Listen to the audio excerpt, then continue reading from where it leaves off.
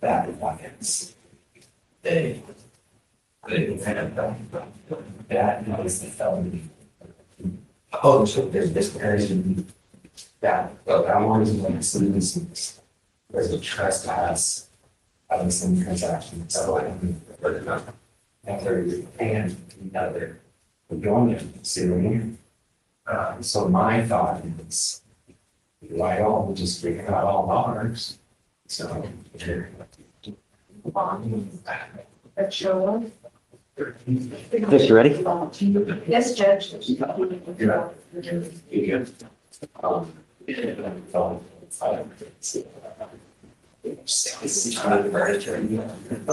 right, Judge, page 1, Aguilar, come on up.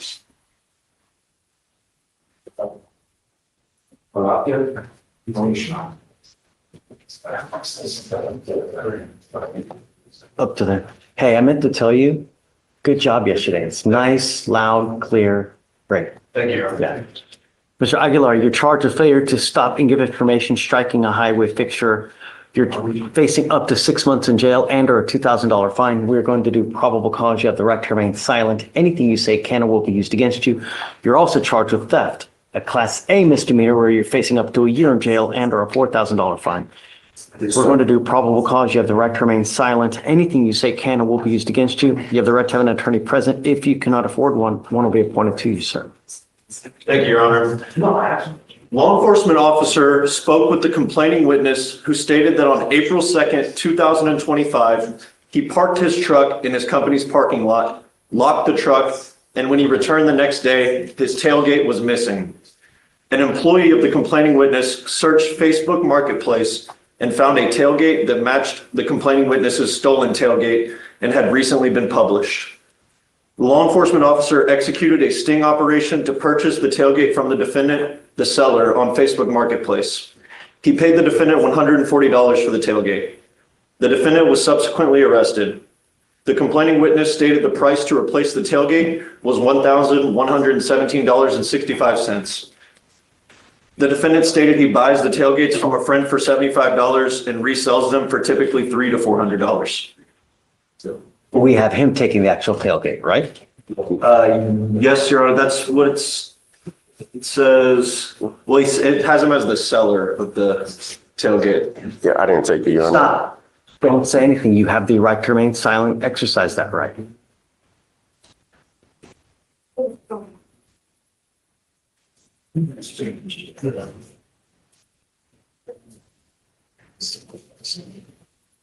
Yes, Your Honor, it has him as the seller and that it was recently published 2 hours ago on Facebook Marketplace.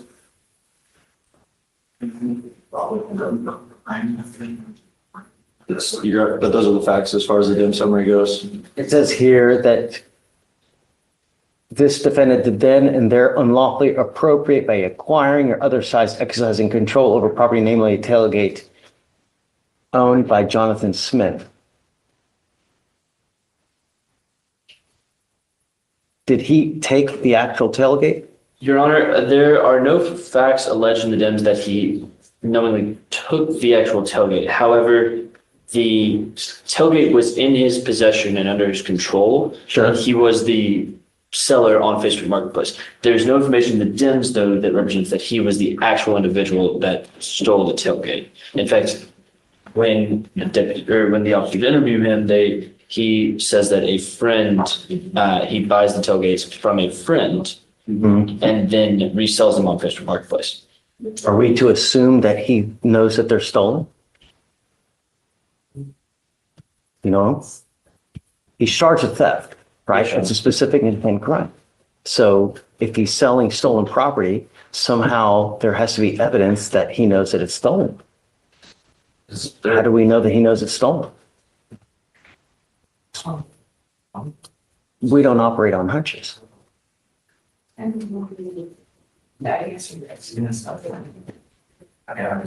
Honor, there is also an allegation, or it's alleged in the DIMS that the defendant told the law enforcement officer that he was aware the tailgate was stolen. Well, there you go. Okay. Thank you. That's my apology. Mr. Aguilar, I'm going to find that there's sufficient probable cause to go forward in the theft case. What about the failure to stop and give information? Failure to stop and give information. Let's see, we need to do probable cause on that one as well, please. Good, Your Honor. Yep. The law enforcement officer was following up on this case in the original report. The defendant's vehicle struck a metal gate at an apartment complex. A witness looked out her window and saw the suspect vehicle and photographed the driver and passenger as they exited the vehicle. Law enforcement officers ran the plates and had the vehicle and owner information. The law enforcement officer later observed the defendant's vehicle in front of the residence. The vehicle had significant damage to the hood. The law enforcement officer made contact with the driver, the defendant. The defendant was ID'd to be the vehicle owner. The defendant stated he loaned his vehicle to an acquaintance he only knows through Instagram. The defendant showed the law enforcement officer the man's Instagram named Go Get a Veil. The defendant claimed that this man needed to borrow the car to pick up a girl. The defendant stated he would obtain the man's real name and provide it to the law enforcement officer by the end of the day. The law enforcement officer was not contacted by the defendant again. The law enforcement officer took a still shot on his body-worn camera of the defendant during the conversation. The law enforcement officer later compared the photos and saw the defendant was the same as the photo from the reportee. The law enforcement officer attempted to contact the defendant and could not. The apartment complex's estimated damages are $2,000. Got it. Mr. Aguilar, I'm going to find that there's sufficient probable cause to move forward on both of your cases. Can you tell me if he has a license to drive, please? Texas driver license. John, can you check that on that door? Don't. I know that you are itching to say stuff. Don't. Oh, no, You no, have sir. the right to remain silent. Exercise. I've got a bunch of DAs here. Whatever you say, they're going to use it against you. So Yes, sir. just now's not the time to fight your case. You will have the opportunity to fight it. Just now's not the time. I want you to understand, Mr. Aguilar, I will do everything in my power to protect my city at all costs, including property. And if I find that you're a danger to my city, I'm going to lock you up and I'm going to make your bond so high, you'll have hair falling out. Yes, Do Your you Honor. understand? Yes, Your Honor.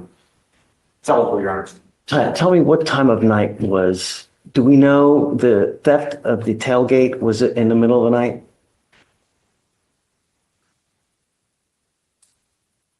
So it was reported around 5 p.m. That's the only information we have, Your Honor. Okay. I'm ordering you as a condition of your bond not to pick up any new cases, not to have any contact with the complaining witness in the theft case, not to go within 200 feet of where they live or where they work. Do not pick up any new cases. You are not allowed to drive unless you have a valid Texas driver license and liability insurance in your name, and that is also a bond condition. If I find that you're driving without car insurance, likewise, you will go to jail. That's it. If I end up revoking your bonds for one thing or the other, they're probably going to end up around 10, maybe 15,000. And if you don't have anyone to pony up that kind of money, you will be stuck like Chuck in there until this case is over. Do you understand? Yes, sir.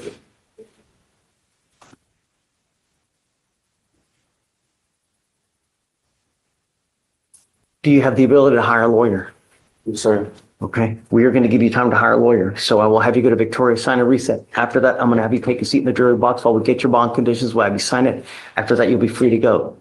Don't be a danger to my city. Do you understand me? I understand. Come on. All right, Judge, next is page 15. Issa?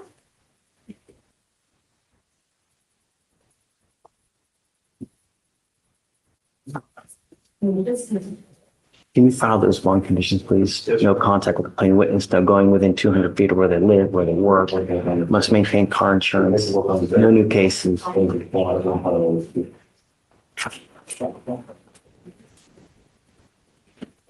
morning, Mr. Hissa. Good morning. So you're charged with failure to stop and give information, which is leaving the scene of an accident without exchanging information. You're facing up to 6 months in jail and or a $2,000 fine. We're going to do probable cause. You have the right to remain silent. Anything you say can and will be used against you. You have the right to have an attorney present. If you cannot afford one, one will be appointed to you, sir. Thank you, Your Honor. On March 26, 2025, in Harris County, Texas, an officer was dispatched to a vehicle accident.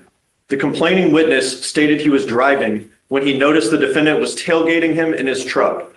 The complaining witness stated he brake checked the truck. The complaining witness stated he attempted to change lanes to let the defendant through. The complaining witness stated the truck went around him, got on the median, and then collided with the complaining witness's vehicle on the side. The complaining witness stated the defendant pulled ahead of him and turned to leave the scene. The complaining witness stated he followed the defendant and got in front of his truck to prevent him from leaving. The complaining witness and the defendant exited their vehicles. The complaining witness stated the defendant came up to his face and was yelling that the defendant was trying to find a good place to stop. The complaining witness stated the defendant got in his motor vehicle and left without providing his driver's license or insurance. The complaining witness stated he did not want to press charges. The complaining witness estimated damages to be $500. An officer ran the plate provided by the complaining witness. There was a driver's license attached to the plate. The officers ran the attached driver's license and got a return photo, and the complaining witness ID'd the defendant by this driver's license photo that the officer showed him. Mr. Hitz, I'm going to find that there's sufficient probable cause to go forward with your case. Do you mind running his license, please? Sure. City has a valid license. You are not allowed to drive unless you have a valid Texas driver license and liability insurance in your name. If I find that you drive without either, or if you pick up a new case, I will revoke your bond, put you in jail. No more PR bonds. Do you understand? Do you have the ability to hire a lawyer? I think so. Yes. Okay. Yes. We'll give you time. If you have any problems, just come back and talk, and then we can go further. If you need an appointed lawyer or anything, we can always have you fill out an application. So for now, I will have you go to Victoria, sign a reset. We will then have you take a seat in the jury box while I get your bond conditions ready. We'll have you sign it, and after that, you'll be free to go. All right? Please. Do you mind filing those conditions, please? Yes, sir. And then I'd like to know if he still has a license or not. Absolutely.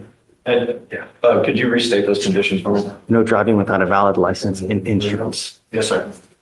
In your honor, his license is eligible. Great. Okay. Next one.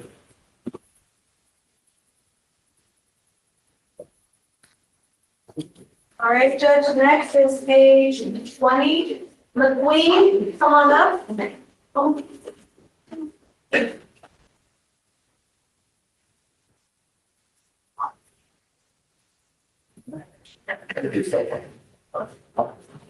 You are Mr. McQueen? It's not an answer. Yes, sir. Mr. McQueen, you're charged with indecent assault by contact with fluid. You're facing up to a year in jail and or a $4,000 fine. We're going to do probable cause. You have the right to remain silent. Anything you say can or will be used against you. You have the right to have an attorney present. If you cannot afford one will be appointed to you, sir. Yeah. Your Honor. Your Honor, if I may, I believe we already read probable cause, Yes. and you found probable cause on this case. But That's what I was about to say. Is this an arraignment? It was last Tuesday. Oh, yes, Judge, you set a bond, 415. Oh, that's right. We did bond conditions and then let him go with the bonding company to post a bond. So this is his arrangement. Got it. Okay, so what we'll do is, do you have a lawyer? Yeah. But her mother just died, so she's not here today. So she said she's been trying to call whoever answers the phone to tell them. To set on THA, because this is his. Yeah, that's okay. Yeah, all right. So we're going to give you more time regardless, since she's not here, or he. We'll just have you sign a reset and then we'll have you get going. All right? Okay. Please.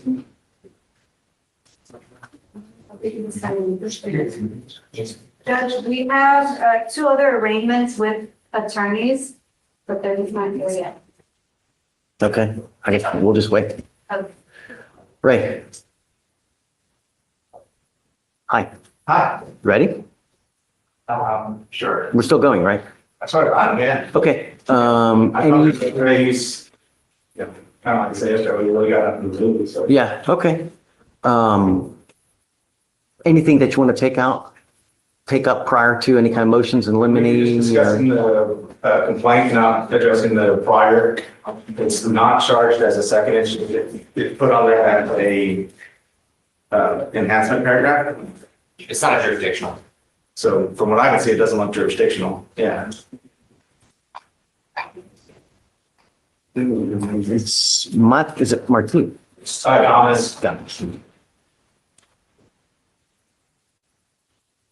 Basically, that wouldn't be on our case in chief, it'd be on punishment. There you go. You're pretty good. Because they've also got the 0.15 alleged on there. That is in the case, that has to be in the case in chief. Right. But the So second is not. just the 0.15 itself makes it a class A in and of itself, right? Right. And normally we wouldn't, I mean, I see that there is the, right, but it's not a jurisdictional enhancement, Your Honor. It would just be a punishment. So it wouldn't be in our case in chief, it would just be our punishment case. sure, Right. of course. But it's not, that's what we were just trying to figure out. Right, because the It .15 mentioned, during case in chief. Right, Correct. correct. The only time you do that is on D-Rate thirds, because that is jurisdictional. Right, because that's jurisdictional. yeah, You you're have to right. make it a felony. Cool. Yeah, so I think that's really, and I'd also Also, like, don't mention the 15, you know, right? well, I think that would. And when you're arraigning, No, oh yeah, when in arraignment, no, obviously, I was, during the case in chief that we would have evidence, obviously, but yes, during arraignment, no. okay. And then I would also like for the state not to mention anything to have to do with his immigration issues or ICE hold or anything to that We're effect. completely in agreement on that. Done. Thank you. We had some. Nice and clean. Hi, Hi, Judge. good to see you. What's new? Yeah. You have something? The Do case on the docket, Jay Figueroa. We had some other motions, but you want to talk about it first and then let me know if you disagree? we'll talk to Ray. I mean, I don't think, we'll talk to Ray first and see what he's. If you disagree on anything, just let me know. Okay. But Figueroa? Yes. Great to see you. Great to see you. It's a GWI. We had an accident, and so we were applying for PTI. We had to do a mitigation packet, which I just submitted yesterday. So we're at 180 days, so she told me I need to approach. T-Raz, it's completed. Okay, so we'll give you 2.5 weeks? I submitted the packet yesterday already. Yeah. I'm just waiting to hear. It's gonna obviously just take time. Okay. Yeah. Yeah, we'll give you time. Thank you. Sure. Good to see you. Thank you. Good to see you too. Oh, did we want the results? Okay, that'd be great. Then I can forward them to the DA's office. Oh,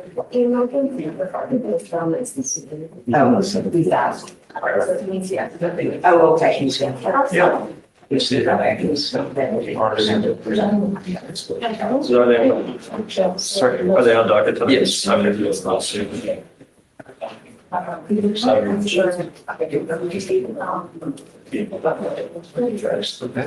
Oh, you are? Yeah, sorry right there, because I'm getting. Appreciate it. Yeah. I just. Hang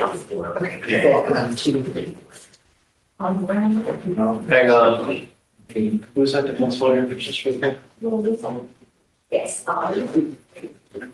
Very good. Want to see, you know.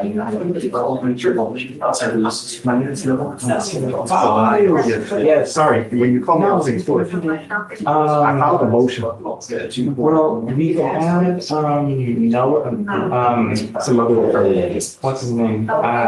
Greg, he was actually here, so I called him down and just talked about it and confirmed that, he was gonna come on, you already committed. So he filled out a motion to withdraw and then we got that in. So I accepted your motion to settle, but you already got the text. So you're good. Okay. It was weird because they said they because he knew Spanish, but this guy doesn't speak Spanish. I don't No, we were trying to figure that out too. I mean, he speaks Spanish, but. Yeah, he speaks, I don't know. I know the miscommunication, but I mean, you're attached now. Okay, all right. Just, let's bring it back. You just sit with the levels. Like go to the gas and not be able to. It goes too fast not to be unscrewed. Oh, you just let Judge Norman Ruby approach it later. Yeah, that's not strength on it. Yeah, he'll do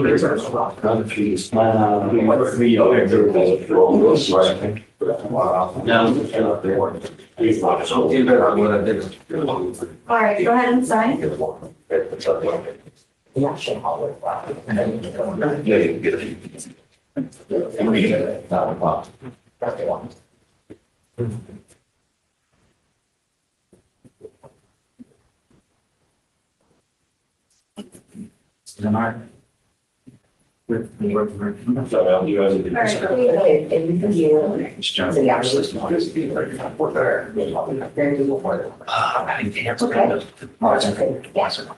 I'll see you then. And I'll let you know what we do. The same action.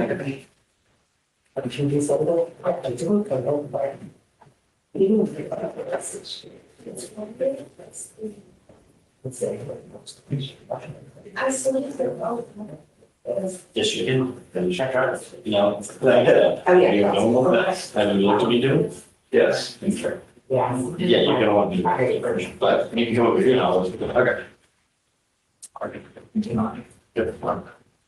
Shed something. Council for Lisa?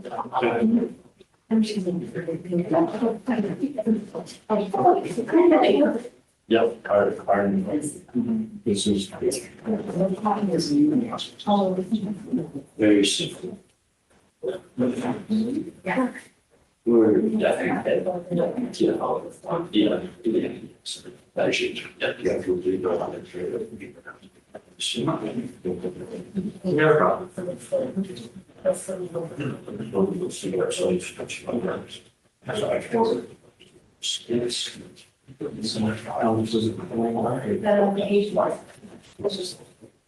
So.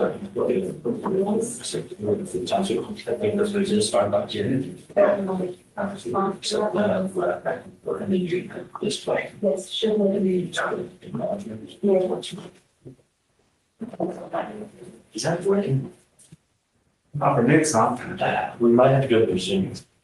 Are you doing Yeah, like share screen. just share screen on it? Yeah. Is that how we do it in here? So there's any question for? There's free. Yeah. I believe so. But if y'all need help setting up, let me know. I'll, you know, It's not showing up and then. We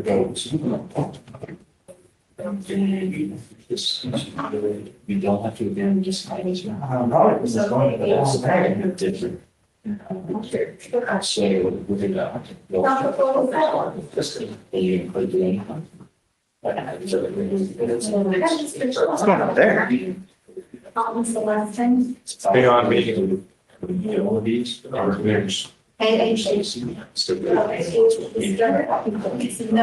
don't have to use the bond. You can survey these from the airports. Okay, how is? Down the third and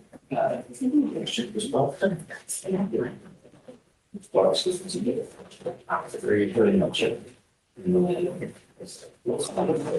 All we need is God's, the middle.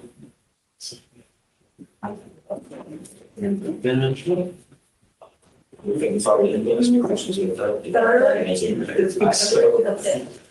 Right, next. Read. can we do this? We prepared okay, and you checked there today, we should talk. Yes, I did. Okay, if you want to call it, just, well, I told you to do as well. All right, thank you. Congratulations.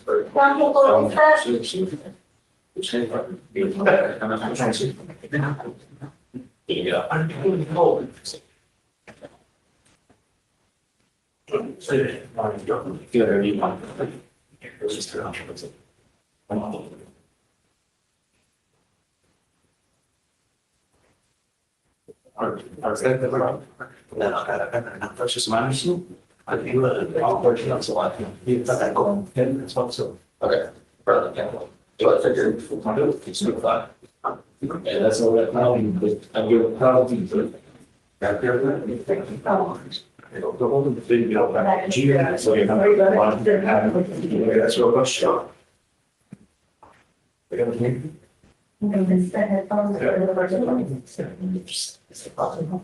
Yeah, I was signed.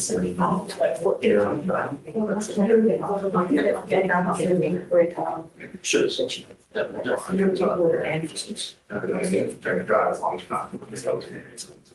But.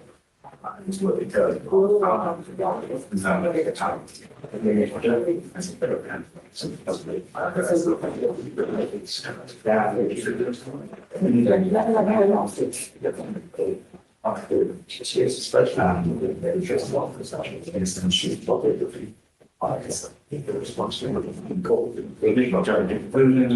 Oh, I had a sorry. So there's. Gotcha. So that is. Service. One. But pretty careful where it does. Basically. Gotcha. I have some confusion. I was thinking of demons,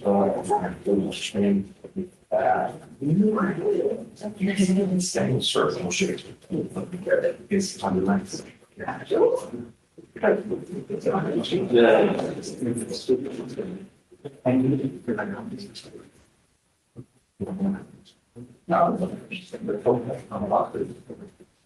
And I would assume what this is. So if I can nice clear both the sleeves. You might change the bottom of the wrong down the old there. This one was kind of in fun. So that's long. Actually, Good morning, Mr. Felton. Good morning, Judge. Yes, Judge, my client is in custody. Sure. It's Zelaya. Kenny Zelaya? Issue with him, was it competency? Yes, Judge. Have you communicated with him? Yes. Able to? Yes, Judge. Would you like? So it looks like, well, first, can I ask to cut off the streaming just because I went viral last time?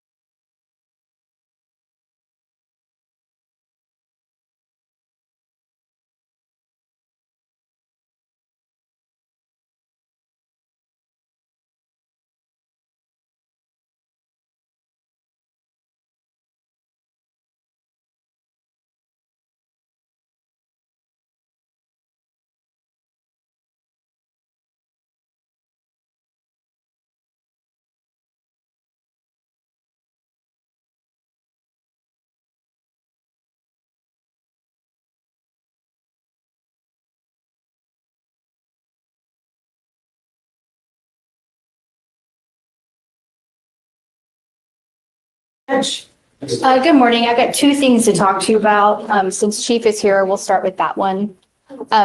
You may remember on Thursday, we were going to address a BBR on Sierra Torrance, Okay. and then we were going to do the bond hearing today. Okay. The state was able to get the witness here, about the scram. Unfortunately, Miss Sierra, will not be here today. She's getting picked up on some Class C warrants. So she's going into custody. So I guess the problem has solved itself as far as the BBR. She wasn't required to be here anyways. Well, she has to be here for the, I know, but we didn't require her presence today. okay. How can I revoke her bond if she wasn't, she was required? Well, that was going to be my next argument. But if she's not here, I mean, can you have them come Thursday? So you were gonna have a witness come, right? Yes, and he's here. He's present. Can you come Thursday? Yes. You mind? I don't mind. You can also zoom in as well. Are you, I mean, do you have an objection with that? Yes. Okay, yeah, we need you here Thursday. If she's not here Thursday, that's the day we're set. I'm not gonna revoke the bond if I didn't require her presence here today, and I didn't, Okay.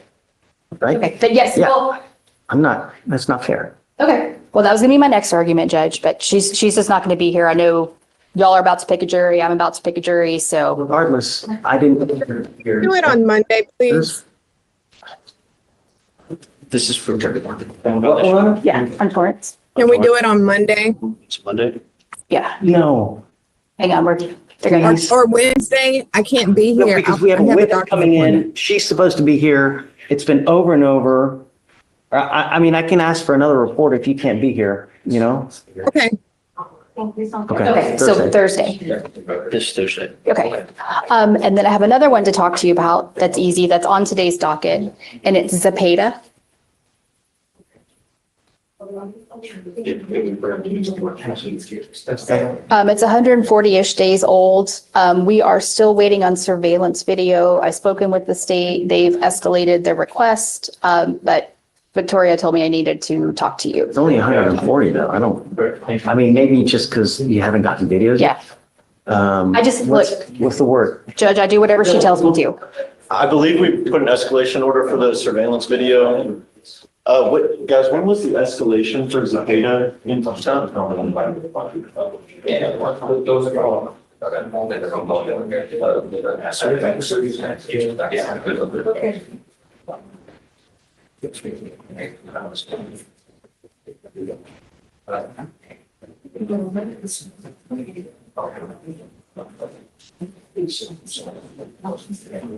Let me put it to you, this, I'm not gonna wait forever. Justice delayed, justice denied.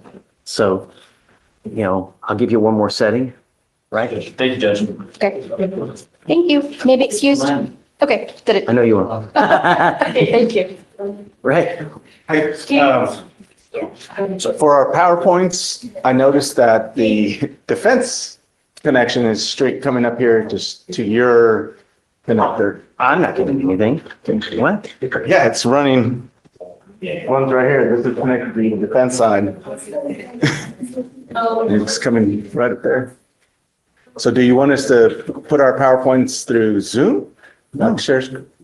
PowerPoints go through the, Then we probably need IT up here because I don't want to disconnect something that we shouldn't disconnect. Because I was trying to check it and then I came over here and saw that it's running all the way up here. I'm like, okay.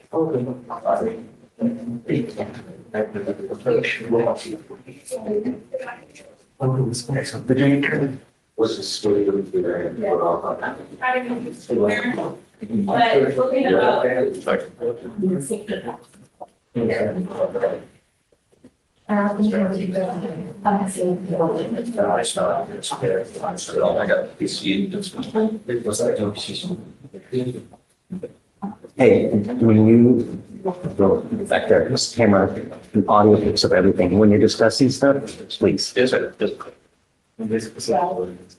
Well, hey, morning, Judge. I'm approaching on Mr. Paez Gonzalez. He's in custody. IT's on the way. You know. Last name was Paez Gonzalez, right? Yeah, I think it's Paez hyphen. Paez. Yeah. Okay. In custody on an indecent and trespass. I just see the trespass, maybe it's something else. Okay, indecent. Right. It's a weird case. What's that? We. Yeah, well, the trespass is out of the same transaction as an indecent in this court that was no PC been dismissed. Because there's also a felony indecent also out of the same transaction, all of those things. I don't know if you've seen me. I don't believe so. I think it was magistrate.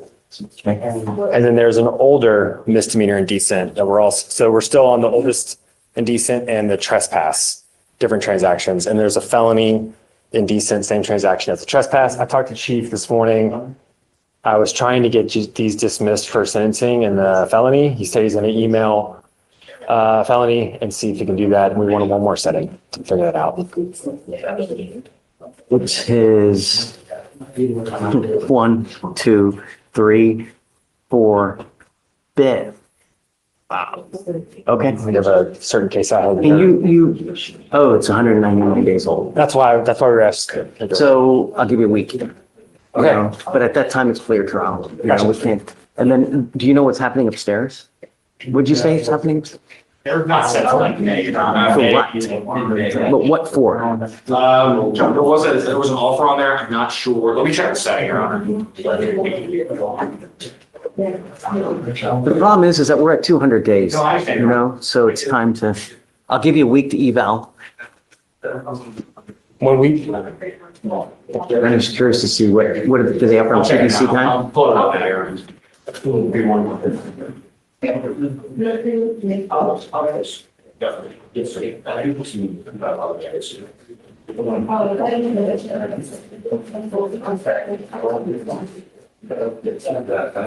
I'm gonna maybe take slow.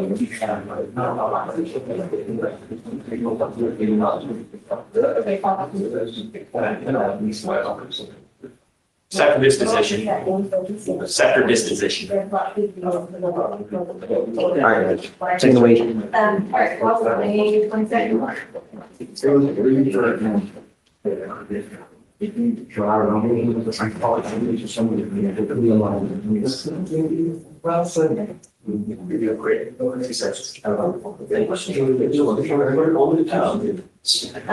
Hey, is Ray? Yes. Ulysses to help you out. I'm gonna have to check my computer. When I came over here. Running up to the table. All right. So I appreciate it. From my side of the deal. That's. Yeah, you'll have to share. But, yeah, so happy to be here. I get that one. You guys are well. What's up? I'm trying to actually apply for this side. Yeah, one of them, yeah, so I'll put on a USB. No, you can't do it. Definitely. Yeah, of course. Do you have a USB? Yeah, we do. Yes. I'll just have to. Because it is running the thing. We said on my. Yes. Okay. I said it's on, I'm fine with it. I'll put it on USB. Yeah. Right, okay, great. Hell, I may even just, I could probably go without and just use it. Well, no, do what you need to do, really. Do we have the panel yet or no? He's changing out right now, as far as I know, what his panel. So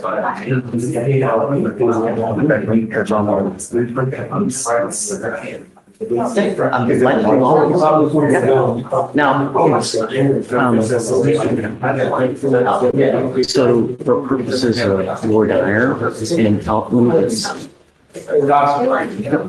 state, just always remain over there. Yes, sir. So for purposes of Lord Dyer, what I'm going to do is I will do Lord Dyer as we always do. Okay. If we have to bring people up to do more questioning, so to speak. I'm gonna kill so that we don't get names, faces, because I don't want that. So do you not want us using names and? Yeah, please just use numbers, their numbers. And then when we come up to do the more personal questions, I'm gonna cut the live stream. Okay. So that it doesn't come in when we start. After that, then I'll put it back. Okay. Okay. I swear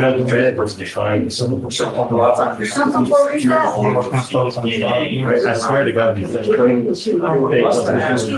don't know what, dude, ball's in your court. You do what you want to do. I don't micromanage at all.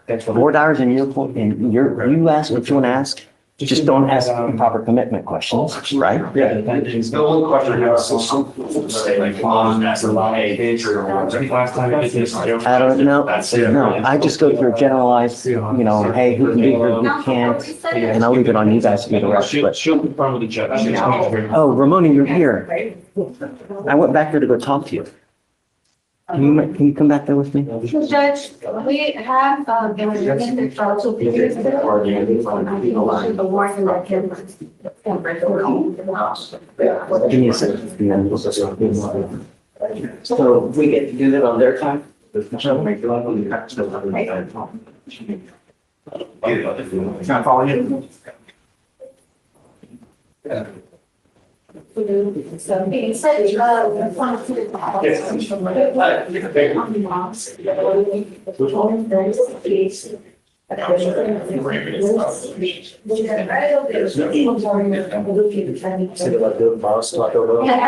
gonna start trial soon.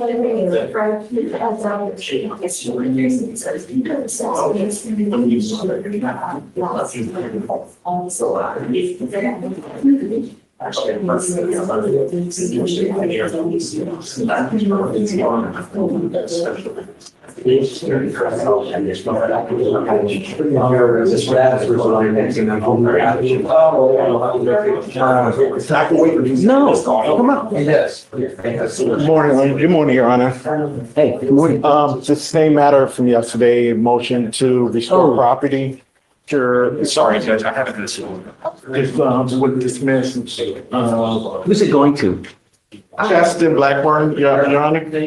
It's going back to her. It was her husband's gun. Was there an agreement to forfeit the weapons part though? It was basically, the charge was outright dismissed. It was none left. So it wasn't due to her like a plea or anything? No, it wasn't a plea or an ETI or anything like that. Let me get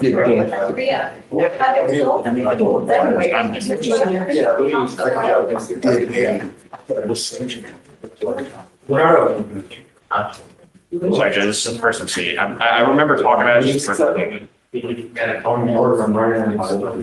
Just my real quick. Yeah, hi, John D. Come on up. A couple of things, Judge. I'm glad I caught you before your trial.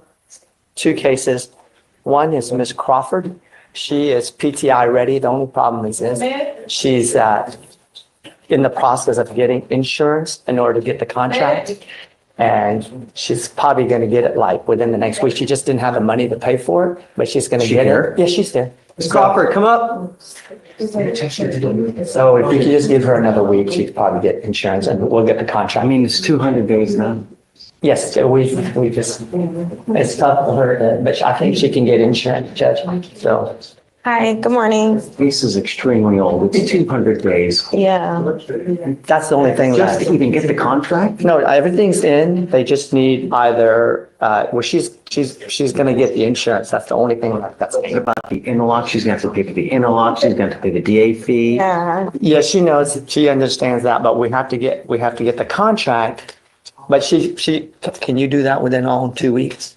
Okay, you remember it's It's 200 days. I'm not doing 2 weeks. 1 week? I will give you a week if you don't have it done. But we can't just keep resetting it in hopes that it happens. I mean, I Right. have to put a time limit on it. I'm just now hearing about this today. Like, I'm just trying to get it done. I don't. No, the insurance I was flagged, Judge, so, I mean, it was ready until I followed up with You Brenda. need to get everything finalized and done. Just stay in contact with John so you can met. Okay. And then the other one, Judge, is Mr. Nyla. We've got a offer, Judge. Nyla, and I'm not sure if I even have to approach, but while I'm here. Is it getting older than what, past 160? Let me see. It's 107, so you got. One more reset for, okay. I got you. And that's it.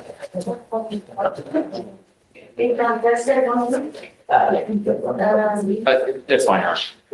Thank you, Honor. Appreciate it. What case is that on the motion to restore? Alan, you gotta put it in the closed. Deputy Miranda, is the panel here?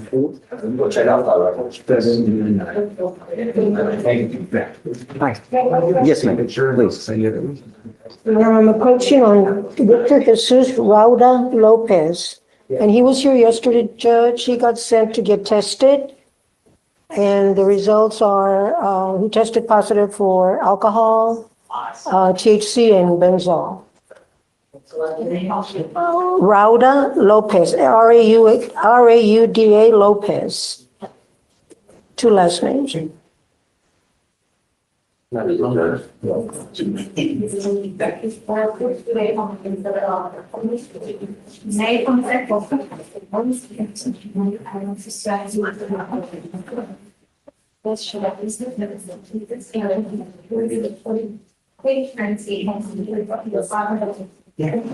have a, do you translator? Sir? Do you need a translator? No, Judge, we'll get him. Can you have him come up, please? Mr. Lopez? Oh, he speaks English, Judge.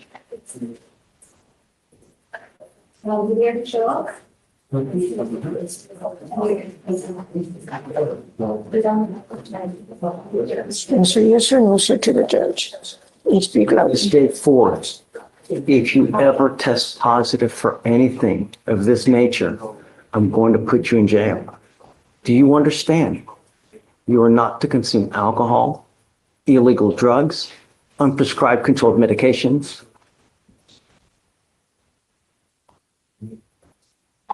And I'm going to test you weekly to make sure that you're not using. Do you understand? The next time you test positive, you stay with me. Okay? He ran the testing once a week, please, for him. Right, take a seat for me, sir. Thank you. Reset, Judge. Yeah, do a reset, but he's gonna have to come once a week to get tested. Yes, sir. I'm gonna do a normal Yes. setting. Okay? Yes, ma'am. Thanks. Hi. Hey. My associate came up there the other day, said that the court wanted me to be up here for this, What was his last name again? the client, Javier Marin, and it's off docket, it's 2533. 2533 581.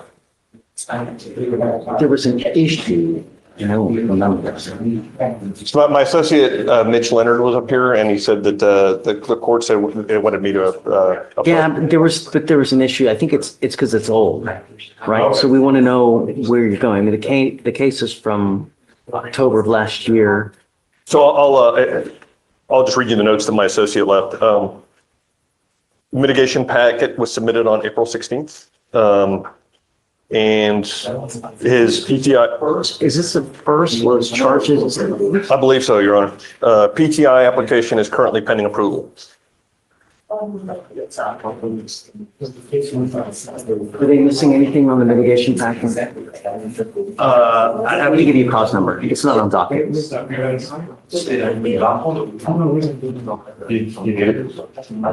I have it up right here. John, are they missing anything on the mitigation? We are not, Your Honor. It looks like we had it uploaded and saved as of yesterday. I'm not sure what the disconnect was. When was it submitted? 416. 416. We're just gonna be waiting on approval. Everything's in the. Okay, we'll give you a week. With the appearance that it's not done. Okay, great, Judge. If there's no answer next week, just because it's kind of old, there's no answer, I'll waive the appearance. If there's an answer, yes or no, we'll have them here, send them to do a TRS. Yes, Judge. The reason that I was approaching though was for travel modifications or like a request for travel.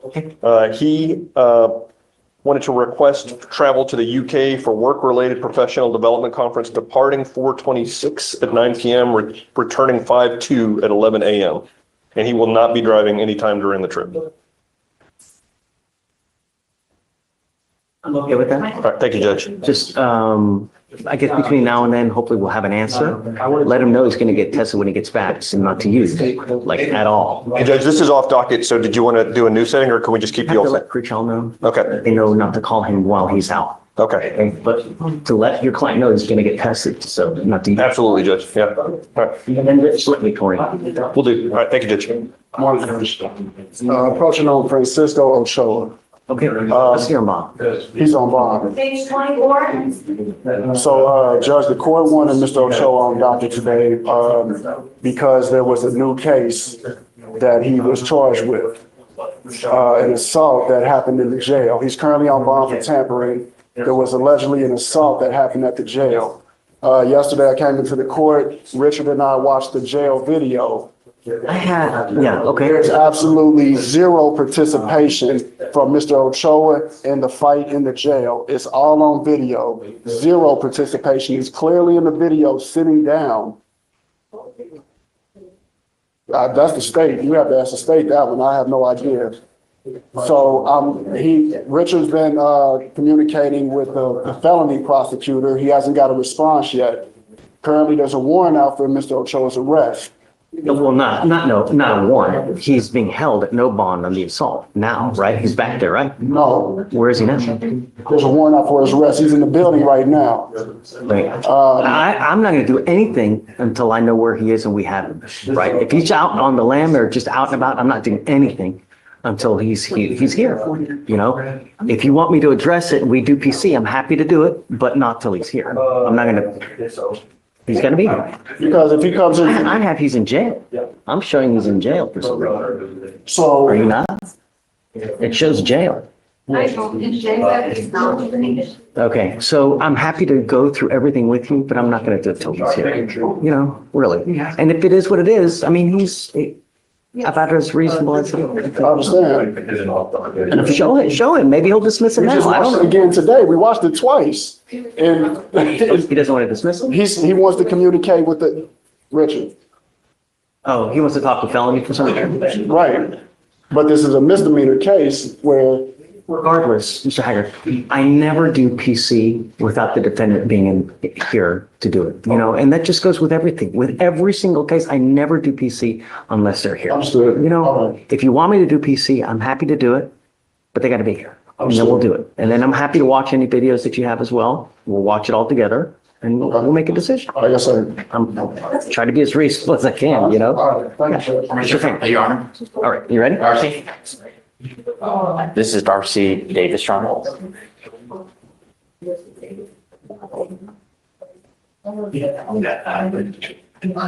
Put your background thing. We have a panel outside. Just go ahead. Okay, do this and then we'll go. All right. Good morning, Ms. Davis. Good morning. Ma'am, you're charged with assault, causing bodily injury. You're facing up to a year in jail and or a $4,000 fine. You have worked out an agreement where they're offering you 3 days in jail with credit for the 1 day that you've done. You need to understand that you're making a lifetime decision today where this assault is going on your record and it will be there for the rest of your life. You can never take it off. From now on, you'll be facing a minimum of 90 days in jail for any new cases that you pick up. Do you understand? I'm facing 90 days. If you pick up any more cases, Oh, yes, sir. you'll be facing a minimum of 90 days in jail. Yes, sir. You're giving up the right to, is this on doctor? It's on the Giving up the right to a trial, right to compel witnesses to testify on your behalf, confront and cross-examine your accusers. If you're not a citizen, there are possible immigration consequences. You can be deported, excluded from the country, denied naturalization, you give up the right to appeal. Once you accept this agreement, you can never change this or undo this. Do you understand? I do understand that. This isn't like Target where you don't like it. Oh man, this is hurting. You can return it. No, once you plead guilty, it stays with you forever. You never change it.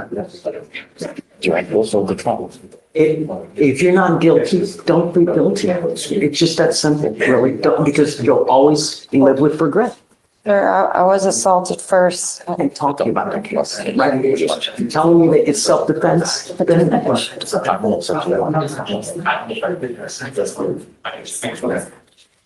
A child a day? Yeah. What do I do? She's gonna show up. She will. I'm happy to give you more time to discuss it. Just, it's probably not best here. I live stream, so. We will for tomorrow, Your Honor. Sure. Okay, thank you, sir.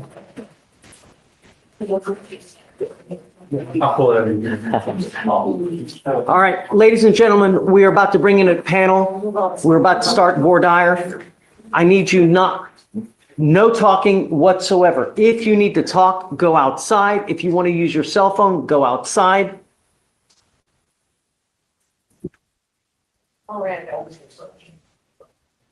We have a bunch of people here. You gotta. Did you see my text? What? Did you see my text? No, I was stuck up in San You have to call back on the virtual conference. I didn't get a text from you. No. It's an FSGI. It's just a recent, it's a Is it Holman? Mohammed. Oh, Muhammad. We're gonna work that out. Insurance. Oh, I have to do an arraignment.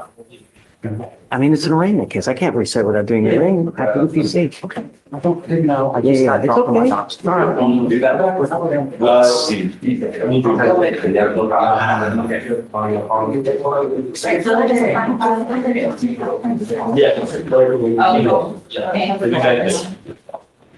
I literally got a panel coming right at now. Just got dropped on my top. Do you have anywhere else to go? Work, I'm just getting Carson, I have to bring him up. I gotta get prosecutors. I emailed him all. Yeah, she did. Couple reports this morning. Sorry, Judge. I didn't know. Do we have a prosecutor or not? There's only one of me, Judge. I'm sorry. 50 courts. I apologize. Oh, do you have? I'm doing, let's do PC for him just real quick. Yes, Your Honor. And up. Mohammed. Mohammed. Judge, can we put Abdel. that here or here? Abdel Mohammed. Abdel Mohammed. Hi, Michelle. Seem like Hey, is he in shackles though? Are they keeping him in shackles? Abdel Mohammed. You know if they're keeping him in shackles? Because then, if so, then they need to bring him out first so they don't see him. Yeah. Hey, oh, it's going. They're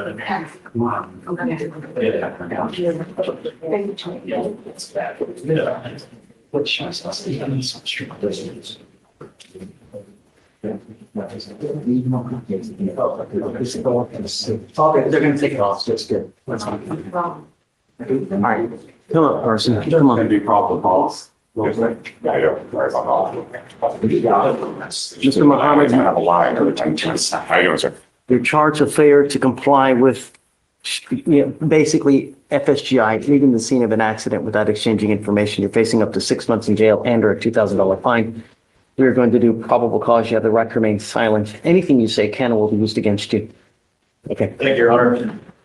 On March 22nd, 2025, in Harris County, Texas, the complaining witness went to the police station to make a report for someone that struck her vehicle and failed to stop and give information. On March 24th, 2025, the officer reviewed body-worn camera where the complaining witness stated that while she was at a soccer game, someone struck her parked vehicle. The complaining witness stated that another witness left a note, and that witness observed the defendant strike the complaining witness's vehicle and leave without stopping and giving information. The witness stated the defendant was the coach of the opposing soccer team. The complaining witness stated that they talked to the defendant, but the defendant has failed to provide their insurance information.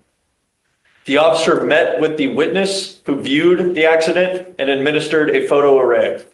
The officer observed vehicle damage from the defendant and the complaining witness consistent with complaining witness and witnesses' accounts of events. The officer observed text of the complaining witness communicating with the defendant. In those texts, the officer observed the defendant state he is responsible for the crash and he has no problem paying for the expenses out of pocket. The complaining witness obtained a written estimate of cost of repair to her vehicle of $1,975.78. Mr. Mohammed, I'm going to find that there's sufficient probable cause to go forward with the case. Does he have a license? You are not allowed to drive unless you have a valid Texas driver license and liability insurance in your name. He does, Judge. I'm also ordering you not to go back to the soccer field. Do you understand? If I find that you pick up a new case, if you go back, I will revoke your bond, put you in jail. No more. Judge, may I? Is there any way we just do no contact with this person? Because in this club soccer world, there's only like 2 to 3 fields that they play on. My daughter's played Albion and there's only like 3 parks that they play out. So can we just to happen again? And I understand. Can we do a no contact so that he's not around that person because he's the head coach of the soccer team? And we're going to get this taken care of pretty quick. I think they agreed that if he pays restitution, they're fine with it. How is it going to be possible if they're still playing soccer that it's going to? I think he can avoid them. These parks are big. There's Dice, Zuby Park. Go ahead. First of all, sir, I've never had contact with the woman who claimed these claims. That's one. Second of all, I never left the scene because I had to. I'm not going to argue with. No, of course I understand. We're not arguing the case. Sir, sorry. Yes, I'm just trying to clarify that there's no contact between me and the or whoever's making the complaint at this moment. I've never had contact with her in my life, so there's no reason for any non-contact going forward, as I said. Before he's allowed to drive, I want proof that he's got liability insurance, and I don't want you to have contact with the complaining witness. If I find that you get into another accident, if you're a danger to my city, I'm going to lock you up. Do you understand, Mr. Muhammad? Okay. Thank you, Judge. All right, we need to put bond conditions. We need to show proof to pretrial that he's got insurance, and then we'll allow him to drive. Thank you, sir. You mind filing those conditions? Hold, please. Yes, Your Honor. Thanks. June 24th, they actually said. Hey. Hey. Mr. Ochoa is in the courtroom. I can't do it now. I've got a jury waiting. I mean, really, I cannot sit here. That's going to take a long time because we're going to have to watch a video. Like literally 1 minute. No, I've got a jury waiting. They've been sitting for waiting. Mr. Haggard, give me a the time. We'll take a break in about an hour and then we can get it done. Harold. I've got Mr. O'Neill here from yesterday. Did you want to send him to get tested right now? Or? Did we talk about getting tested? Well, that was the one that. And I remember. Gonna call for dad. And he hasn't been able to get a hold of the dad, I don't think yet, but I had some more numbers for family I was gonna try to reach. Try it and then we can amend the MOAB to allow him to go back, but I don't want to unless I know that all parties are okay and they can be separated. Okay? I'm just waiting. Yeah. All right. Thanks. Yes. This is the last one. After this, go.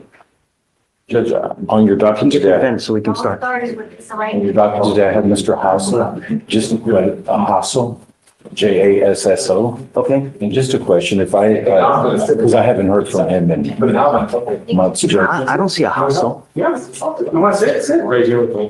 HASSO. J.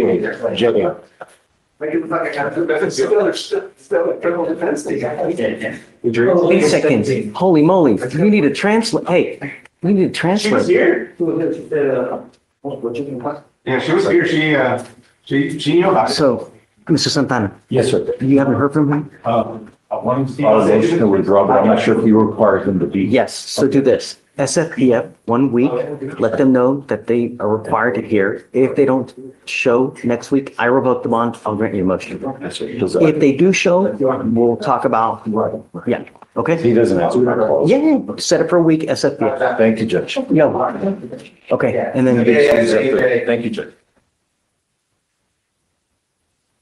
Judge, for that last arraignment, was that Yes, no, because I want to make sure that this homeboy's got insurance. Okay. I'm gonna be here. So you can sit here. I was in the. Wasn't even. I think you make wrong. Yes. Judge, you want me to wait? Judge said you need 37. Our investigator is running the panel, so he's on the phone, so we'll come up here soon, so I'm just asking to see that. If that's okay. Our investigator is running the panel.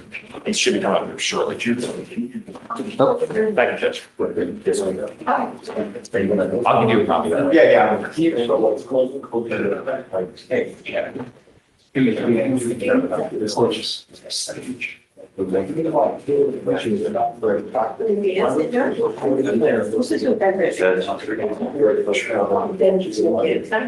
How long do you need, Blaze? We emailed them 10 minutes. 10 minutes? We've texted. Sorry, Judge. Okay, fair. Thank you.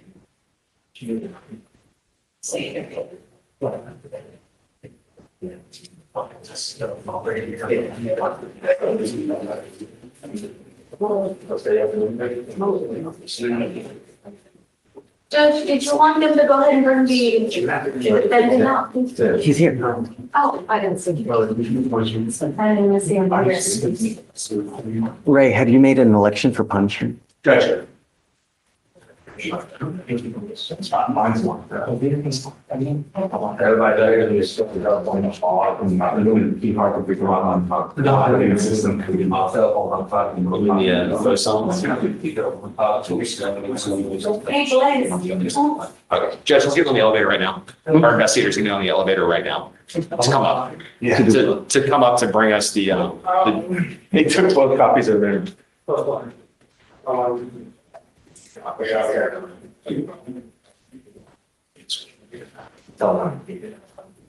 Abel said he's not sitting.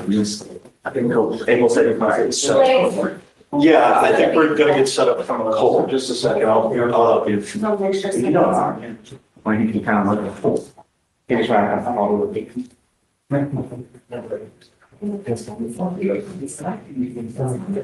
Yeah, we'll be right there. Just a second. Thanks for the warning.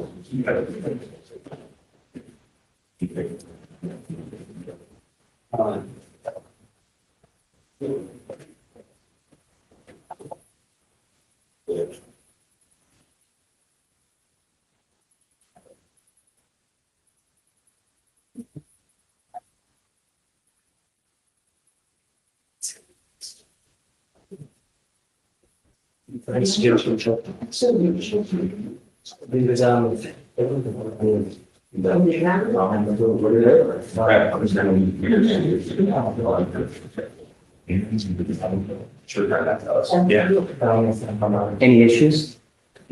Now, Judge.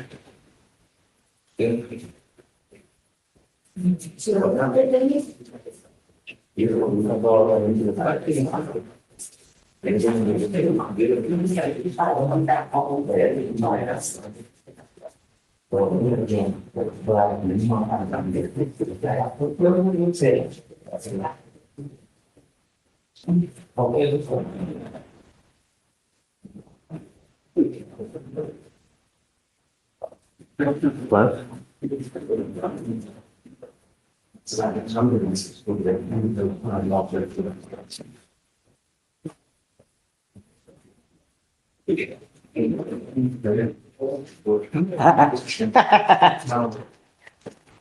Come on, you love it. You know you do. Hello? You can chip in a chair. No, we're right there.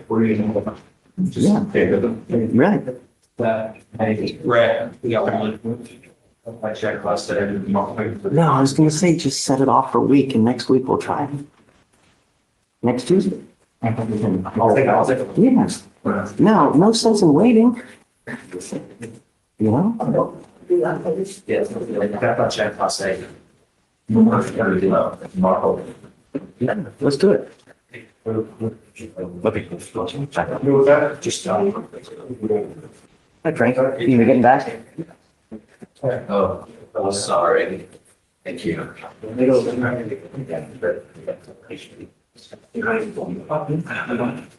Sure. June 7th, information.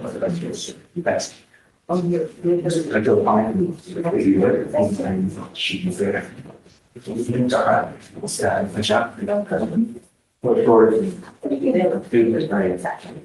Spanish, obviously. All right, what's the deal, Pickle? I think we have one that might be, that we might have to address. Okay. No, remember, absolutely. actually, it looks like two. 6. Now. 21. Good morning, you ready to go on the record? Yes, good. Are we gonna put something? I don't know. Sure, we'll go on the record and do we have enough that, you know, if both of you guys don't object, we'll just exclude that one.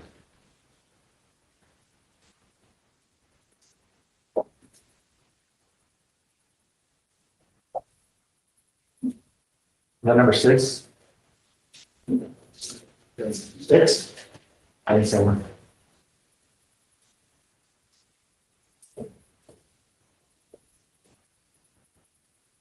No. What number was that one? Which one?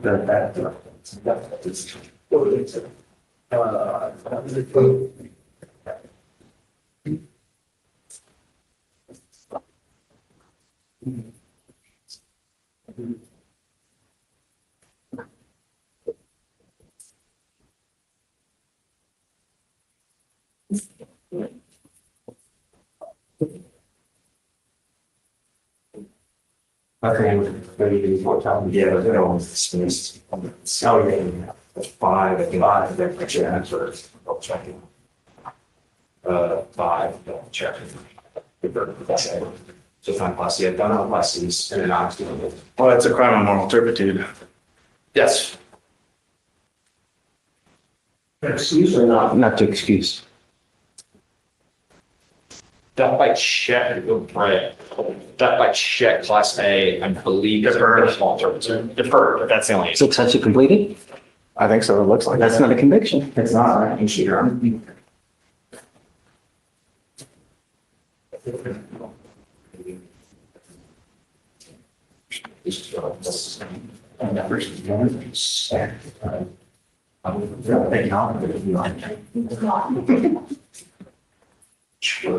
Really. It's like the last 4 pages, it's really clear. Issue that show. That's not really normal to another kind of case like that, and then it's issue that this is like, yeah, we need to show it. We really have to. Be commissioner. Out of order, here's our should put criminal history for it. Guys, what do you say? I didn't say anything that, I think we're good. We're good. All right, you ready? Yes. Okay. Guys, we're going on the record. Please do not talk. If you need to use your phone, go outside. We're going on the record. No talking. All right, bring the panel in, please. How long do we have to? 20? 30 max? 30 max? Yeah, 30 max, no more. Mr. Gomez. How you doing? Yeah, I'm just on a motion to withdraw on our client, but his appearance was waived today. Then set SFBF 1 week. He's got to be here. Okay.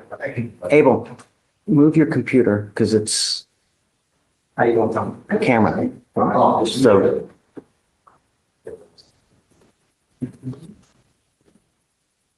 or dim it.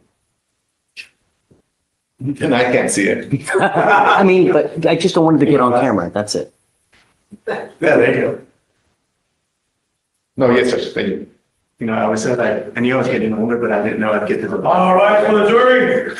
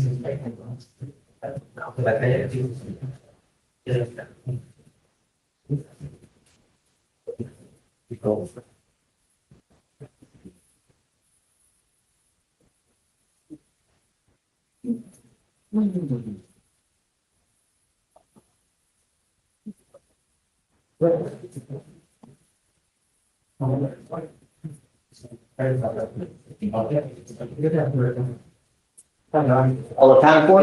All right, everyone, please be seated. Good morning, everybody. Thank you so very much for coming. My name is David Fleischer. I am the judge here of Harris County Criminal Court at Law number 5. We are but one of 16 county criminal courts here in Houston. I'm going to go through the top because I don't know what you know. I don't know what you've heard. I don't know what anybody's been told to you. So I'm going to go as if you guys don't know anything. So what are we? We are a criminal court. There are 2 types of criminal courts, actually 3 types. There are district courts that handle felonies. There are county criminal courts that handle Class B and Class A misdemeanors. And then there are municipal/JP courts that handle Class C. If you ever get a speeding ticket, if you get, believe it or not, a Class C assault or something of this nature, you will go to municipal court. Now, Houston, Harris County is so big that we can't just have a municipal court.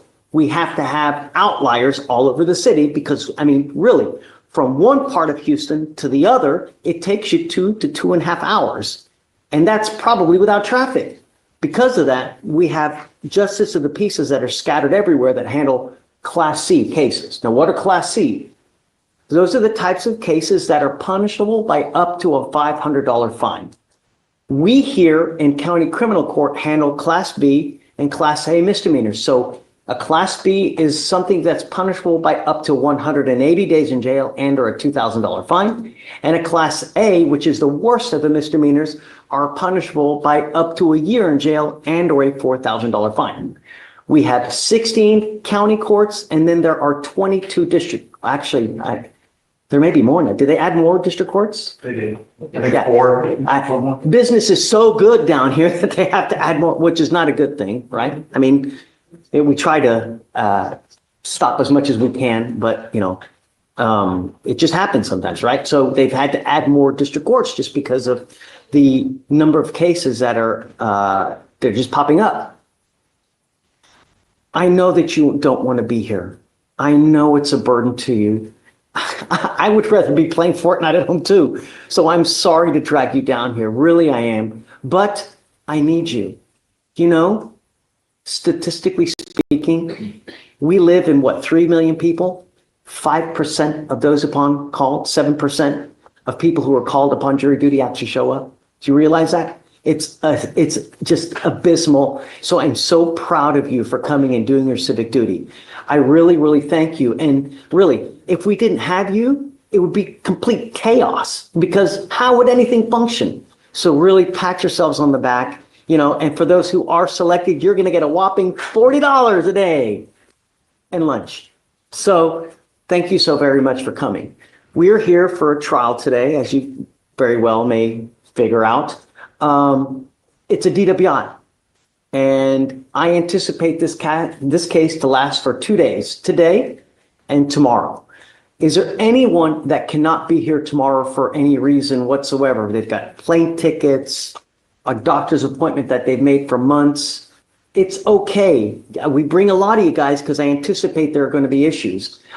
What I really, really don't want is to impanel a juror and then, I can't make it tomorrow. It's okay. Anyone that can be here tomorrow? And please, when you answer up, please do so by your juror number 15. No, just no can do tomorrow. Not just because I've got I just don't want to come or I've got it. Cancel the appointment. I've got a back issue and the doctor has me scheduled for I'm okay with That's it. it. I Okay, cancel it. not a problem, really. I'm happy that you're here. We try to accommodate as many people as we can. Is there anyone here that doesn't speak English or doesn't understand English very well? It's okay. Anyone.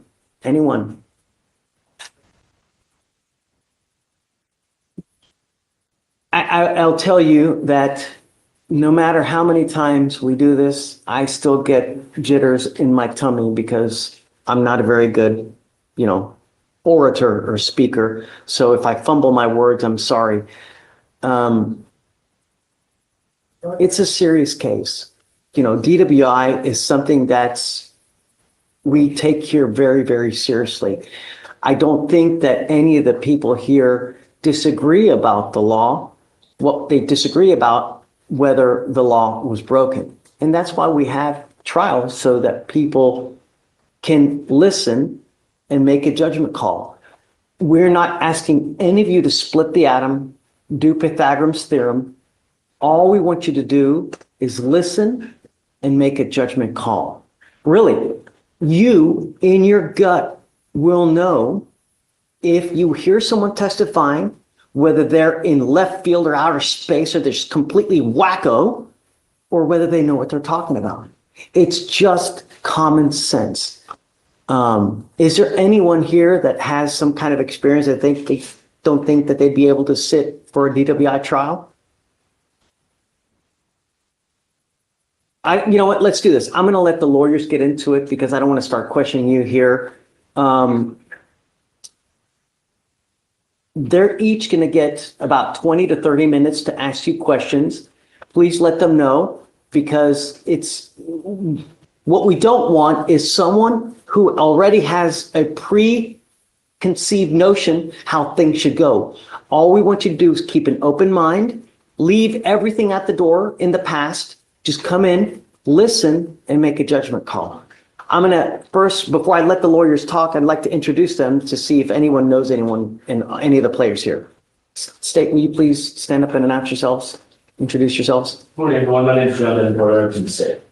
Police jurisdiction, I represent the state of Texas. Anyone recognize them? Okay, you may be seated. Defense. Good morning, everybody. My name is Ray Vasquez. I'm representing Mr. Gomez. And assisting me today is Abel Izaguirre. Anybody recognize them? Okay, Please be seated. Now, without further ado, I'm going to let you have the floor. Big judge.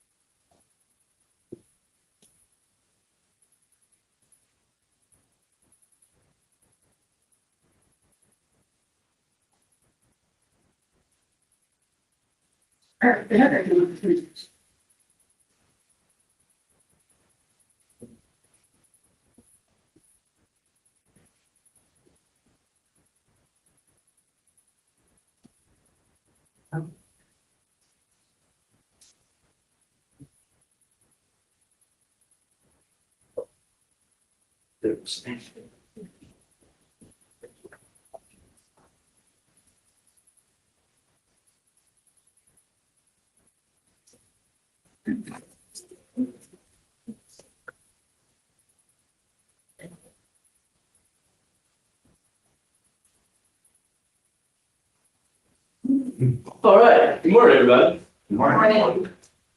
So like I said, my name is John Denport. I represent the state in this case. And like Judge said, it is a driving while intoxicated case. Let's get into it. All right. In this country, the defendant is innocent until proven what? Anybody can say it? Shut it up. Correct. I'm the only person that can do that. Nobody else has to do that. Defense doesn't have to do anything. It is completely our burden, the state's burden, to prove that to you. To do that, we have to do a couple things. We have to show, beyond a reasonable doubt, that the defendant, on or about October 6, 2024, in Harris County, Texas, and like I said, the defendant, operated a motor vehicle in a public place while intoxicated. Right? Simple enough, pretty straightforward. We have to prove each and every one of those beyond a reasonable doubt. We'll talk about that in a little bit. But first I want to talk about intoxicated. What does intoxicated mean? Anybody have any ideas?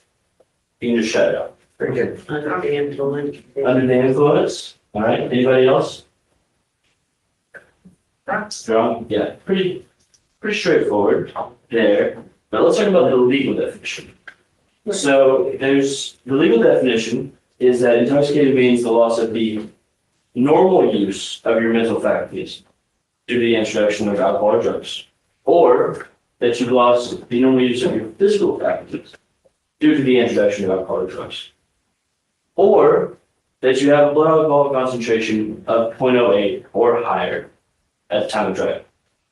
Now, has anybody ever seen a drunk person? Yes. How did you know they were drunk? Staggering. Staggering. Okay, what else? Slurred. Slurred. Slurs. All right. Slurred speech. Slurred speech. Anything else? Talk a lot of smack. Talk a lot of smack.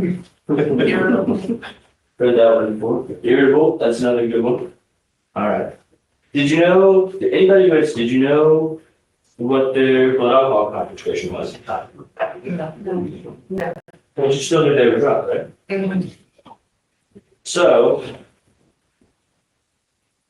and what's important to note here, I don't have to prove two of these. I only have to prove one of these, right? So if I show you one of them and I prove it beyond a reasonable doubt in your mind, right? That means I proved that element there was intoxicated, okay? But you don't always have necessarily 0.08, right? But like you just said, there's a whole lot of ways to be able to tell that somebody's drunk. So if I show you one of the other two, and I don't give you a blood alcohol concentration, then, but I do prove beyond reasonable doubt, you still have to find the defendant guilty, or to show, or at least find that I proved that element was to me. If I prove all my elements, right? Let's say for this hypothetical, I proved every single one of my elements beyond reasonable doubt, including this one. But let's say I don't show you that they were above point at the time. Is there anybody here that would be incapable of finding the defendant guilty, even though I proved all of my elements to you? Anybody? It's okay. I just need. No? All right. All right. So, got a little story for you. So these are my two granddads, right? Over here on the right, this is Mike. On the left is Don, right? So Mike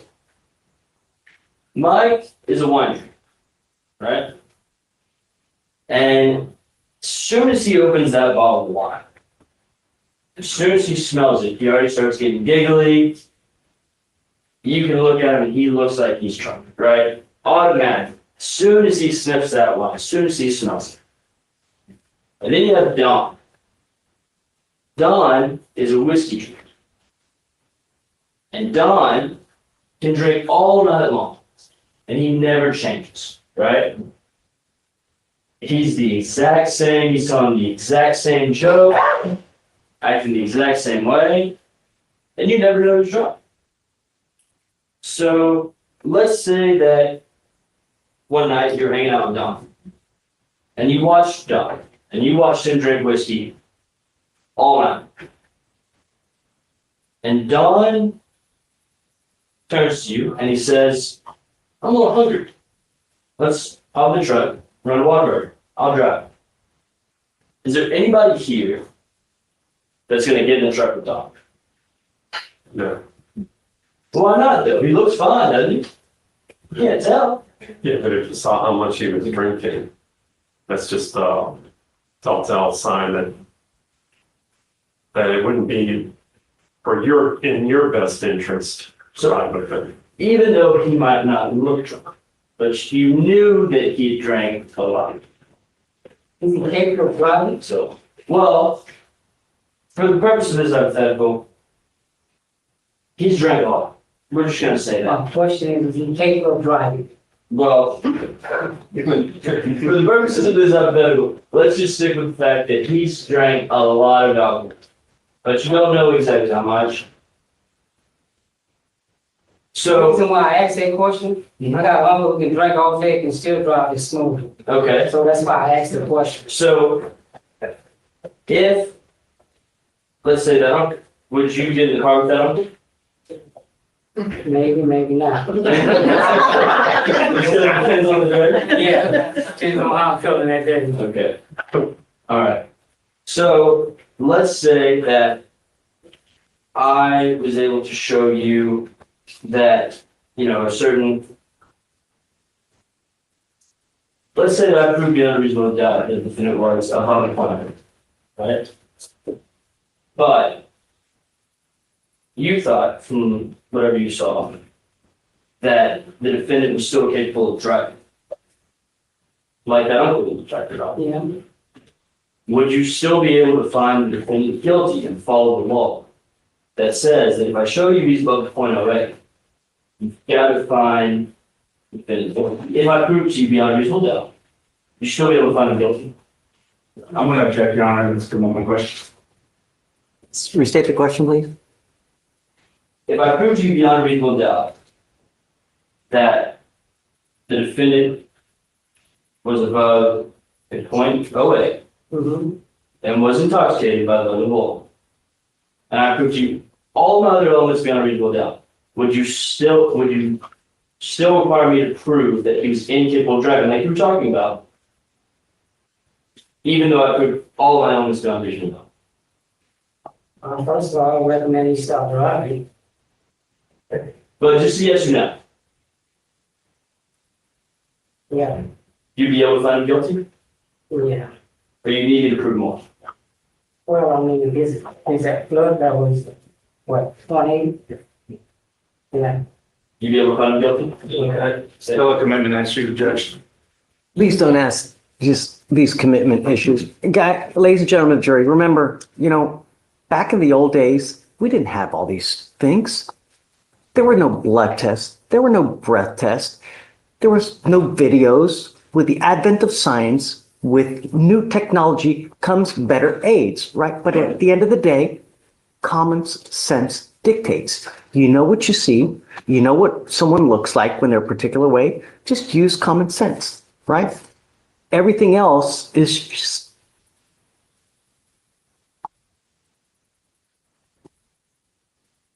All right, let's move on with it. All right, so I talked a little bit about beyond reasonable doubt, but what does that mean, right? Surely there's a definition. Not so much. But what it is, I can tell you essentially what it doesn't, right? It does not mean beyond all doubt. It doesn't mean beyond a shadow of doubt. And it doesn't mean beyond a certain number of percent, right? 95% sure, we don't use that, right? You just have to base it on your common sense and your life experiences. Okay? So, for this next exercise, I'm going to show you a picture. And it's going to be blocked out. And then I'm going to go through each slide, and each slide is going to reveal a little bit more of the picture. Okay? So, once I get to a point where you see enough of the picture, where you think you know what it is, beyond reasonable doubt, I'm going to ask that you raise your jury card. All right, has everybody got that? Anybody have any questions about that? Everybody good? All right. All right. Anybody know what this is? The whole picture, sorry. No? Anybody have any guesses? It's a place. All right, I can say that much. It's a place. Anybody know what place we're at? Just based off that little sliver? No, but we're failing. All right. Good. Anybody now? Maybe you don't know. It's got a specific name. It's got a proper name. All right. Anybody now? Okay, but are you beyond reasonable doubt? Are you sure beyond reasonable doubt that is what you're saying? Beyond reasonable doubt? Not yet. Okay, all right. Just when we're beyond reasonable doubt, all right, everybody? All right. All right. Anybody now? Yes. All right, go ahead and raise your jury card if you are good beyond a reasonable doubt. Raise them high, please.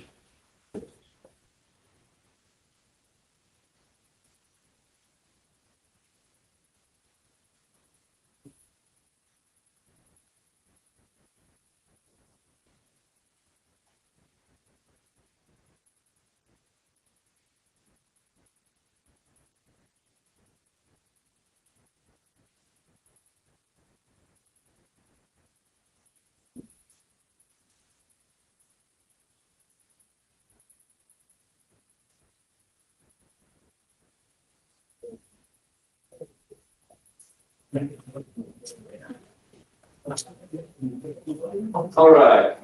Don't put your cards down now. All right. Who's left? If there's anybody left. All right. Now, anybody?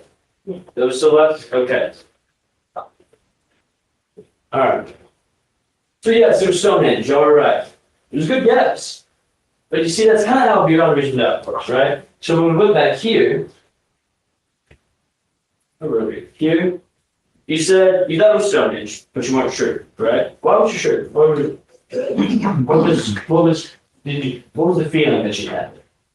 Well, I've seen, a lot of pictures of Stonehenge. It look like that there are some copies elsewhere. Okay. That are smaller scale. So, but when we got to here,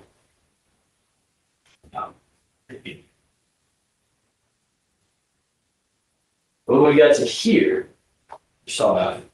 And that's when you decided you thought, okay. So everybody can kind of see, right? I still don't have the full picture, right? There's a lot missing. Like you said, there's copies, there's other things elsewhere, right? But if I have enough of that picture, then I can still say that it's beyond reasonable doubt, even though I don't have everything that's there, right? And that's kind of how trials work. That's kind of how evidence works, right? There's might be some things that we're just not going to know. But it can still be beyond a reasonable doubt if I show you enough of that picture. Does that make sense, everybody? All right, so let's talk about evidence, right? We've already said it's a DWI case. So what kind of evidence do I expect to see in this case? Anybody, you can start anywhere. Crash, we said crash car, maybe. Maybe a video catching speeding, Okay, what else? maybe an offense report. Okay, Like feeling sobriety test results. okay. Witnesses. Eyewitnesses. Eyewitnesses, okay. Anything else? Blood alcohol test. Okay. Anything else? Medical history. Those are all good answers. Now, like we said, and we talked a lot about beyond reasonable doubt. And we talked a lot about the elements. But is there anybody that would need a specific type of evidence in a DWI case, right? You said, but is there anybody that would need a specific type of evidence before you could find the defendant guilty? Even if I proved all my elements beyond reasonable doubt. Did he hit someone? You would need to know that evidence? Or Yes, did he hit someone? did he hit someone? If he didn't hit someone, would you be able to find him guilty? Even if I proved all my elements beyond reasonable doubt? Possibly. Possibly. Yeah. Okay. Anybody else need a specific type of evidence? You said you need to know the speed. Right. So, Could have been keeping up the speed of traffic, since, causing, an ailment to drivers behind him. okay, so if I didn't have what speed you just going, but I proved all of my elements beyond reasonable doubt, would you still be able to find him guilty? Maybe. Maybe, and I just said yes or no, and I'll repeat that for the record. No, you would not be able to find him guilty, even if I proved all of my elements beyond reasonable doubt, because you didn't know what speed he was going. Thank you. Anybody else? Number two. I think I need a report for fertilizer, all that. Okay, so even if I proved to you, because we already talked about, remember back there, we talked about the definition of intoxication, those are all ors. I only have to prove one of those two to meet that element, right? So you're saying that even though I proved my case beyond a reasonable doubt, if you don't see a blood alcohol test, you're not going to be able to find it. Maybe a rush, Judge. The alcohol. Sure.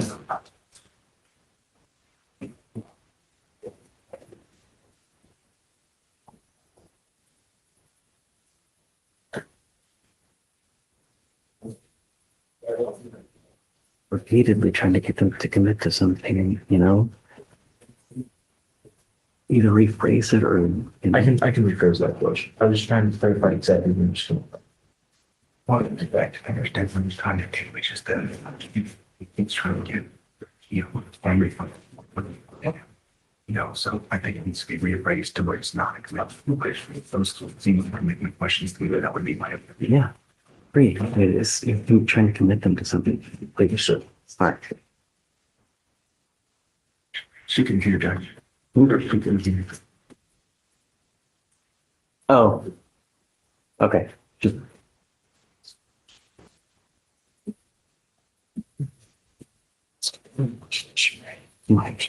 With this commitment, watch this.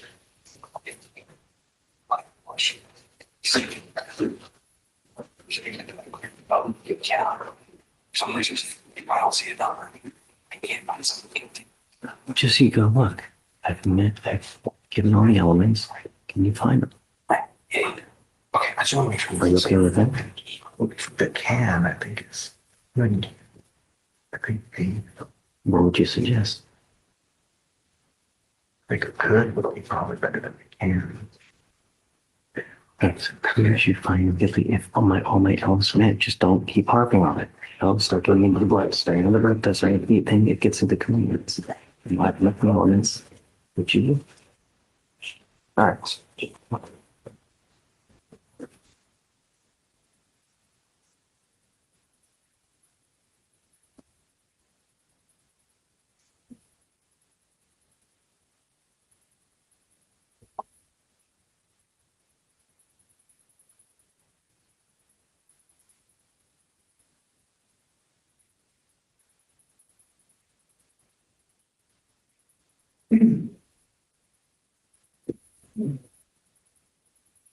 All right, let's get back into this.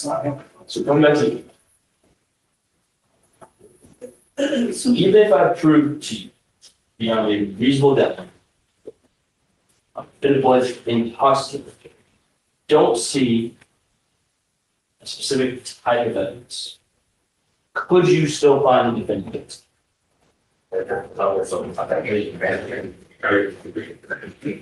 Jurors, all you need is common sense. If you see someone, they're falling down, urinating all over themselves, just use common sense. You know what someone is when they're not. Like I said, remember, in the old days, how did they ever find someone guilty of a DWI? We didn't have these kind of stuff. So they just used common sense. Whether there was video, whether there was not, whether there were people testifying, when you hear someone, whether they're in outer space or not. Just use common sense.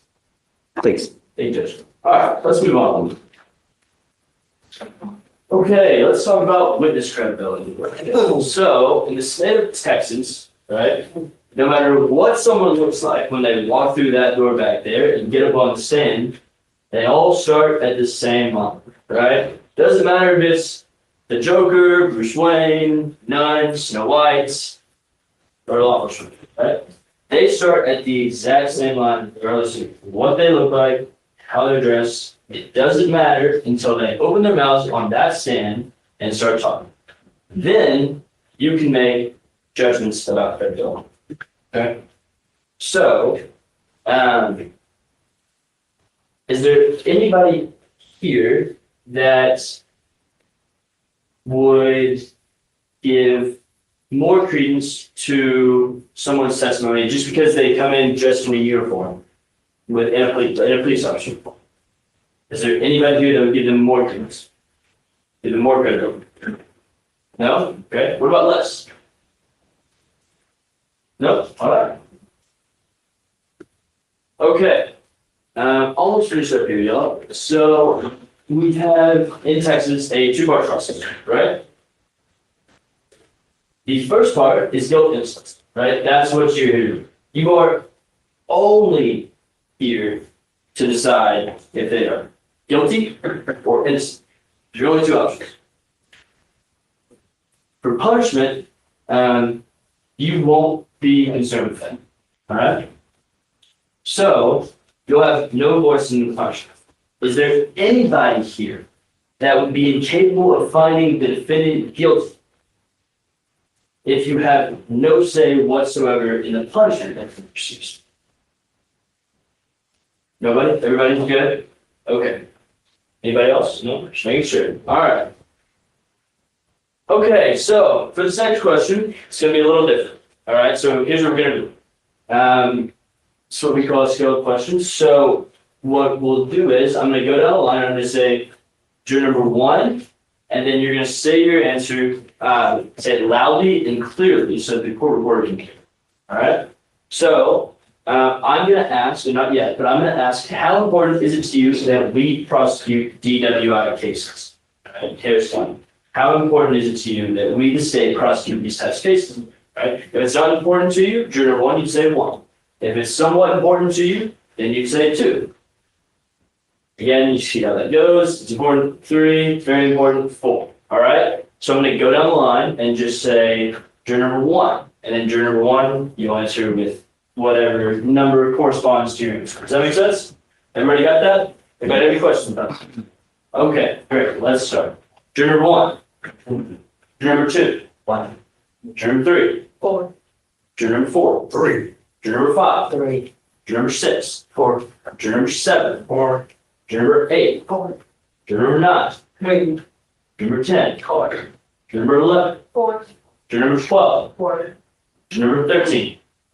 3. Juror number 14. 4. Juror number 15. 4. Juror number 16. 4. Juror number 17. 3. Juror number 18. 2. Juror number 19. 4. Juror number 20. 3. Juror number 21. 4. Juror number 22. 3. Juror number 23. 3. Juror number 24. 3. Juror number 25. 3. Juror number 26. 3. Juror 27. 4. Juror 28. 3. Juror 29. 4. Juror 30. 3. Juror 31. 2. Juror 32. Definitely 4. Juror 33. 4. Juror 34. 4. Juror 35. 4. Thank you. All right, and then we have one more, and we all kind of got out of that work last time, so that was great, y'all. So we're gonna do that one more time. And this time, keep it statement. And if you agree, you're 4. If you somewhat agree, you're 3. Somewhat disagree, 2. Strongly disagree, 1. All right. The statement is law enforcement is doing a good job in my community. All right. So everybody good on that? Everybody knows how we're doing that this time? Okay. Great. All right. Juror number 1. 3. Juror 2. 2. Juror 3. 3. Juror 4. 3. Juror 5. 3. Sorry. 3. Juror 5. Juror 5 is Juror 6. 3. Juror 7. 2. Juror 8. 4. Juror 9. 3. Juror 10. 3. Juror 11. 4. Juror 12. 3. Juror 13. 3. Juror 14. 3. Juror 14. Excuse me. Juror 15. 3. Juror 16. 3. Juror 17. 2. Juror 18. 1. Juror 19. 2. Juror 20. 3. Juror 21. 4. Juror 22. 4. Juror 23. 2. Juror 24. 2.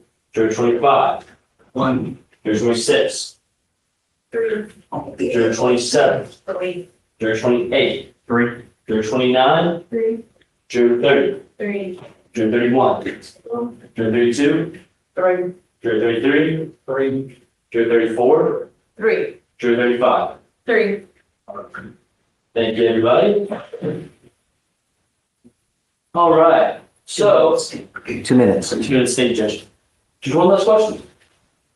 Does anybody have any moral or religious reason why they can't sit in judgment of others?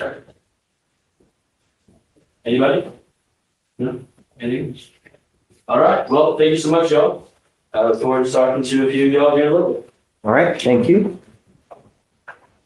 May I have a moment to set up, Judge? Sure.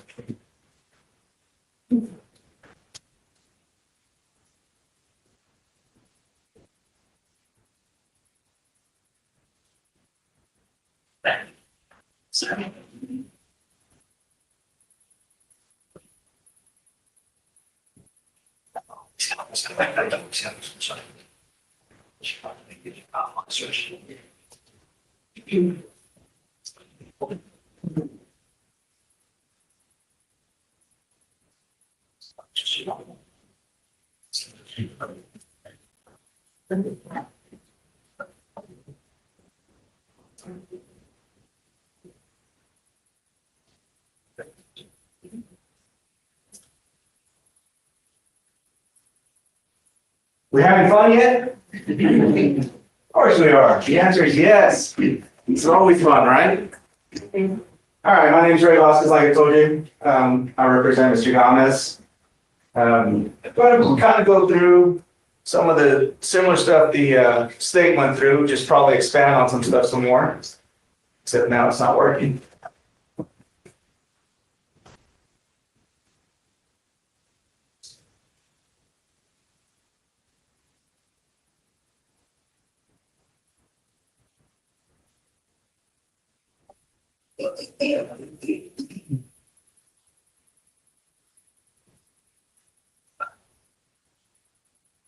Still breathing. There it goes. Okay. There you go. Here to help, Your Honor.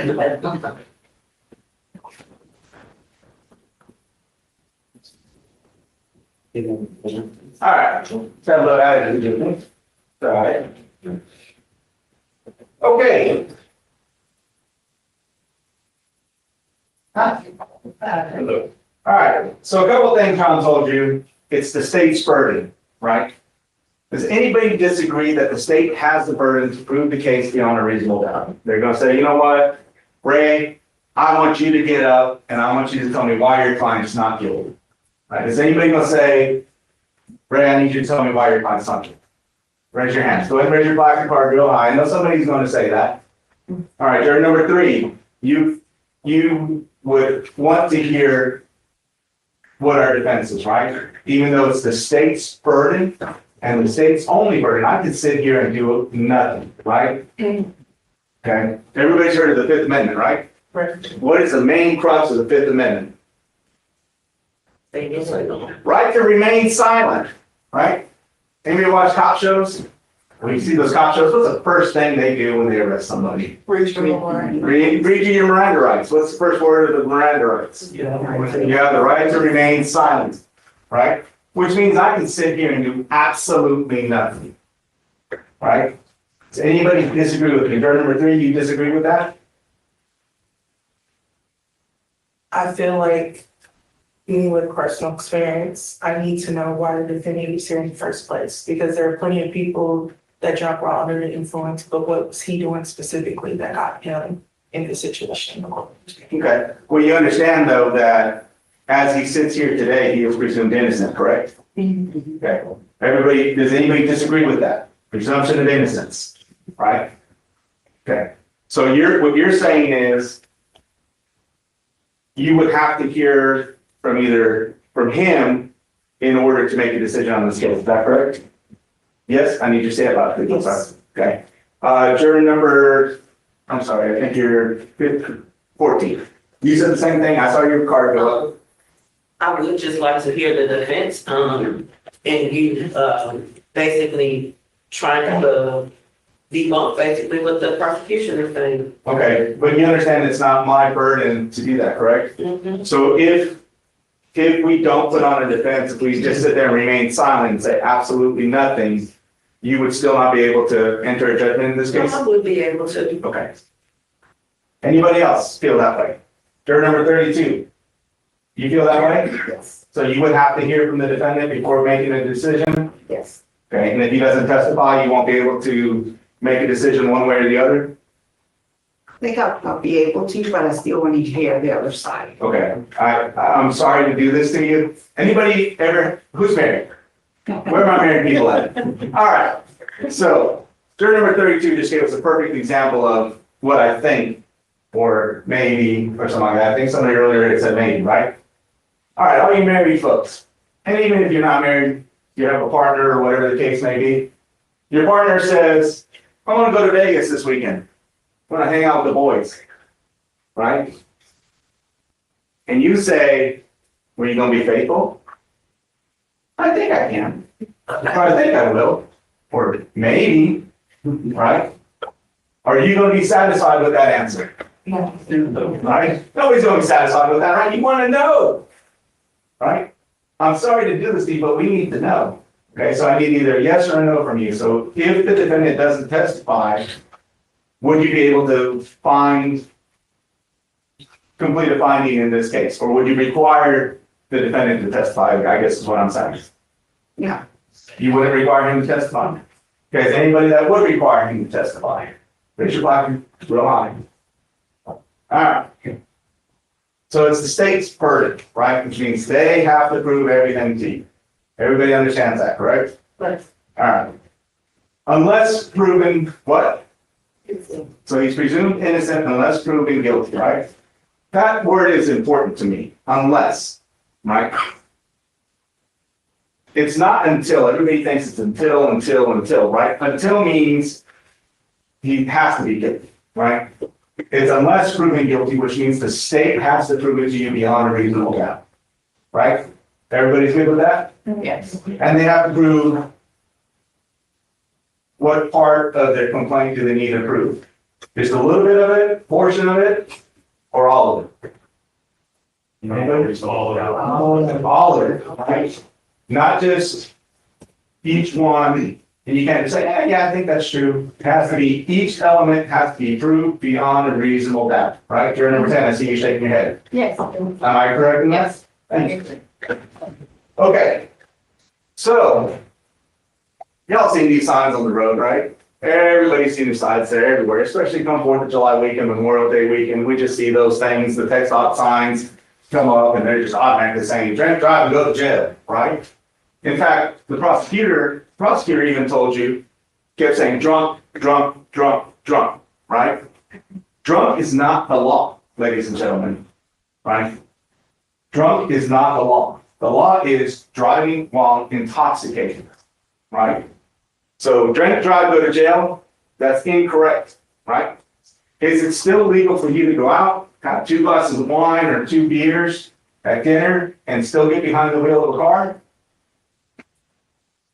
More likely than not, right? Unless you're 5 foot nothing, 100 and nothing, then 2 beers might get you beyond the limit, Right. right?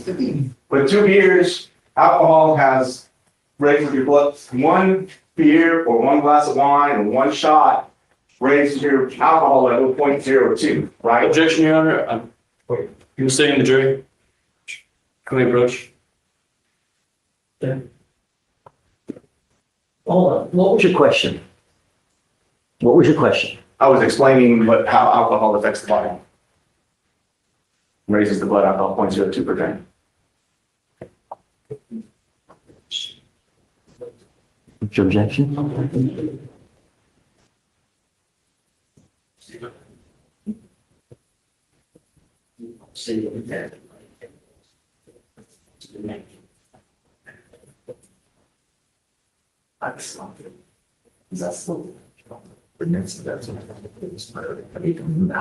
I mean, probably better not to get in statistics now, you know? Okay, fine.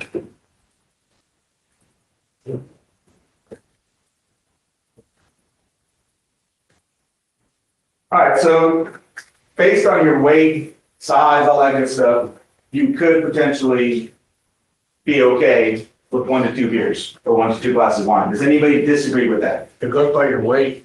Goes by your amount of weight time. and the amount of time. Okay. Does anybody disagree with that?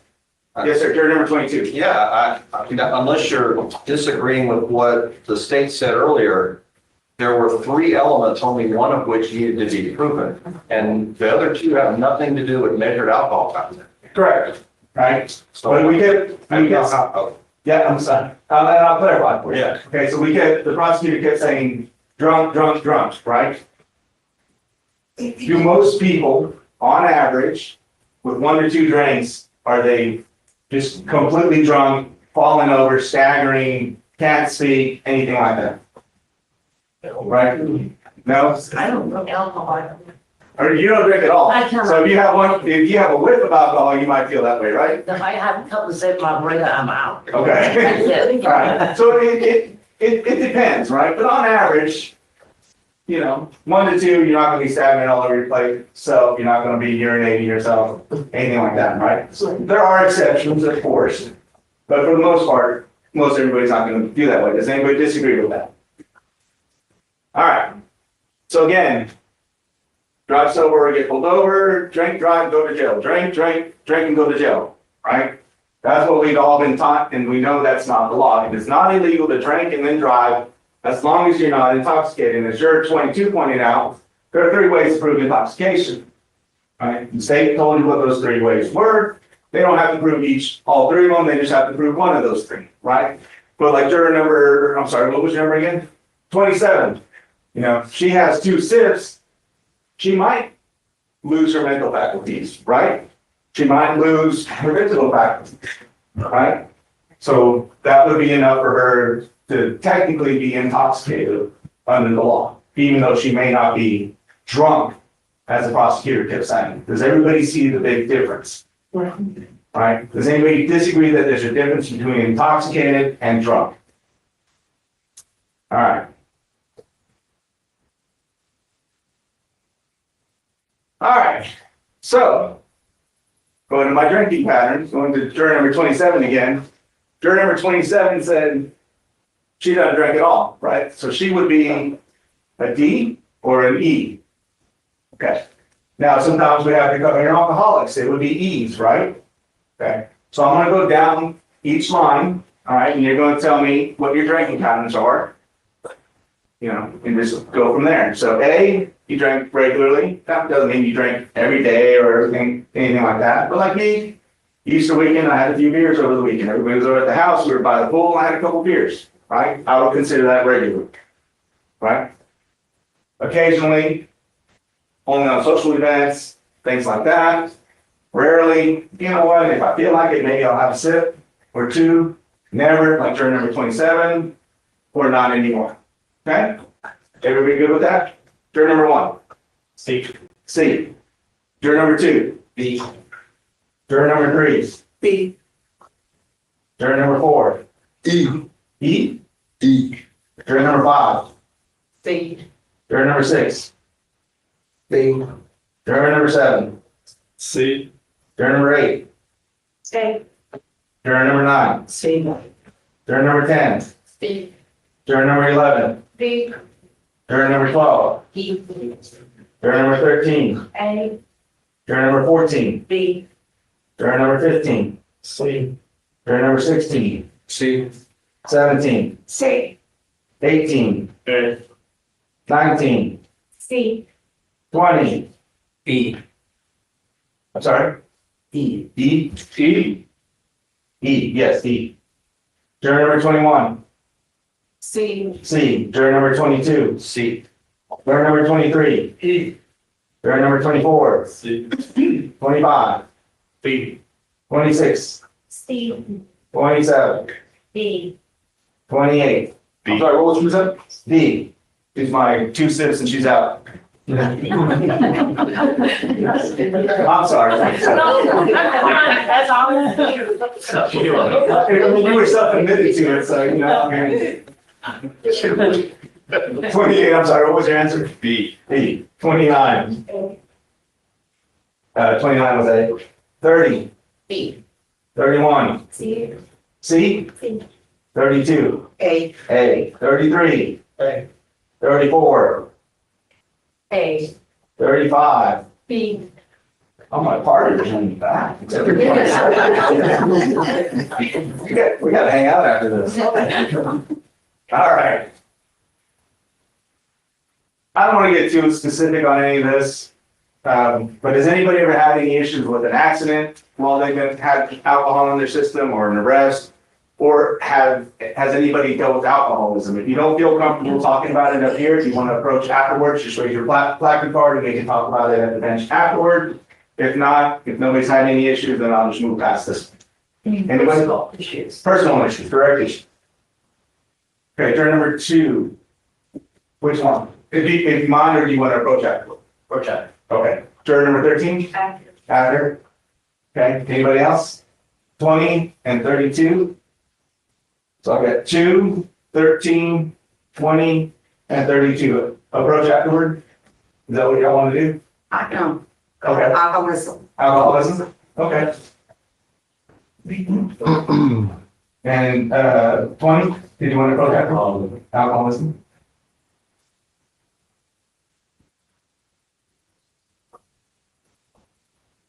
All right.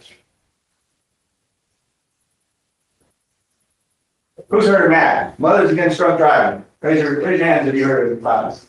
All right. Anybody donate to them, or anybody participate in them, anybody give money to them, or anything to that effect? Just raise your placard card for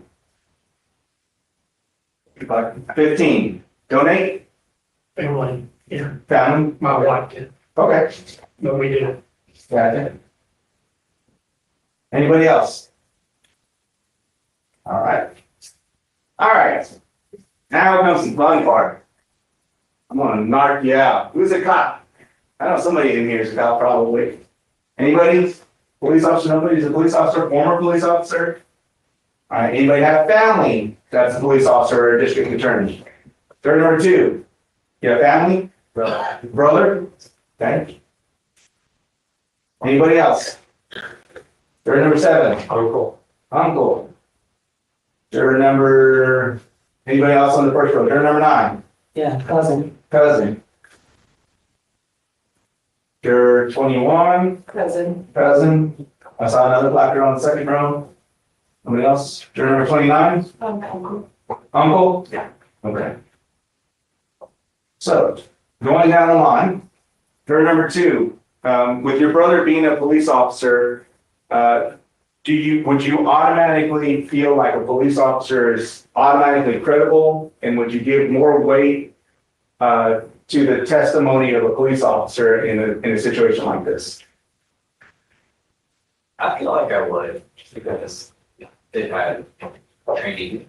Okay, and do you feel that that would not make you a fair and impartial juror in this case? And again, I got to ask the question of yes or no. Yes. Yes, okay. So you cannot be fair and impartial, correct? Okay. Juror number 7, same questions to you. Anything about your uncle being a police officer would automatically give you rise that a police officer is automatically credible? I would say yes. Okay, and do you think? Well, yeah, that's the more credible. Okay, and do you think that you would not be able to be a fair and impartial juror just because of your? No, I think I could still. Again, I can't accept that thing. It's yes or no.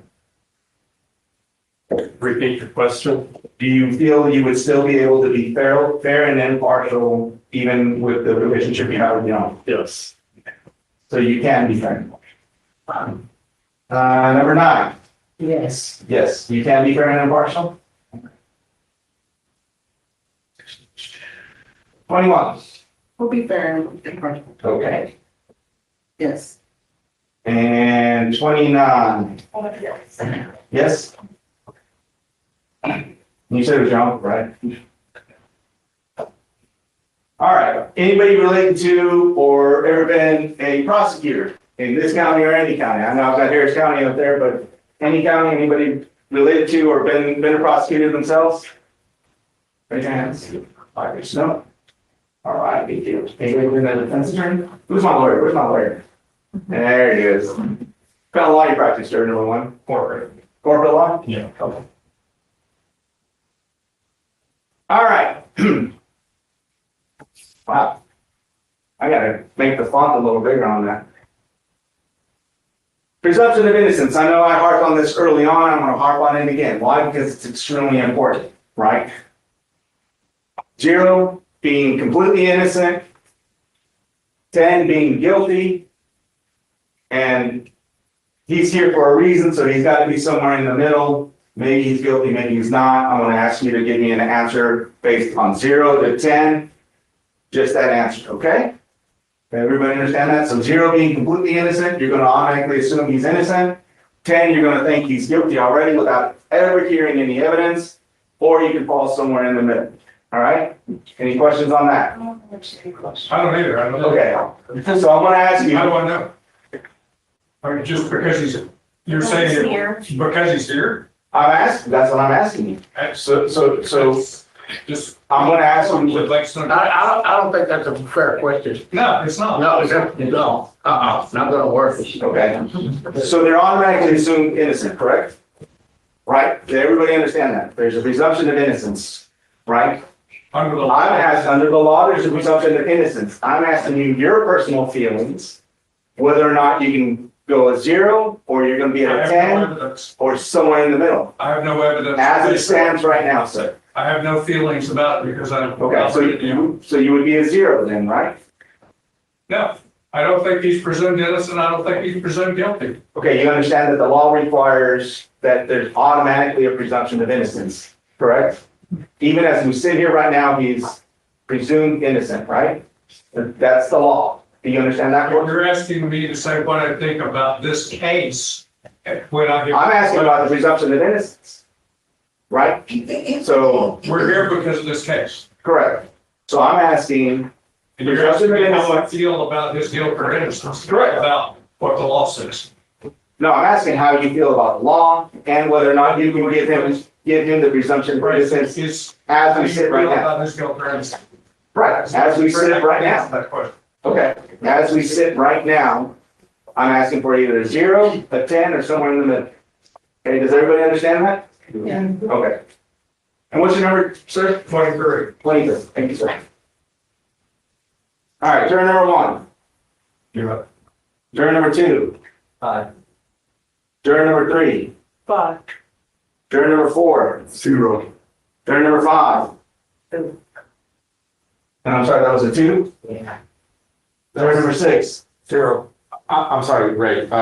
Can you do number 4 again? 1 was 0, 2 was 5, 3 was 5, 4 was 0. Okay. Okay, I was on 6, 7. Juror number 7. 0. Juror number 8. 5. Juror number 9. 5. Juror number 10. 5. Juror number 11. 8. Juror number 12. 7. Juror number 13. 5. Juror number 14. 0. Juror number 15. 5. Juror number 16. 5. Juror number 17. 5. Juror number 18. 0. Juror number 19. 0. 20. 0. 21. 5. 22. 0. 23. 5. May we approach, Judge? You got a couple minutes left, so. I think that's a mistaken question.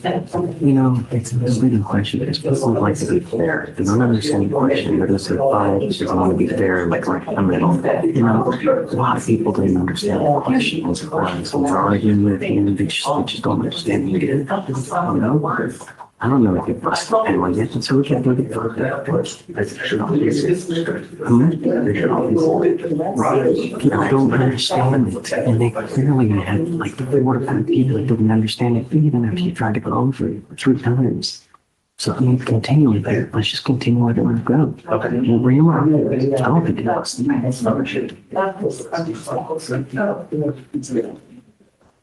All right, where was I? 24. 25. 0. 26. 0. 27. 6. 28. 0. 29. 0. 30. 0. 31. 4. 32. 0. 33. 0. 34. 0. 35. 2. Okay. What's that say? Jumping to conclusions, right? Kind of like with our Stonehenge picture, we haven't seen the whole thing, right? We just assume that says jumping to conclusions, right? That's not what it says at all. So, yeah, how do you pronounce that? I have no idea, right? But everybody just assumed you saw a little bit and you knew, hey, I know exactly what that says, right? This is reasonable doubt, ladies and gentlemen, right? Just like the Stonehenge picture, you've got to see the entire picture before we get there, right? Reasonable doubt. Now, prosecution showing you that Stonehenge picture, that's pretty good, right? But it got about halfway, and then right about halfway, everybody can see exactly what it was, right? Well, halfway gets us, that's not going to show up. That gets us about reasonable suspicion or maybe probable cause. Everybody sees the steps, right? My corporate lawyer, what's the standard in a civil case? Preponderance of the evidence, right? Just a little bit over halfway, right? Anybody know who CPS is? What CPS does? Right? They take away your kids. Objection, Your Honor, receiving the chairman approve. Overruled. Continue. CPS takes away your kids, right? What's the standard for CPS to take away your kids? Anybody know?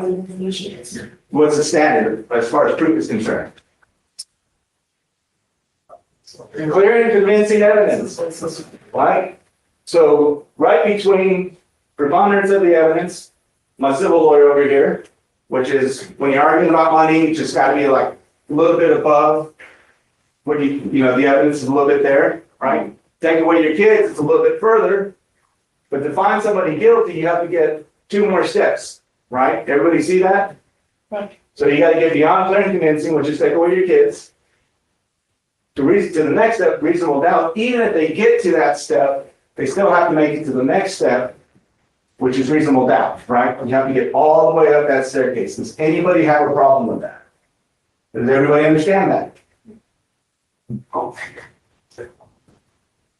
All right, so I think I'm out of time. Thank you all very much for being here. Jury service is a very important aspect of our criminal justice system, our judicial system altogether, but especially in our criminal justice system. So I do thank you all for being here. And with that, I'll stand down. Does anybody have any questions for me? Did you drive after drinking your beers? Sorry? I said, did you drive after? I was at home. I stayed home. Yeah, I was at home. Took a shower and went to bed. All right, thank you all very much for your time. Ladies and gentlemen of the jury, DWI is extremely serious and we take it seriously. both the sets of the lawyers got up to ask you questions to see, would you be the proper juror in this type of case? Because not everybody is, and it's okay. We get it. You have things that happen in your life that may really have a profound impact on you where you may not be a good juror for a certain type of case. We get that and we understand it. And that's why they're up there asking you questions. It's not to trick you, this, she. Have you already found this defendant guilty by virtue of just walking in here? That's what we want to know. Will you keep an open mind and listen to everything? Don't make a judgment call. Don't listen to all this jibber jabber about it. No. All you do is you listen to testimony, you look at evidence and make a decision.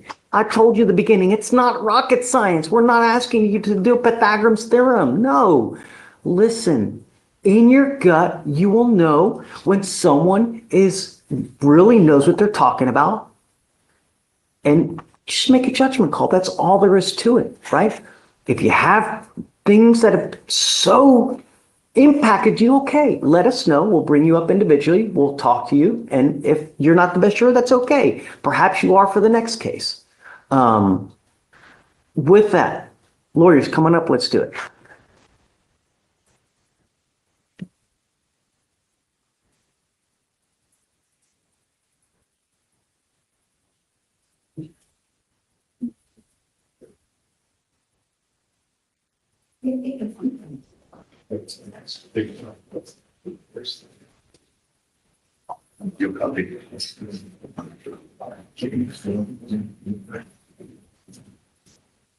Here's the mic, guys. So we're going to ask you to speak into here so that she can hear everything.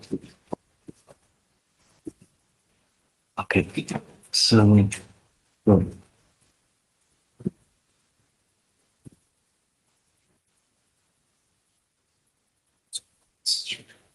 say,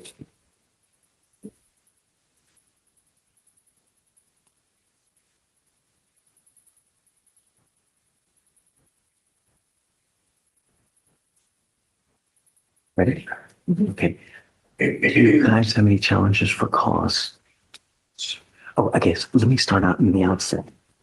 Juror 15 can't be here tomorrow because he's got doctor's appointments. So right off the bat, we'll excuse juror number 15. I'm fine with that. Okay.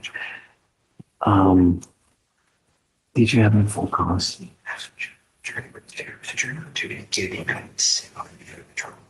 And I think I agree with you. Let's go ahead and just excuse him. When I initially asked if there was anyone who couldn't be fair or any had issues, someone else raised their hand, but I didn't take notice. Did you guys by happen to? I think it was. There was 3 of them. I know that. So let's go ahead and do that one. 3. Yes. Hold on. Okay. Do you have any more for cause? Just anywhere. Oh, anywhere. Sorry. Just, I guess start with the first row. Do you have anything? Yes. Done or done and done.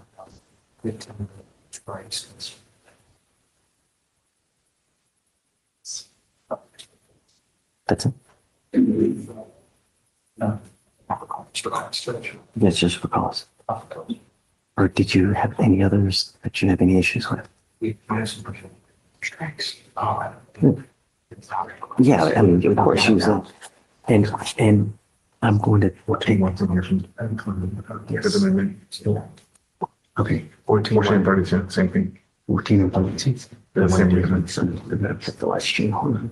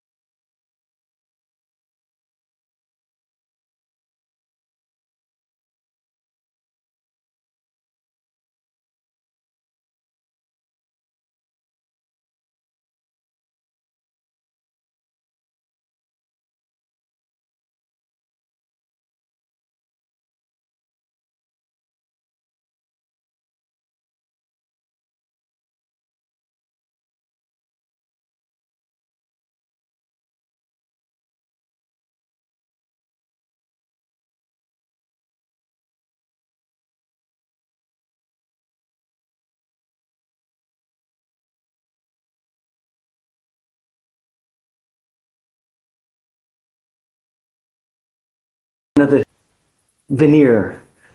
What's happening now is each of the sides gets peremptory challenges. What that means is that they get to strike nearly anyone on one of you guys for some reason that they didn't like. Nearly any reason, right? There are some exclusions, obviously, but you didn't look them correctly, you didn't give a right answer. So each of them get a certain number of strikes that they make, okay? They get a certain number of strikes, defense get a certain number of strikes, and then when they're done, because I'm only giving them 5 minutes, they're gonna give their strikes to us. We reconcile that with the other challenges that have been made. And with that, the first few get impaneled into the pool. Any questions? Okay, so give me 5 minutes, hopefully it's 5, and then you'll be out of here. Does anybody need a bus pass or anything of this nature? Okay, just one person? Anyone else? Okay. Work excuses? Okay, we'll have those for you too on the way out as well.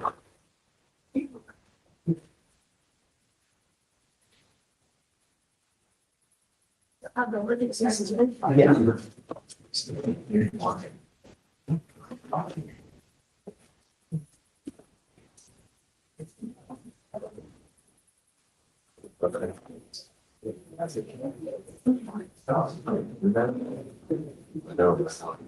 Need a red number.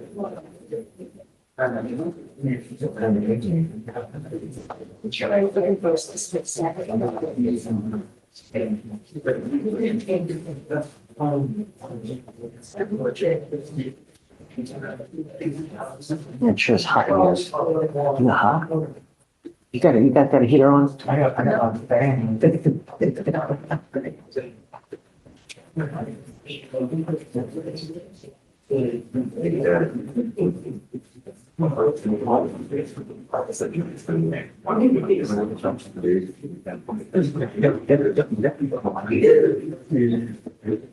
Not that bad, right?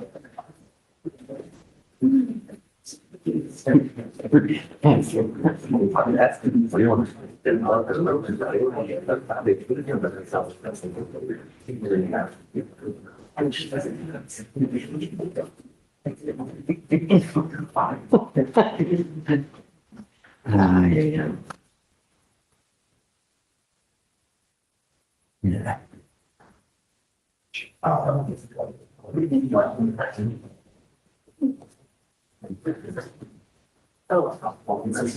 So remember to call soon. Yes.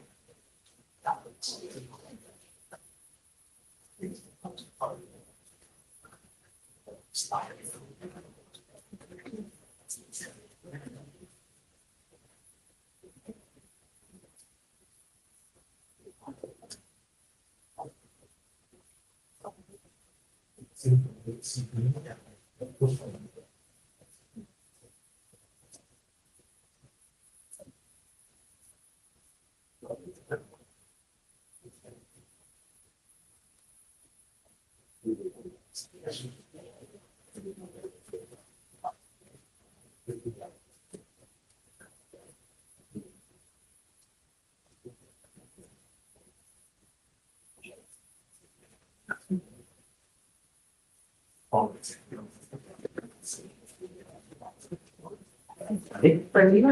right, when you hear your name called, please stand and take a seat in the jury box.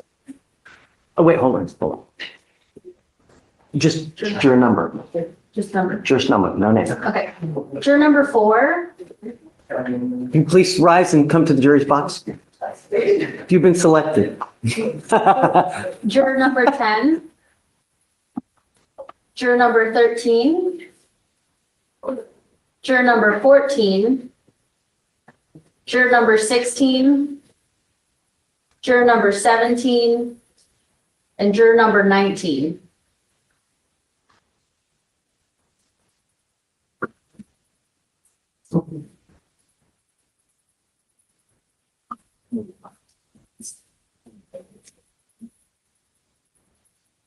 All right, ladies and gentlemen of the jury, please rise. So everyone can be here tomorrow, correct? Everyone speaks English, right? You understand? We good? Haven't heard anything from you. Wonderful. I believe it or not, we've had it different. So, all right, will you please raise your right hand? Sworn? Do each and every one of you solemnly swear that you will true verdict or render in the case that's been sworn on to today? Yes. All right, you may be seated. Ladies and gentlemen of the jury, you're done. Thank you so much for coming. I hope this hasn't soured your experience, that you will show up for next service. You're gonna get everybody outside, you know, do their work, I'll give you all. We're done, we're done, we're done. Yes. When we come back. Well, hold on. No, don't leave yet. Let me see if I can get you water. I don't know. Judge, I'll get it. You're shit. I don't know where. I'll ask for it. I'm waiting for everybody to leave and then I'm gonna give you instructions. That's, yeah. We'll find your water. Water with us or anything else. We'll get you something. Don't worry.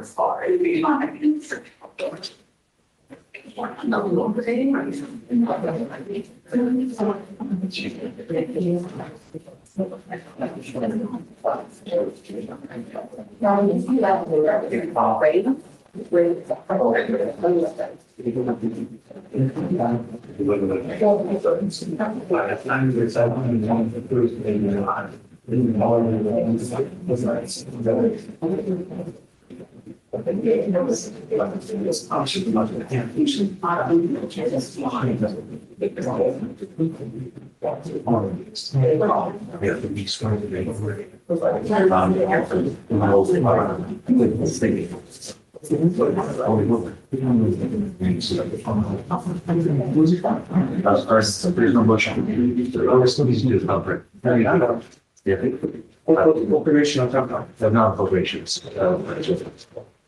Still, Hey. Mike, please. Oh, sorry. No, you'll be over. All right, are you ready to go back on the record? Okay, guys, please be seated. Well, we're gonna do the arraignment real quick.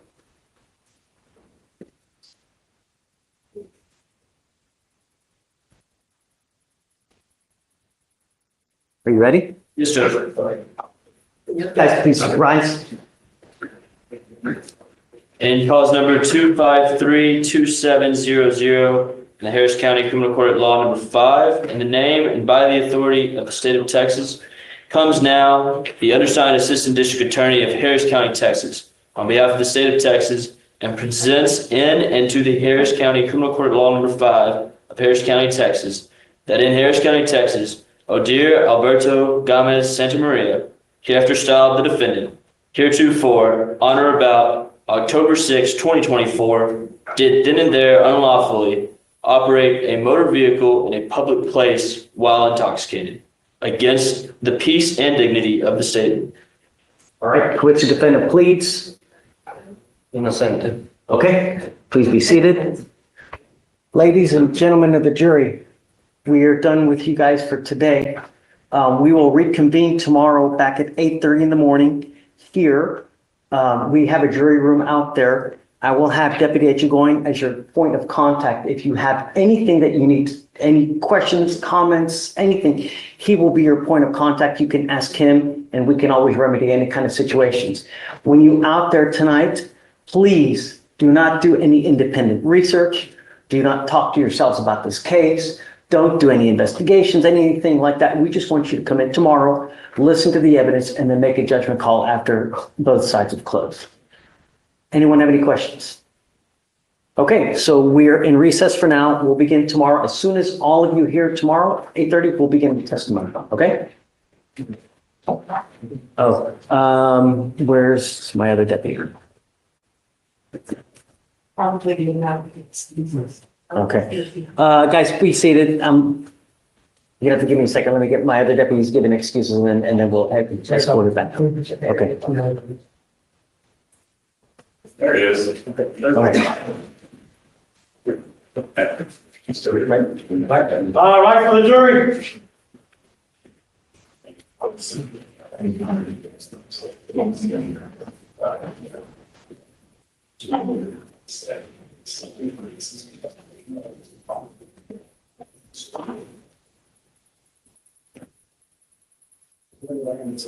right.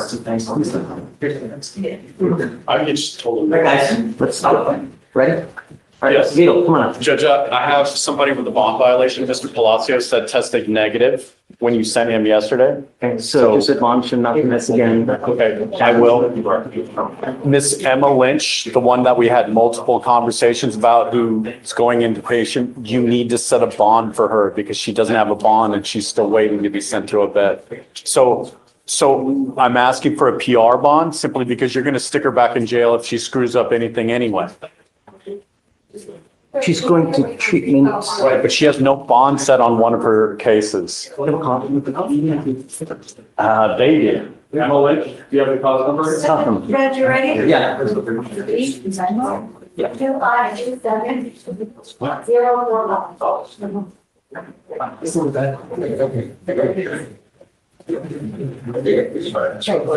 Hey, remind me, is she going to treatment with us?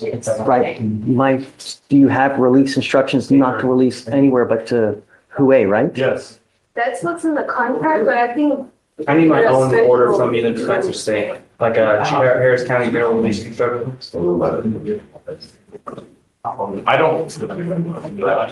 That normally never happen. I mean, we do as a condition of probation, she's going into treatment. But it's a BWI PCI. Yeah, it's not a probation, it's. So we need. But it is probation. PTI is monitored by probation. He's not taking a judgment or a. That's correct. That's the concept. There's nothing like. He's basically just gonna be. If I give her a PR bond now, they're just gonna let her out to the No, street. just PR bond along with releasing instructions will hold her Right, but for these two.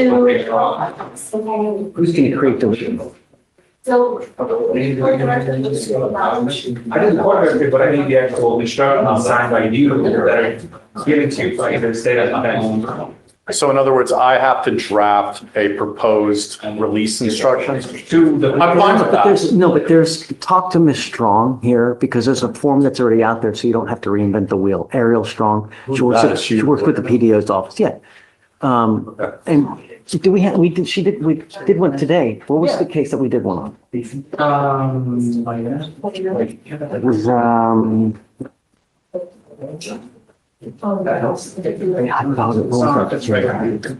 It looks like this, but this isn't a copy to give. This is just. what we right, have that's to- what it is. So she can give you that form, so all you just do is input the stuff. Can you attach me with an email to her of what we need so that I can get it done? Because I don't want her waiting for another 2 weeks to get out. Yeah, hold on.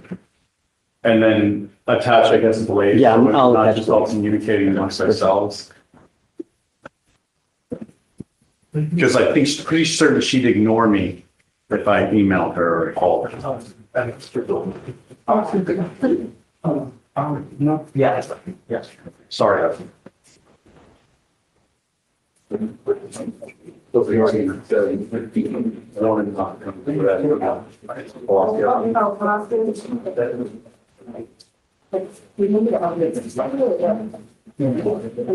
you, Judge. And then I guess I'll file it this afternoon.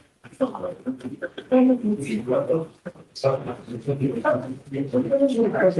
you have my correct email on there, Judge? Nathan, it's Texas trial attorney. No. I know people send it to the ether. Yeah, it's, no, I have your old one. Hold on a second. Hold on. I'm glad you said something because they still have that one. It's, Nathan at the Texas trial attorney, and no pompous nature there. I see. Okay. It came up. I'm glad you said something because otherwise it would have gone to the email.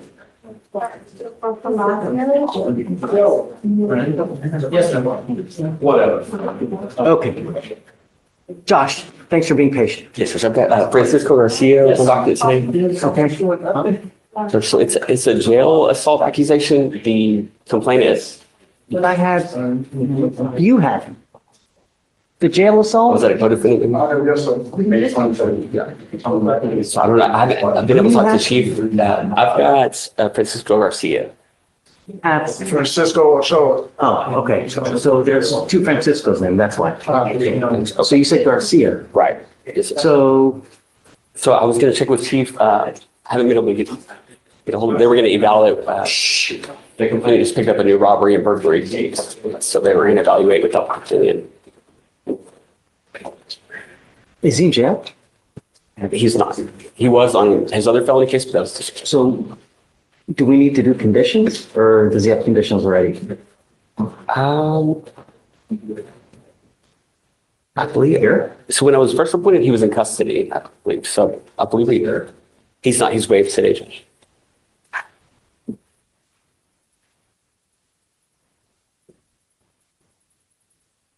I wonder if No, we need him to sign conditions. He's not signed conditions. Hold on, let me see. I didn't realize that just. Yeah, we need him here. He has not signed conditions. Let me see if this is. We get chief and maybe find out, he may just be dismissing it, which would. It sounds like a couple of cases, but. Okay, I think we're good. We're good. We're good on that. I saw conditions. Okay, okay, so we can reset. Yeah. I think there's no more reset. Great. All right, thanks, John. Okay, ready? Yes, sir. Where's Blaze? He went to the bathroom, I believe. He's coming right back. I can step down until he gets back in here. Council, come on. Morning, Judge. Hey. I'm Jan Balderas, Marco Balderas, Judge. Balderas. Okay. I tried back to the DA's office. I had to resubmit. I submitted the wrong format the first time and I had to resubmit it. And they got it, so they're looking. Have you submitted it? Yes. Okay. And so I just need a short reset, I guess. Yes, we do have it as of yesterday. Okay, we'll sit you off for a week just to make sure that they can say something. And then if there's no answer, I'll waive the appearance. But if there's an answer, yes or no, then your client has to be here because we'll send them to a T-Rex. Yes, sir, Judge. Thank you. Okay, thanks. Judge, Yeah. case number We did that with 5-7. You ready for it? Yeah. 255-9186. Mohammed last name? That was Yes. the conditions that were done as we stepped out. I want to verify that he has active liability insurance before we allow him to drive. that he's not allowed to drive without, license. right, no license, Texas driver license, no contact with the complaining witness in this case. That's it. Are you ways of drove anything? Nope. Is that state order or you want pre-trial supervised? You, to make sure that he's got insurance. Thanks. Okay. Come on. Hi. Adrian Hernandez. Okay. So, Mr. Hernandez, his appearance is required today. He is not in court. I would just ask for a very short recess. I have been able to get in contact with him. And I understand that he just forgot that he had a court date today. So just a short reset is all that I would ask for. Forgot he come to court. Okay, so I'll SFDF to Thursday. Thank you. Thanks. Hi. No, we're waiting on Blaze. Come on up. Do you have time for a plea, Your Honor? Yes, of course. Miss Helena. Is he ready? That's okay.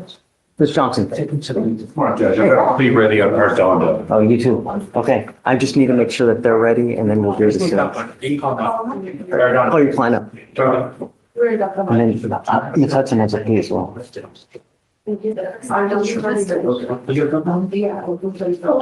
we're good. We're good for that.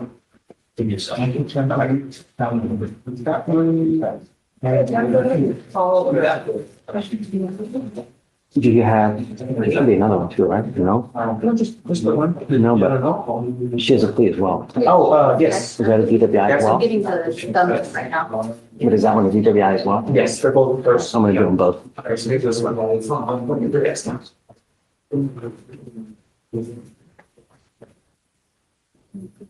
Hello, what's your name? Judge, for what it's worth, my client, assuming the court's okay with it, would like to apply for an driver's license after this, and we'll be working on getting those documents together if the court's in time. I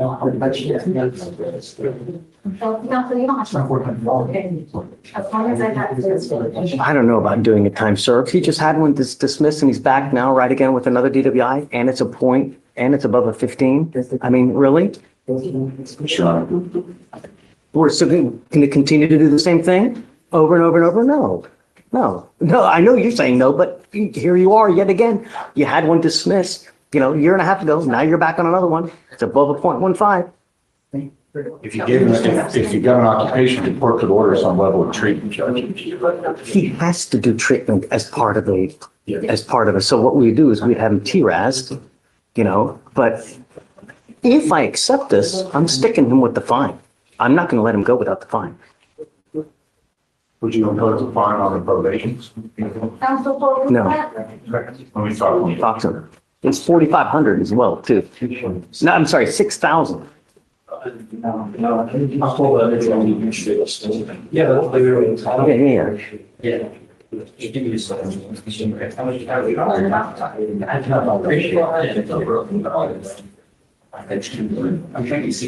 you ready, Ms. Gaston? Yeah. Ms. Gaston, come on up.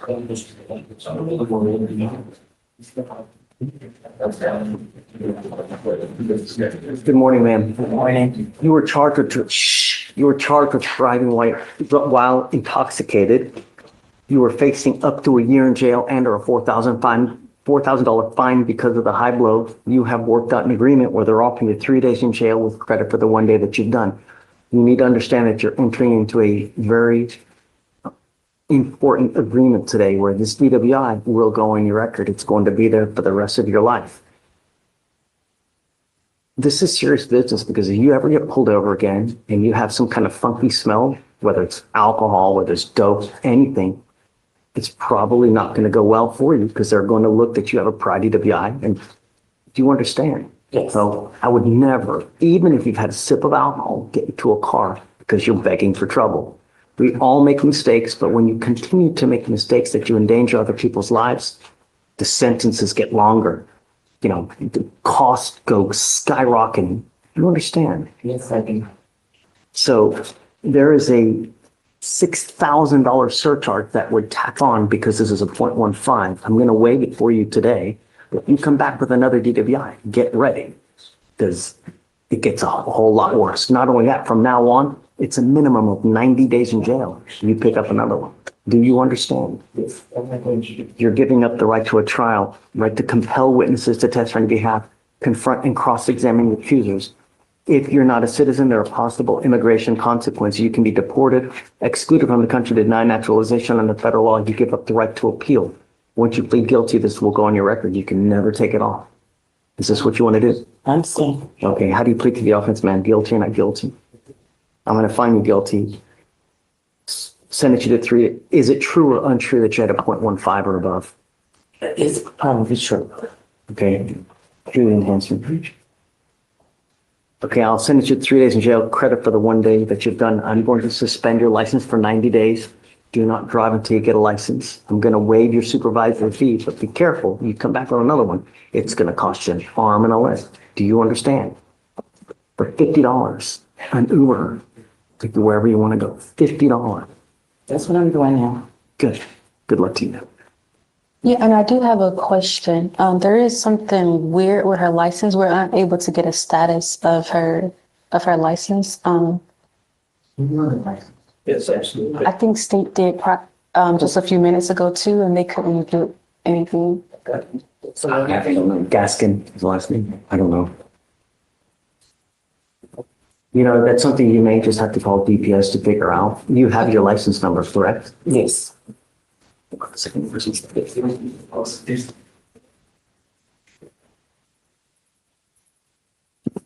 This is the number, Deputy Grant, that's the number to the driver's license division of DPS. Call them right when the phone line's open at 7 and you'll get through. Don't try at 7:20, 1 o'clock, you'll never get through because they're so busy. But if you call right at 7 o'clock in the morning, you'll be able to speak to someone and they can tell you what the problem is. Judge, even our phone, it won't return to anything. I'm not sure. There's something's wrong. I don't know. I mean, we only get access to be able to put a number in and it'll spit out information as to the status of the license, why it is. I don't know. Maybe it's got to be an incorrect number or something. Maybe It doesn't populate with a number, which is odd. It's just a symbol, and then it says an error. Because in the one in that letter, it was saying something about The website could be down too. do something. Oh, yeah. Maybe the website's down. I don't know. Or something. I would call them. The best thing to do is just call them, and then you can hear it straight from them. You know, that's what I would do. All right, and I do have one more question on this. I'm sorry. If we find that her license was previously suspended for 90 days, would you be willing to give her credit for that 90-day suspension? Yes, but you have to give them the dates and everything. Gotcha. Yes, sir. Thank you, Your Honor. Listen, you need the form. Okay, ready? So, Please? Yes, sir. Mario, can I make it sorry, yeah. Would you like Mr. Ochoa to come up? Huh? Would you like Mr. Ochoa to come up? Not yet. He's here though, right? Yes, sir. So I mean, I've watched the video, Your Honor. From what I can see in the video, it appears he's sitting back. I'm being honest with the court. Just the whole time, there's not participating in the assault. Does he provide some kind of assistance, encouragement? Does he say, hey, go get him? Or So the video, is it a party type? honestly, the video doesn't have any audio, so I don't know if he's encouraging them, but it does appear that he's just sitting back on a bench. So how would they find probable cause? Unless they did not do their due diligence and put the finger on the wrong guy. Simply, period. It's clear as. Sometimes, cops will say, hey, look, this guy's a party to it. He was there, and they don't get access to the video to see it. And maybe they just, when they're doing magistration, they don't go through the video to look. I mean, at the end of the day, Judge, with due respect, before you charge somebody with the criminal offense and putting their freedom at stake, they need to make sure that is who they say it is. I agree with you. There's a number of people that beat the brakes off of somebody in jail, and Mr. Ochoa had absolutely nothing to do with it, period. He's sitting on a bench from a distance. But I'm not, you'll find no argument. And now there's no idea. And now there's an open warrant for him, which definitely would affect this court's case as well as the felony. Let me look, because sometimes they'll give me information on how someone found probable cause, right? So I mean, in the offense, there's an offense report saying that he was stomping and punching repeatedly the complaining witness. And it's clear as day, he didn't. They got the names wrong. There was a Francisco Ochoa, there's a Francisco, so there's different Franciscos. Maybe they got it mixed up. So the cause number is 255-9198. And I have the video queued up if the court would like to see the video. He's corroborated. I trust Blaze, I trust you guys, I'm being transparent on it. Yeah, that's. Oh, so this is a 2B. Yeah. After one. Yeah, it's a 2B, so he's never even gone before magistrate. Well, so. I just won't sign the 2B. I mean, God dog it, then we're gonna have that other problem, because it's always gonna show like a warrant. So what if you can find the PC? Is that what you're doing? Yeah, I'm gonna find, I guess I'll sign it and say no PC on. We generate the PC forms separately. Okay, I'll do that. Blaze, I'm gonna find no PC if that's what it is. Should Your Honor, I'm sorry, Your Honor. It's okay.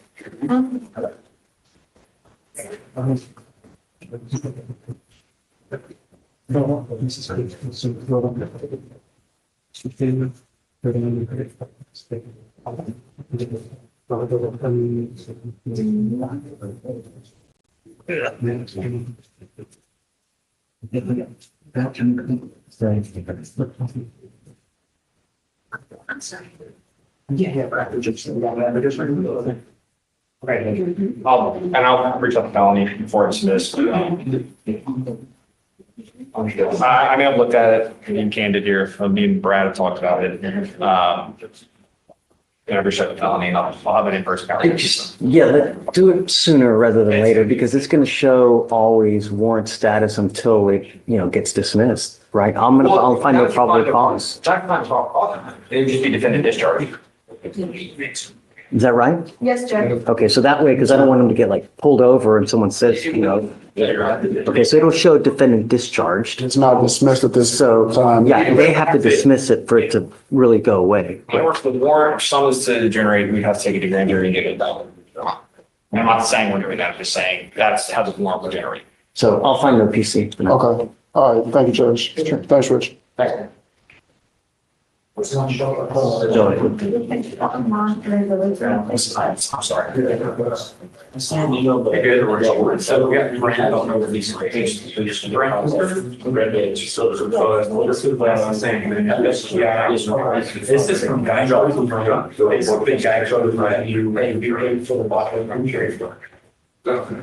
Seguido, when I approach. How you doing, Judge? You are always working hard. I admire that. Not really. My work? Okay. Tell me, what's going on?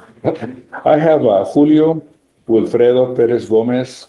All the paperwork is filed. They just need to confirm. And they've already emailed Ms. Gomez. I think it's already. Last name? Is it under Gomez or? Julio Wilfredo Perez. It's not Perez, so let's try Gomez. It's 254-3234. It's only 128 days. Whatever you want, really, it's not. Yeah, well, I would just ask I would just ask for just more time. As much time as you want. Thank you, Judge. You received the contract coverage? What do you want to do?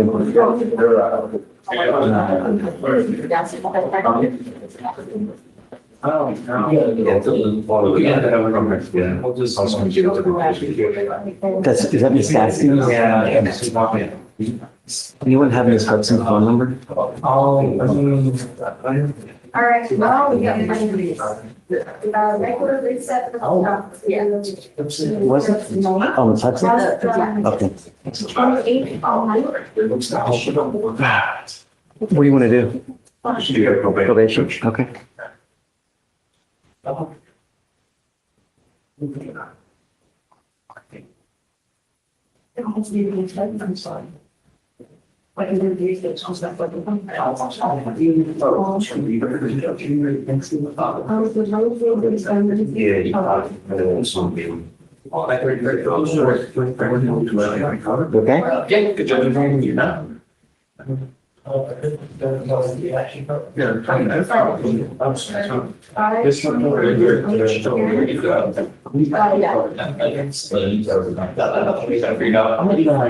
I appreciate it.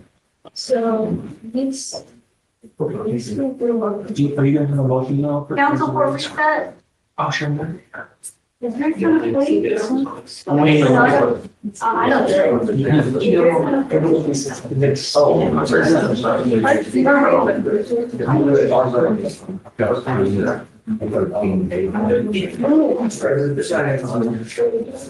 Ricardo, are you waiting on Gary? I'm waiting on Blaze, Judge. It's a chief call.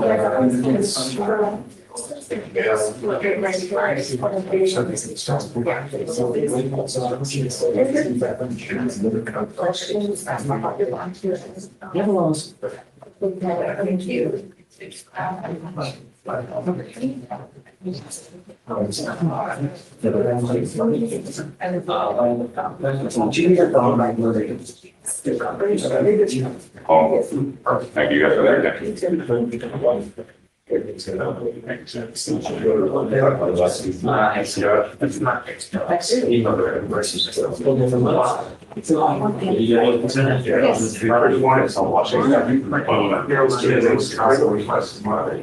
It's the last.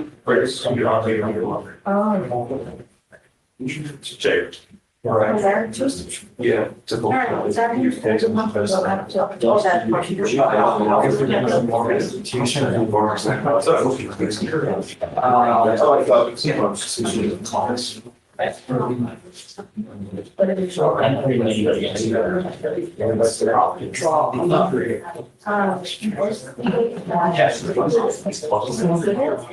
Yeah, we're gonna last time. No, you're good. Yeah, you're fine.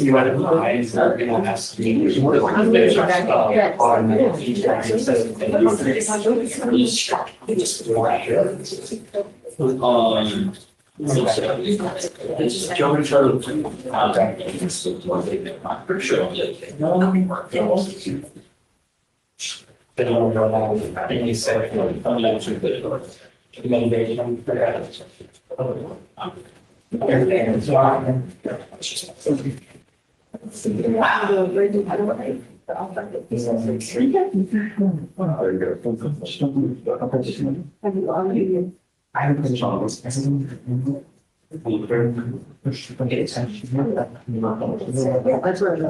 my thing. I didn't leave the books thing. But on the other hand, with our police, in zone today. Yeah.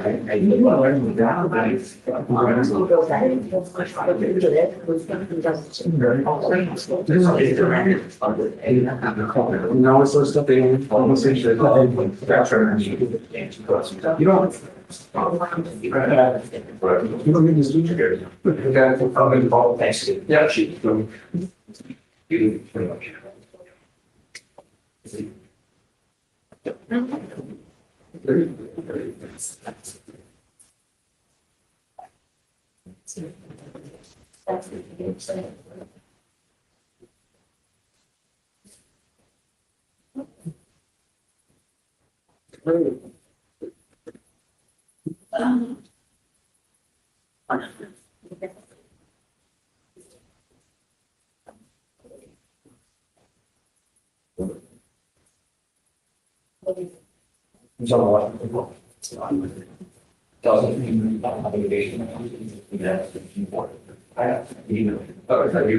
Yes, sorry. It didn't give the word for that. No. Someone give me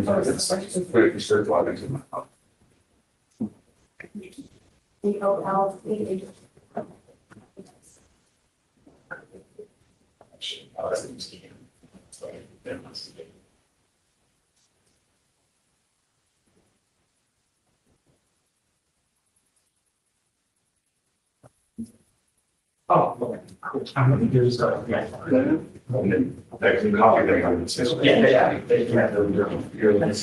So it's like that, no math. They have all the probably not need to go. Yes, right. Good job. Proper is. It's 90%. Yeah.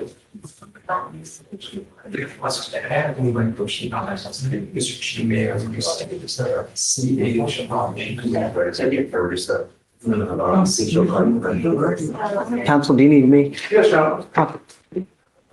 Judge, I'm here on David Prado, who said from last week to make a determination on what type of BIP my client will be doing to resolve the case. It'll be an online BIP course, and so just a standard 30-day reset to get it done, Judge. Prado, Prado. Well, it's 181 days. Those classes are usually 4 hours. So 2 weeks to get the 4-hour class done? Okay. Is that enough? Works for me. Okay, it's done. If he doesn't have it done, he's got to be here. Okay, Judge. Thanks. Thank you.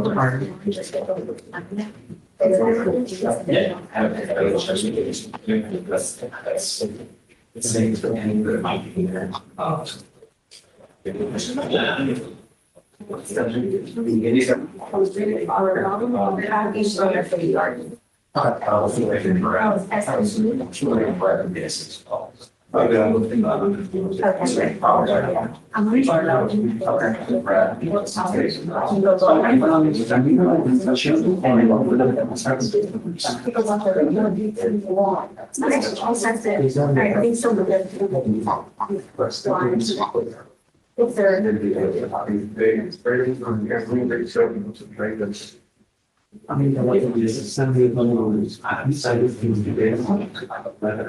Yeah, it was exactly right. Then it's better. All right, so far, it's like, it's prosecuting that working. Yeah. You know what I mean? But 2 weeks. So she got the bus from Jersey, my now. That's all, we say because students are in the. 7 falls in which it says. He's gonna have to go. No, don't say it.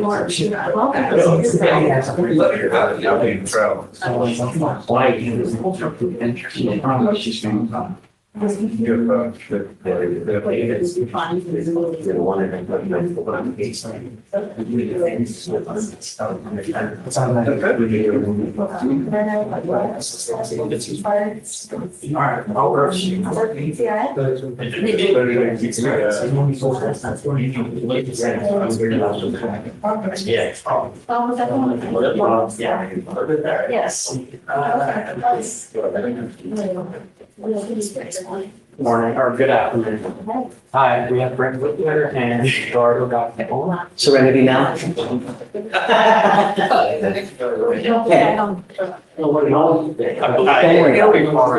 Okay. Can we press that? You'll see what I'm. Yeah, yeah. See what my manner is. Okay, it's not a big deal. I feel the same way about this case. It's like, Of course.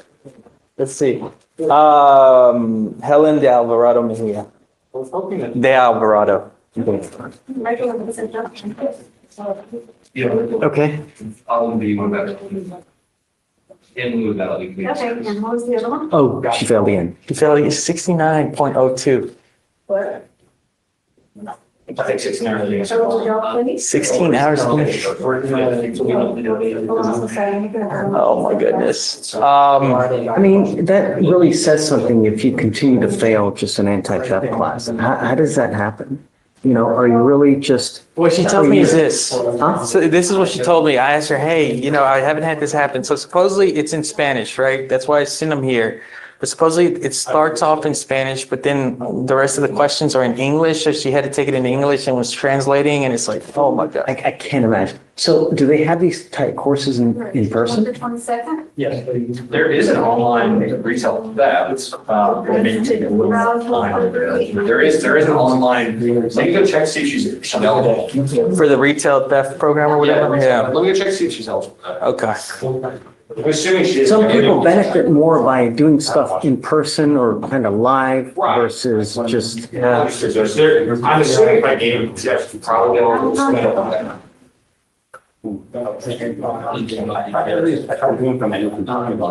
I mean, isn't that a passing score in college? Isn't that a D, a 60? Or am I making that up? 59's enough, right? So 60. 60s are like you pass. 60 to 70, or to 60 to 69 is a D. It's a D, right? That Yeah. is to 79, right, is a C. Yeah. Don't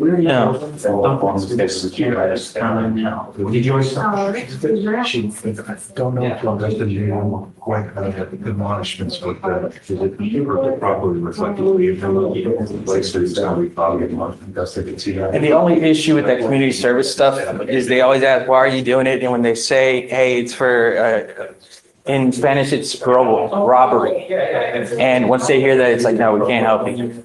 I just came from court 6 with that issue. So here's what I kind of, so I haven't gotten into usually our online, or sorry, retail theft program. It's not we're not, you know, that everything. They put, I don't know, I can't still offer it, I can check it. So thank you for your. Could do. Tomorrow, but we have the kind. But do they have it in Spanish regardless? You know, because really, if it's in English, you're still not going to benefit her regardless. I don't think that community service is going to, having someone do meaning, I mean, because who knows what the hell she's going to do anyway? No one. The idea is that you learn from this. Okay. Looking at it, so. Okay, you want to have her try it again? You want to do it again? She's here. Does she have any friends that speak English? That's the thing. It's supposed to be a Spanish class, Judge. I need to call these people and be like, She has a friend that can hang out with her to help her out if there's something in English that pops up. I've never had it happen like twice in a row like this. Usually I pass on the second one. But ask her if she has any friends that speak English. No, not here. Yeah. I'll try to do that. You want to roll her, give her more time to do it, or what are you thinking? I don't want to just roll it for the sake of rolling. Can you ask her? Ask her? If she has friends that speak English that would perhaps help her. Okay. I understand. Okay, let me do that. Waiting room? Again, Bruce already supposed to. Yeah, he's here. All right, Mr. Johnson, you ready? Yes, Your Honor. Come on in.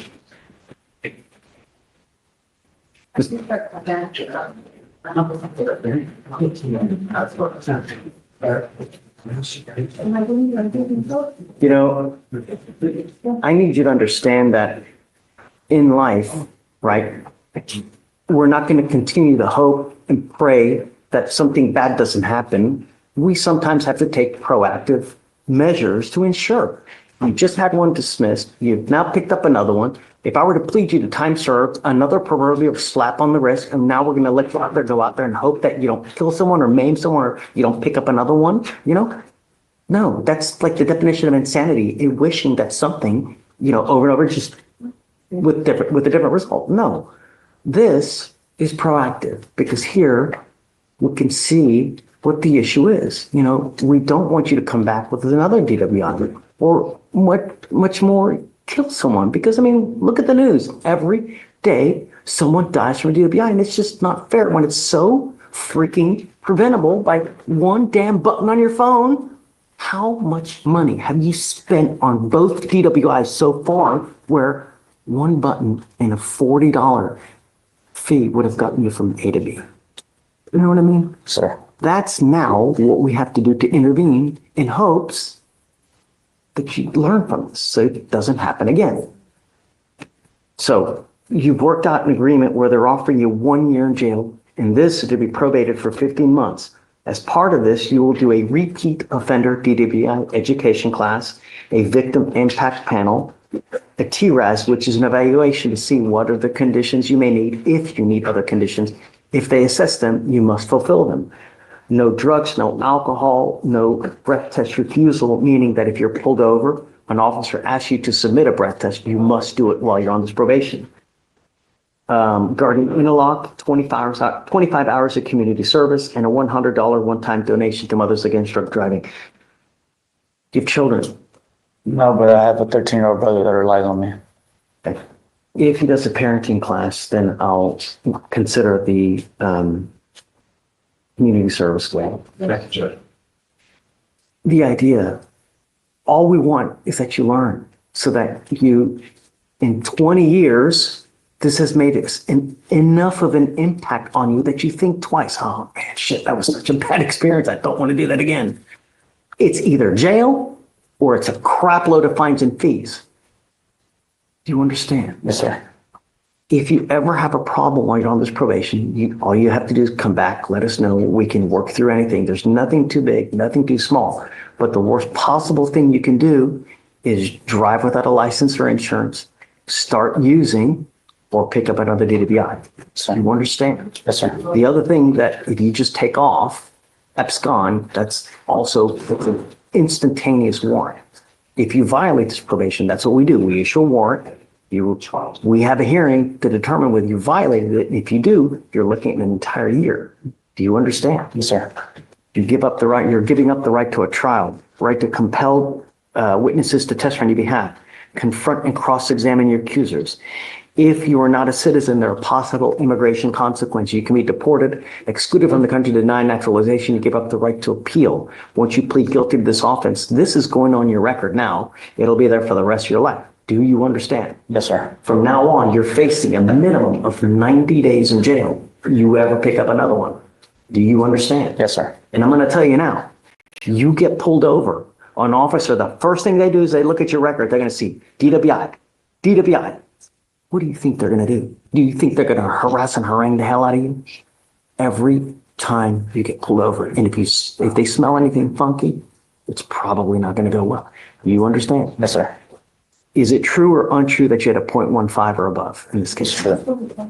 True to the enhancement. All right. How do you plead to the offense? Guilty or not guilty? Guilty. I'm going to find you guilty. I'm going to follow this agreement. I'm going to send you to it. I'm not going to suspend your license now, but I'm going to tell you, can you look up his license, please, to see if it's suspended? Judge, I'm sorry, I missed his name. Arredondo. Thank you.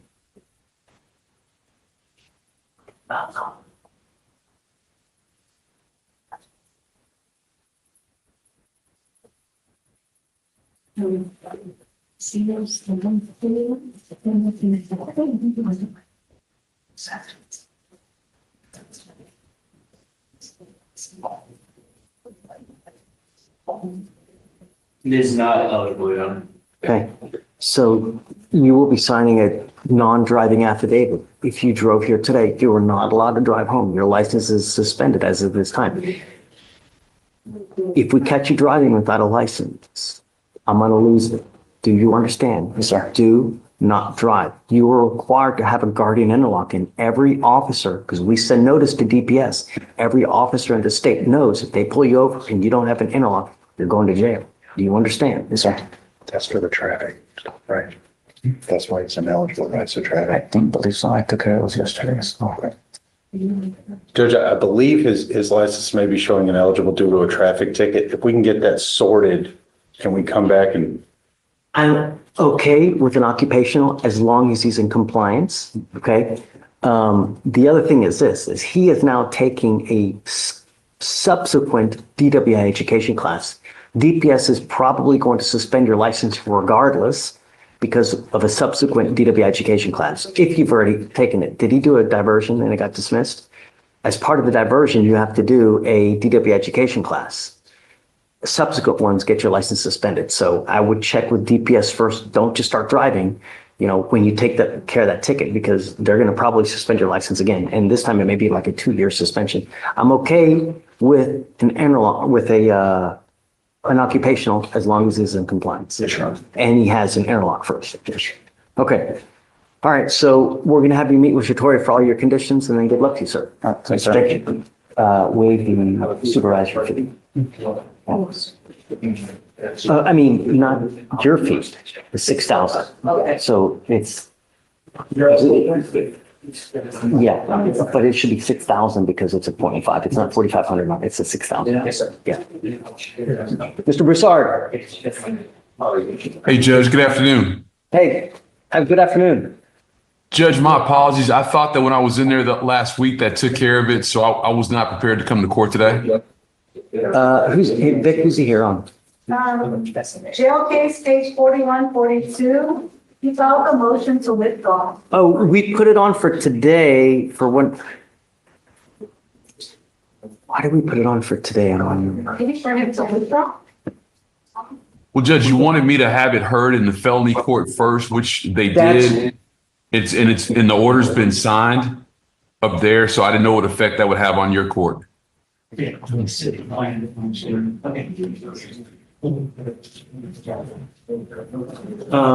can you appoint him someone? Oh, because, right, I remember now, because I didn't want him to withdraw and then he's in jail and it looks like he's in jail without a lawyer. That's why we did that. So, well, no, I didn't want to sign it then because then he was not on the docket that day. He was upstairs in felony court, so we didn't have him here. So we would have effectively reset him, withdraw him, and then he looks like he doesn't have a lawyer at all. I didn't want to do that. So I'll grant your motion now, Mr. Broussard, and then we'll appoint him a lawyer. Okay, thank you, Judge. Okay, man. All right, take care. You too. Okay, you ready? Yeah, reapproaching on Ms. De Alvarado. So she's got somebody that could help her on the English one, but I told her, hey, talk to them, see why you're not getting the Spanish one, first of all. And then in the alternative, she's got a cousin that could help her. Okay, so let's set it off a week for her to do it again. All right, let's do that. Okay, thank you, Judge. Appreciate it. Is appearance required? If she fails it again. Tell her we're going to keep doing it till she passes. Okay. I want her to learn. Okay. How much time? A week.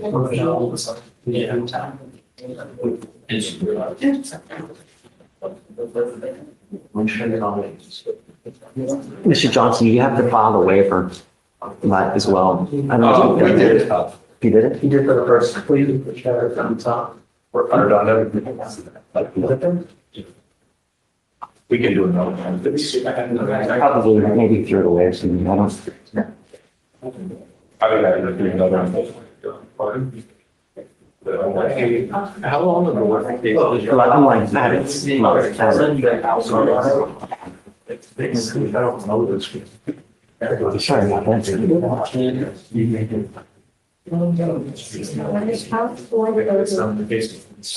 that. Guys, are you done? You need anything? No, behind you. You guys ready? You need a translator or what? You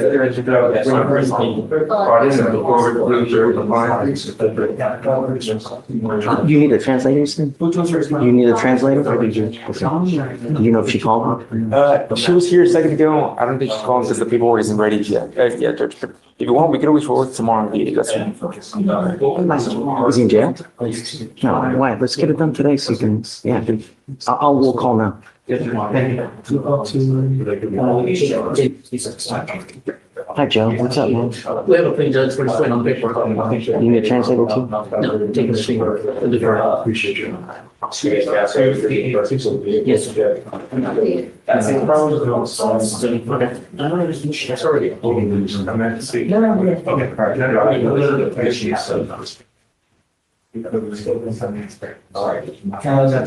Judge, she came in during the trial. Are you new with us training? Eventually I'll be back for some training. So what are you doing?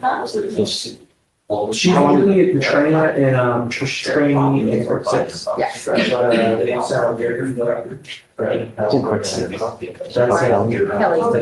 Andrews. He brought it last time. Do you want to get it? I don't know if we do things differently than other do. I know she has a lights dim, right? Yeah, it's just locked up. Lights dim, but then also like. It's like Halloween and fall. Over there, it's like I could Well, because you've been there for a while. I feel like you'll get that here too. I mean, I was you know? over there, I was, I did my 6 months. Here we do stuff pretty, regularly, like, Yeah. hey, Okay,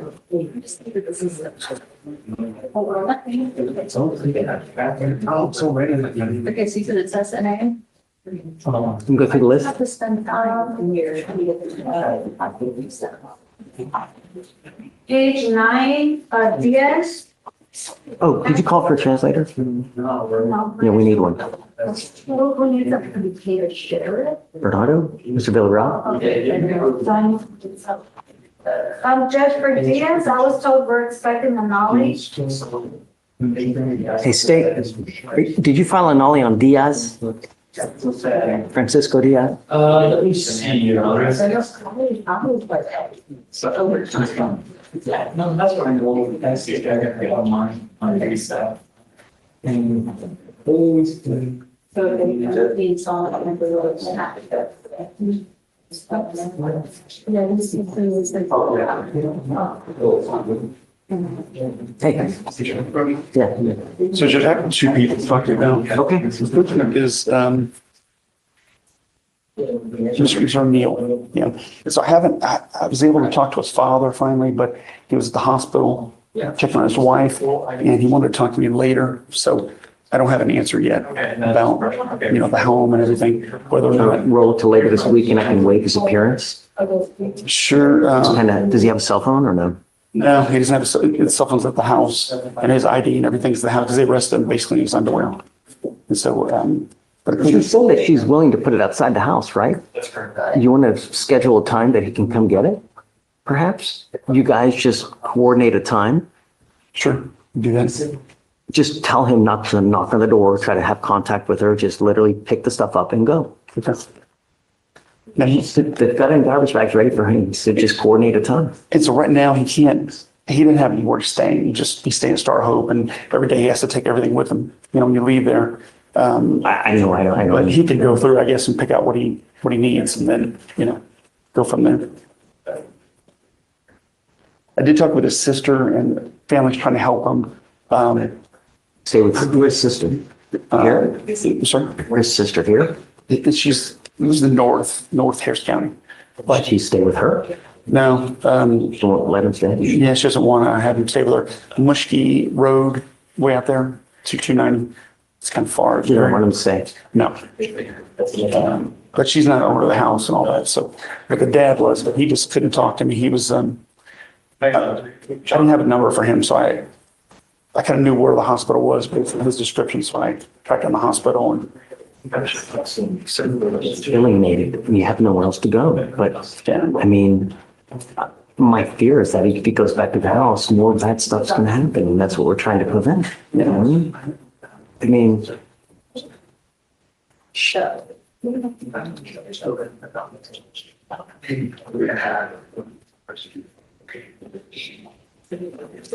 Harold, I'll do whatever you want to do if you want to.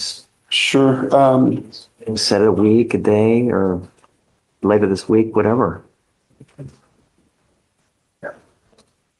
Can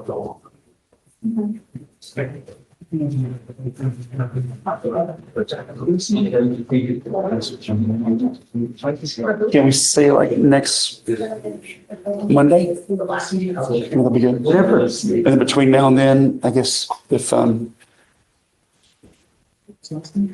Right. I mean, what I would say is if you could reach out to her, ask her what's a good day and time for him to come pick the stuff up so she knows that she's not there, right?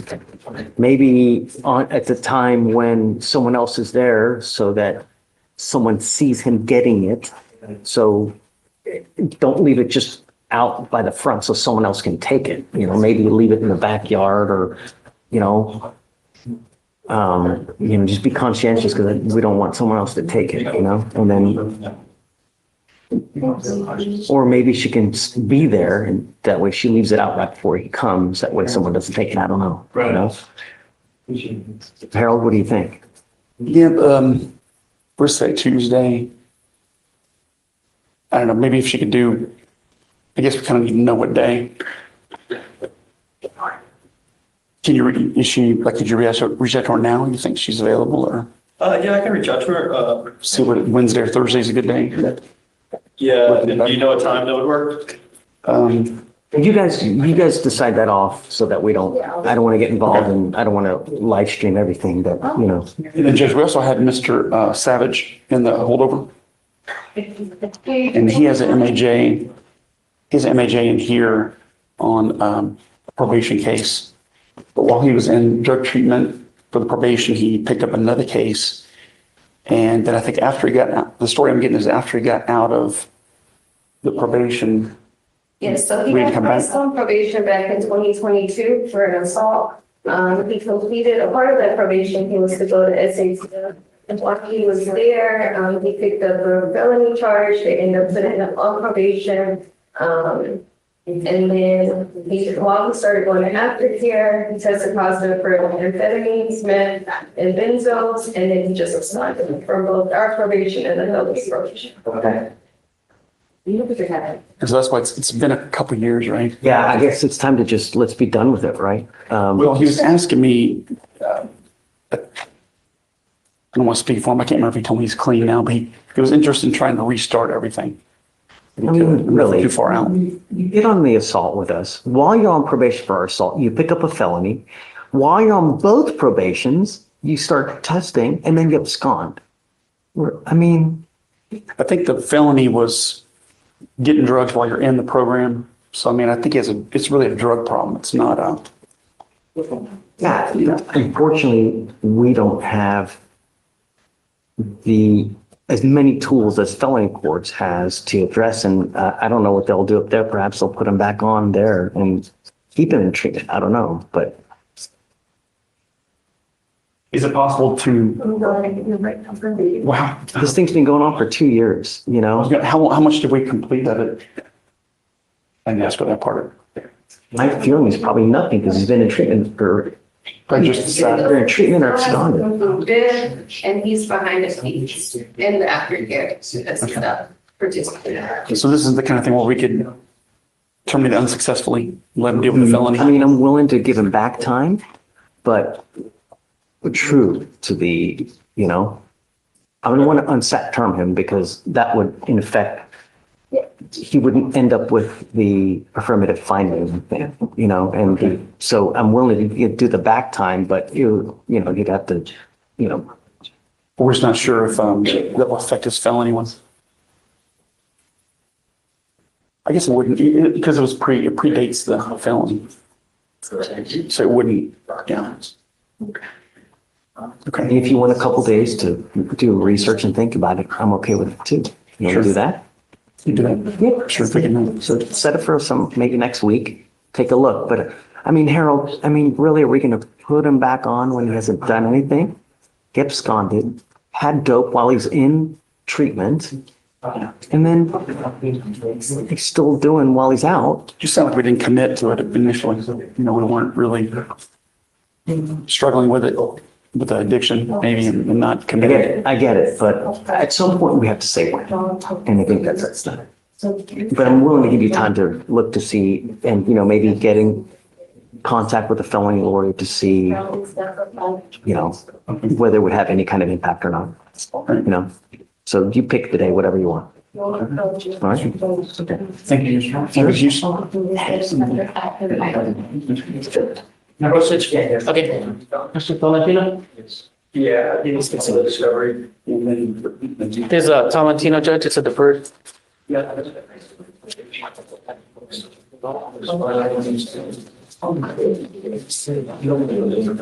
No, Judge, he's a U.S. citizen. Morning, Mr. Tolentino. Morning. Sir, you're charged with illuminating an aircraft with a laser pointer. You're facing up to a year in jail and or a $4,000 fine. The agreement that you have worked out is a 6-month deferred adjudication. This is a very serious agreement that you're entering into now. This is a type of probation that if you complete successfully, you do not end up with a conviction on your record, but you cannot tell people it was dismissed. It doesn't get dismissed. You do a probation, complete it successfully if you do, and you don't end up with a conviction. Do you understand the difference? You give up nearly every right known to man by entering into this agreement, telling us that you can complete this. And if you don't, you're facing an entire year in jail. Do you understand? You're giving up a lot of rights. You give up the right to a trial, right to compel witnesses to testify on your behalf, confront and cross-examine your accusers.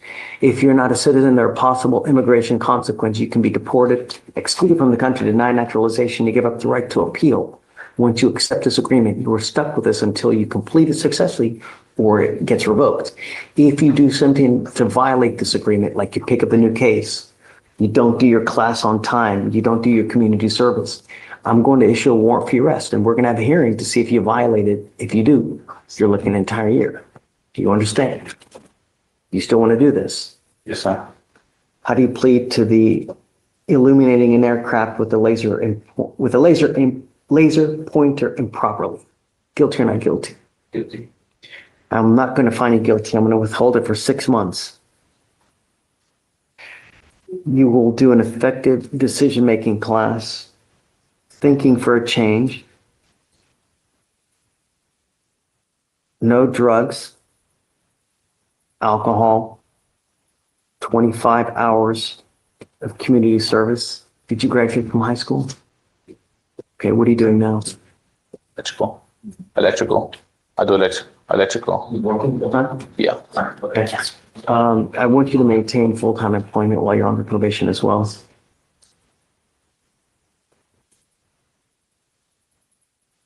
I'll make you a deal. If you do well, you get everything done quick, I'll take you off in half the time. Meaning get your classes done, be nice to everybody. And if you do that, we can take you off in half the time as a reward. But if you mess up, it's not going to go well. Do you understand? So, all right, bud. Good luck to you, sir. Thank you, Judge. Thanks, John. Okay.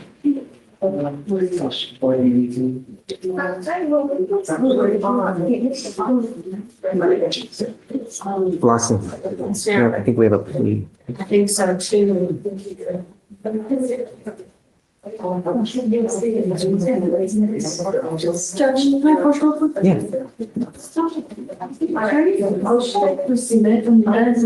Restriction. But there's we're not here today. You can waive it.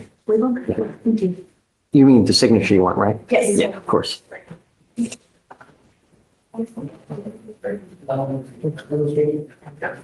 Schedule's over? Yeah.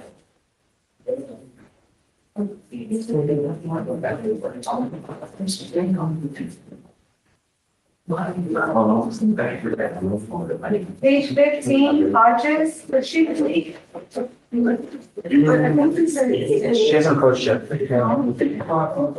How is this case 190 and still waived? It's what? It's 190 days old and it's waived. How's that?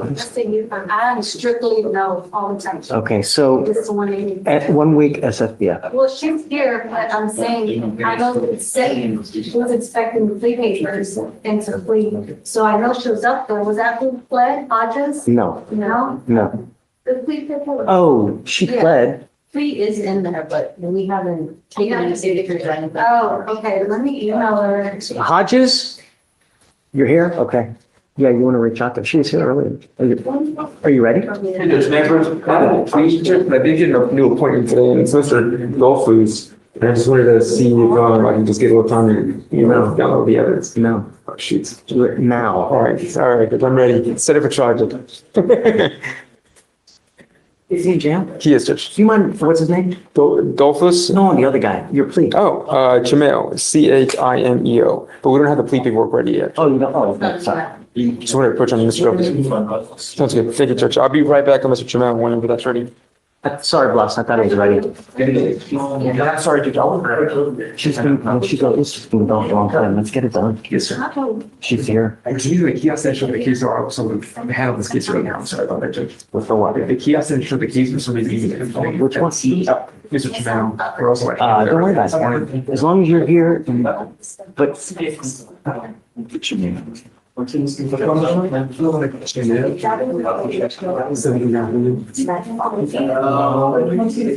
how about trying to text whenever? Do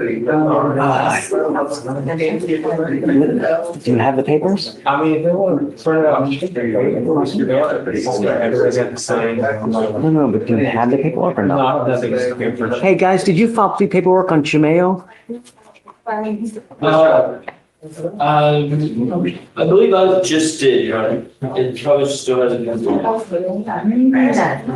Are we doing time served? Give it 20 minutes. 20 minutes? No, the system. Yeah, the system, because I waited 20 minutes over there. Ay, caramba, la bamba. That's what I said. I second. We'll sign in just. I don't know, it's going on in your system. Some days it's 20 minutes, some days it's 5. Maybe it'll come quick.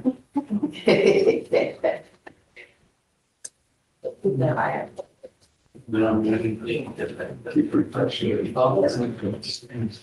You can borrow this.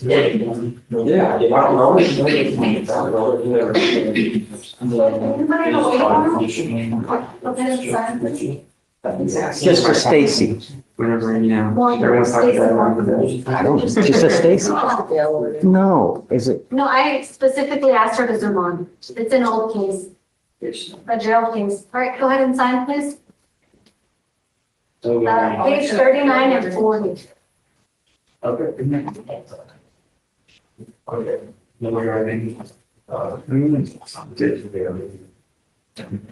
Good morning, Miss Morgan. Good morning, Judge. You need to put your last name on there so I know it's you. If I don't know. Sounds good, Judge. I don't let them in, okay? Please. Understood. Yeah, my Zoom in is not logged on. This is a new computer, so barely adjusting. You got De Mejia. Yes, Your Honor. What do you want to do? Yes, Your Honor. So I was emailing the state over the weekend. They did release some videos on one of the cases on the 17th. I haven't had a chance to review them. My understanding is Mr. Mejia wants to take some sort of agreement. Okay, so we'll just give you more time. Yes, Your Honor. I was going to ask if it can be rolled to tomorrow, and I mean, I already have access to the videos. I was reviewing some of them right now. You really want to do that? Negotiating with the Or do state. you want more time? No, I can roll it to tomorrow, Judge. Okay. Do we expect them tomorrow? Videos. Videos? She gonna watch. Don't watch them? All right, so you sure for tomorrow then? Yes, Your Honor. Okay, you got it. All right. Thank you, Judge. Okay, see you tomorrow. Maybe excused? Yes, ma'am. Alright, hold on, wait. Yeah. You got it? Wonderful. A second. Can I? Give us like 2 minutes to get it ready and then we'll file ready. Slowpoke Rodriguez. No. If you want to go to the home. That was the, Oh, he's in jail. that was the, hey, that was the opposite of what's his name? Yeah, Slowpoke Rodriguez. Really? Yes. My name is Slowpoke Rodriguez. Yeah. You never saw the cartoon? Come on. You know, my daughter's gonna give my grandson a birthday. And I said, so what's the thing? She says, Snoopy. I said, no, that's you like Snoopy. She's just the baby since he was baby. Oh, he loves Snoopy. No, you love Snoopy. So everything's Snoopy. It's cute. He is cute. Finding an outfit for this little chunky monkey is a nightmare. He's not popular, so it's gonna be, It is. You know? I found one for $30-something. I said, ooh, well, that's okay. expensive for a one-time use. For one time. And then he's on probably the Spider-Man. This is like the little Spider-Man. Okay, Judge, you ready to go over a few? Yeah, go. Here we go. Try to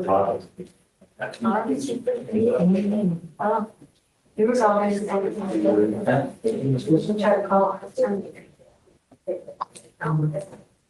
I know. So this is the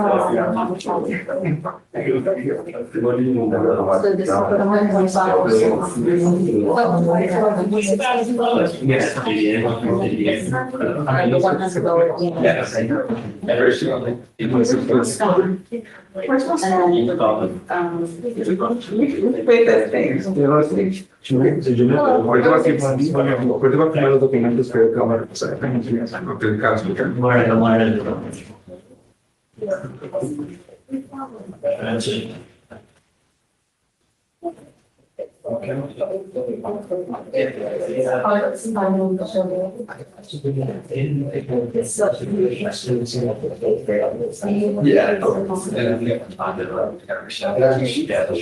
Is there a frame? No, there's.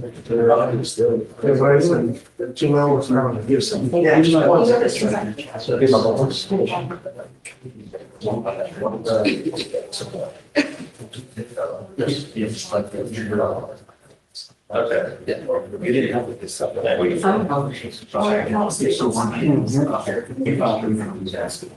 have work on this. All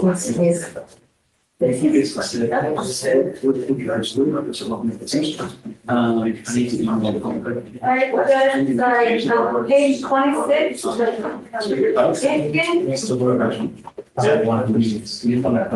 That for Lincoln Bell to here. 2501. They're on the, Page 28, please. Set for arraignment, also here, first time. 2501.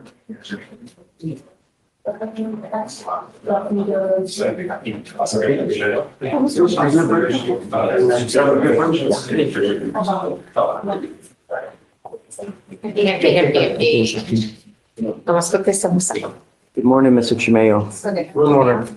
Good morning. Charged with driving while intoxicated. You're facing up to a year in jail and or a $4,000 fine. You have worked out an agreement where they're offering you 27 days in jail with credit for the 9 days that you have done. You need to understand that this charge from now on will go on your record. It will be there for the rest of your life. From now on, you're facing a minimum of 90 days for any new cases, at least with DWIs that you pick up. You ever get pulled over again, officers will see this DWI and they roll up to your window and they smell alcohol, or if they smell dope, it's probably not going to go well for you. So I would never get into a car and drive if you've even had a sip of alcohol. Do you understand? Yes. You're giving up a lot of rights by entering into this agreement. You give up the right to a trial, right to compel witnesses to testify on your behalf, confront and cross-examine your accusers. If you're not a citizen, there are possible immigration consequences. You can be deported, excluded from the country, denied naturalization under federal law. You give up the right to appeal, meaning once you plead guilty, this goes on your record and it will be there for the rest of your life. Is this what you want to do? Yes. Is it true or untrue that you had a .15 or above breath test? ¿Verdad o no verdad? True. I find it is true. I'm now going to sentence you to 27 days, give you credit for the 9 days that you've done. I'm going to suspend your license for 90 days. Do not drive until you get a license and good luck to you. Thanks. Judge, I was appointed to this case about 8 days ago, Judge, and I don't believe sentencing status has changed since then. Can we ask the court to waive the DPS fee? Thank you, Judge. Okay.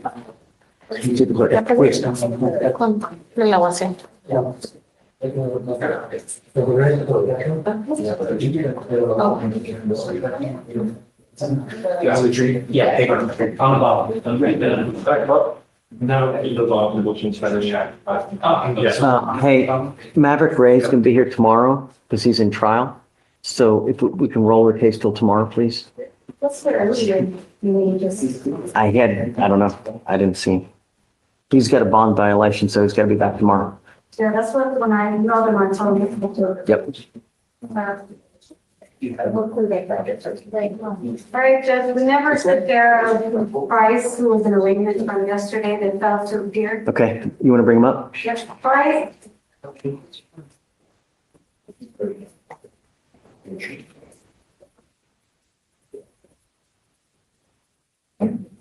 What's the cause number?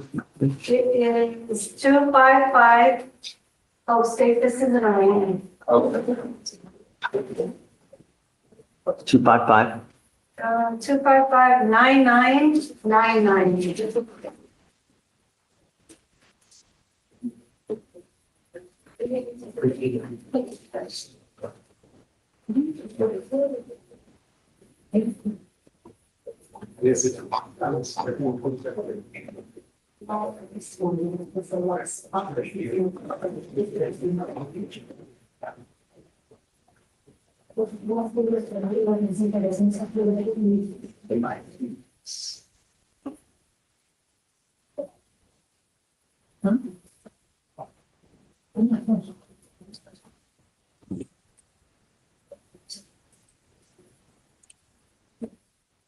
Bennett. 1, 2, 3, 4, 5, 6, 7, 8, 9, 10, 11, 12, 13, 14, 15, 16, 17, 18, 19, 20.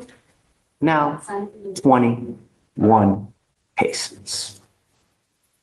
Just since 2020, possession 1 to 4, unauthorized use, possession 4 to 200, 21, evading arrest, felony theft, felony assault, felony possession of a controlled substance, possession of a controlled substance, possession of a controlled substance, now 24, possession of a controlled substance, possession of a controlled substance, assault, unauthorized absence from correctional facility, PCS, now 25, just in 25, PCS, unauthorized use, and now you have an evading arrest.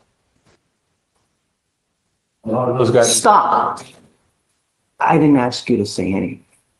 You missed court, and now you're here.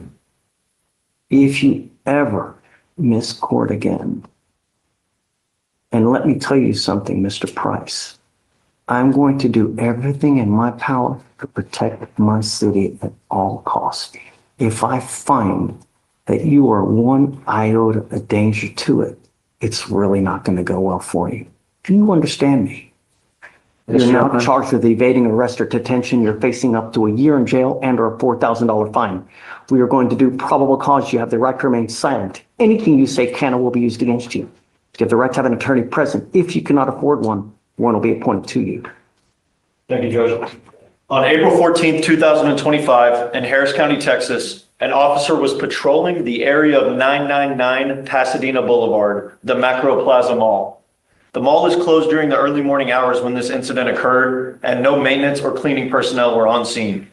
999 Pasadena Boulevard is near 1202 Pasadena Boulevard, which the officer knows from training and experience to be a high drug area. The officer observed the defendant standing near a mechanical box on the side of the main building of 999 Pasadena Boulevard. The defendant looked at the officer, who was in a marked patrol unit, and began walking toward his bicycle, which was laying on the ground nearby. Due to the above circumstances, as well as defendant's suspicious behavior, the officer initiated a subject stop on the defendant due to reasonable suspicion. The officer activated emergency traffic lights and began sounding the siren of a marked patrol unit. The defendant continued to ride his bicycle away from the officer, standing up on the seat of his bicycle to accelerate faster. The defendant eventually fell off the bicycle and continued to evade on foot until he fell in the roadway of the 900 block of Pasadena Boulevard. The defendant evaded the officer for approximately 736 feet. The hell was he doing wrong? Riding a bicycle while white? He's not doing anything. Just presumptive police. No. Mr. Price, I'm going to find that there's no probable cause in your case today.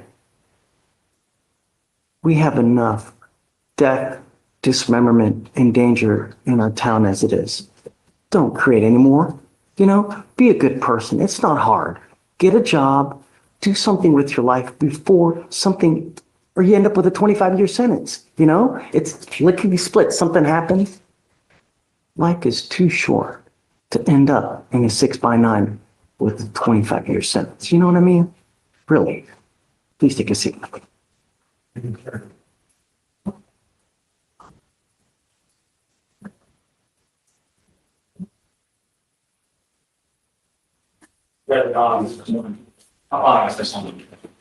Sir, your case is being dismissed. You're free to go. Hey, Josh. Hello, Judge. Can you hear me?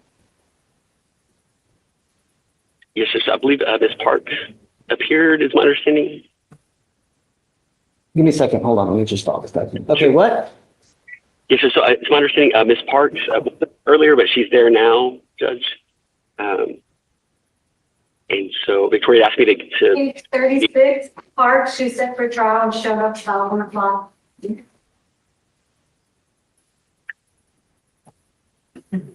Come up, ma'am.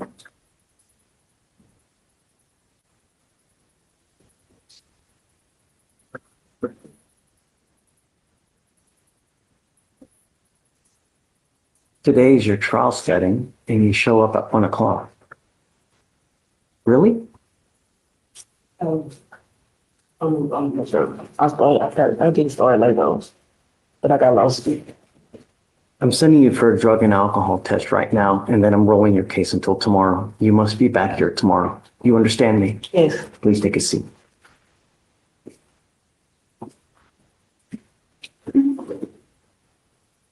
yes, sir, and I will be there tomorrow morning. Okay, thanks, Josh. Thank you. And tomorrow, 9 o'clock, not 2, not 1, not 10:30, 9 o'clock.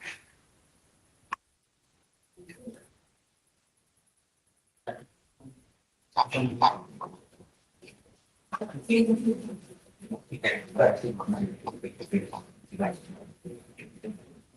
ahead and sign for your reset.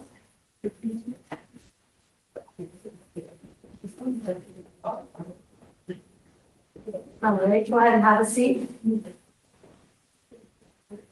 What else? Judge, next is page 34, Zimmerman. You reinstated the bond and set the arraignment for today, and you still didn't show up. Where's the lawyer?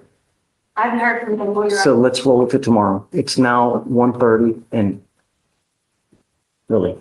And then we'll reach out to her, let her know to tomorrow. Did you? On Chelsea's plea for Arredondo, you waived the GPS fund. Did you want to waive the court costs as well or have him pay the court costs? No, throughout, he can do it. Okay, just want to make sure. Yeah, just the supervisor, just the 6,000.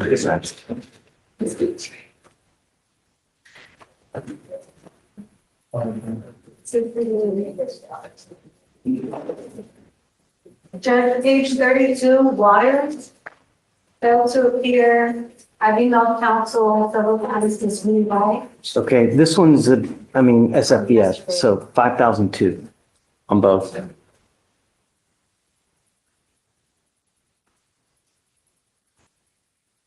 Look at the version changes.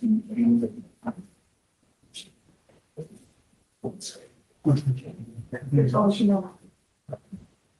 I don't think it's tonight.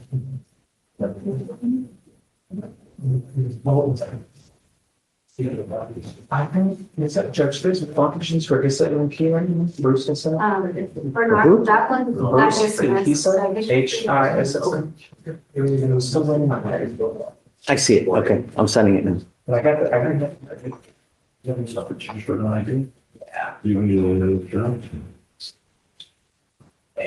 I'll do it like 2 minutes. So I know that one filmed. Bruce ISA, come on up.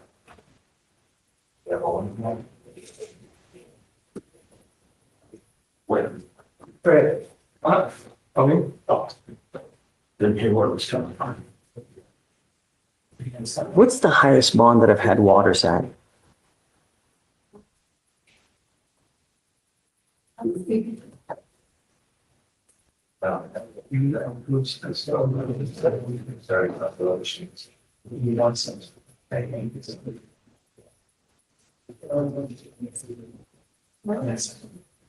10,003. Okay, so this is 15,000 and, or let's do 12,504 on each. So usually it's 12,504. Yep. And so you must have learned that's that all the works. May 27th. So you could be back here. I'll try to you cannot do the judge. Yeah. So here's your sheets. Information on there. Thank you. Done,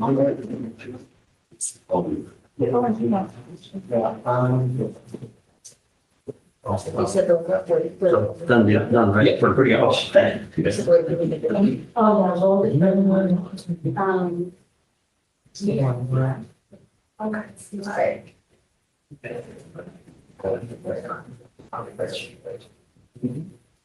Hey, what's wrong with Diaz? We have a lot. I'm sorry. Oh, no, wait, it was Don that gave it. Wait, did he ever tell you that? He hasn't emailed me anything. I mean, he said he should. Cole told me that.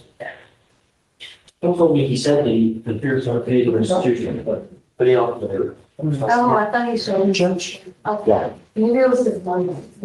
Judge, I missed that part for the, what costs and Tontio. Which one's It was the 20? probation 6-month one. It was. The airplane. You can wait. Joe's. Yeah.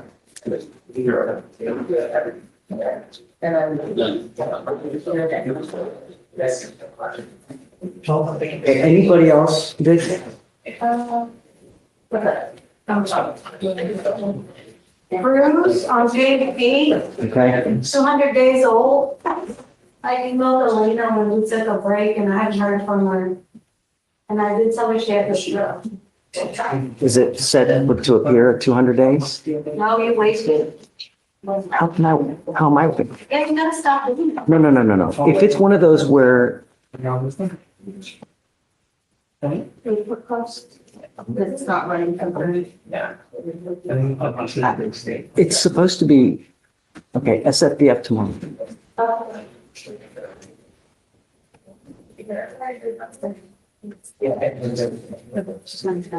No, we're here. Right. So right thumb blue up.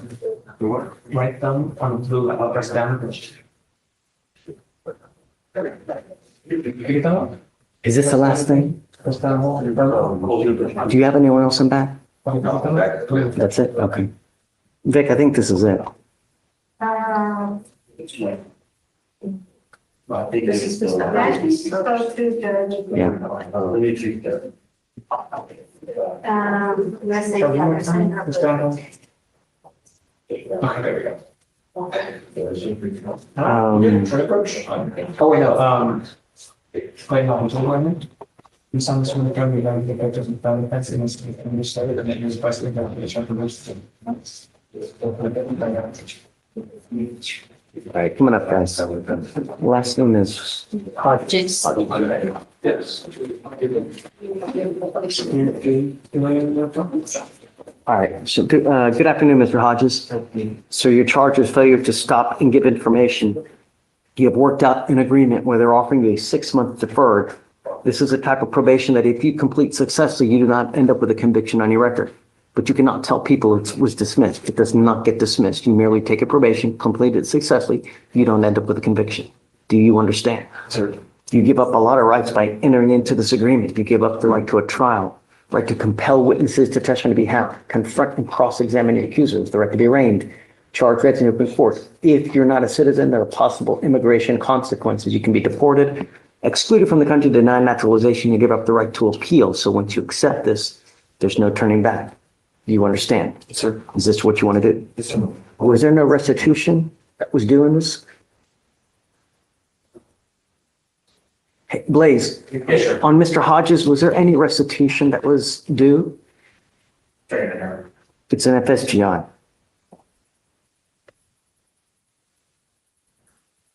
Hold on, Aaron.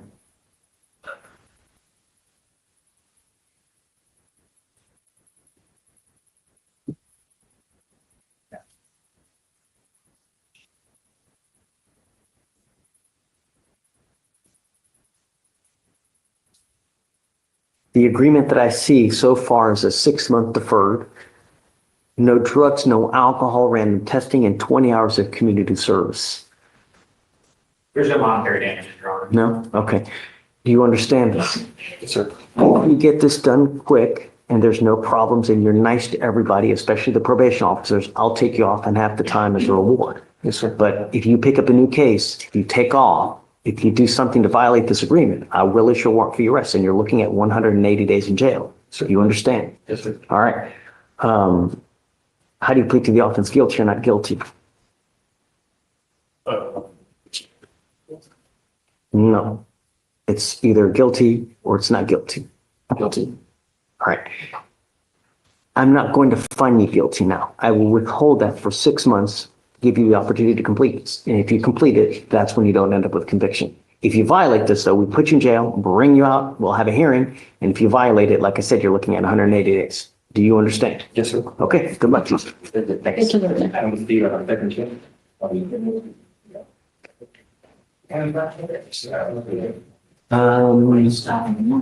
You can wait. Guys, I think that's it. I think That's it, Your Honor. But I mean.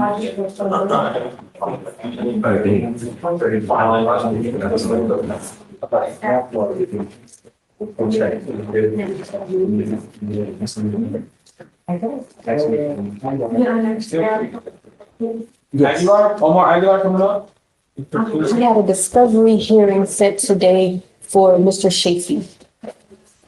It was for the 911 call.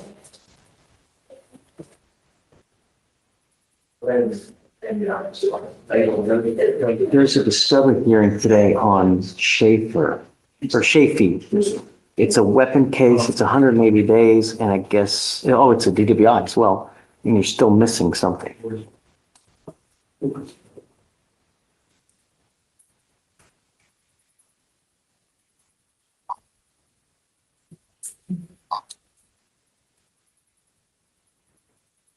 It looks like it's not in one.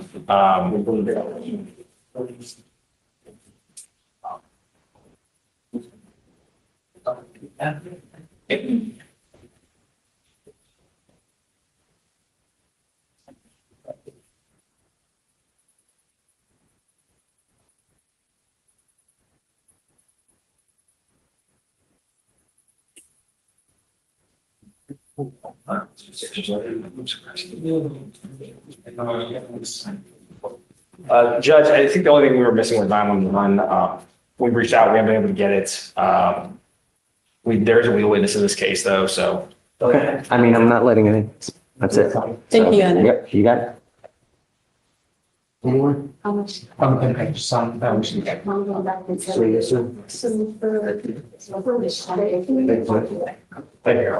Thank you, guys. All right, with that, what? On that case, how much time frame is it? I mean, it's 180 days. Where are we going with it anyways? Times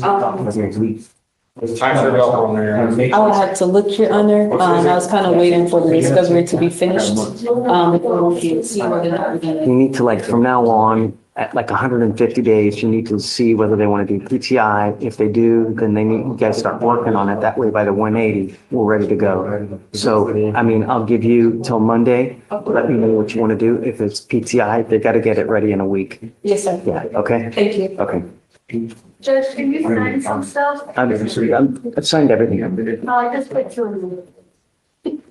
Hi. There's that two. Sure, of course. Move that. This guy, 246. Okay. 246130018. As the organization, he successfully completed everything. They're just asking is it okay to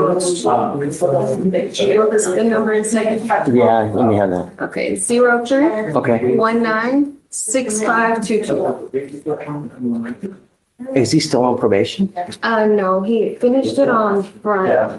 Yeah, we'll take it out. Yeah, of course. And then the second one, the cause is 2435937. Okay. Dominguez. Yes, they're asking for a 6-month extension. He's actually being supervised in another firm. He's completed IOP and SOP. He hasn't completed the virtual impact panel or the DWI repeat of peers. He's expected to enroll in his labor this month. They just wanted 6 months. So I'm not gonna do that. So let's do this. If he hasn't enrolled, then what am I? So give him 2 weeks. Mr. Hodges? You said by the end of the month, he's got a week, let him know, he's got 1 week to enroll in both. If not, then we'll bring it up here. And then I'm gonna take off the, I mean, I can't trust you to do it where you're located, so you're gonna have to start doing it with us here in Harristown. You know what I mean? All right, we're done. Done?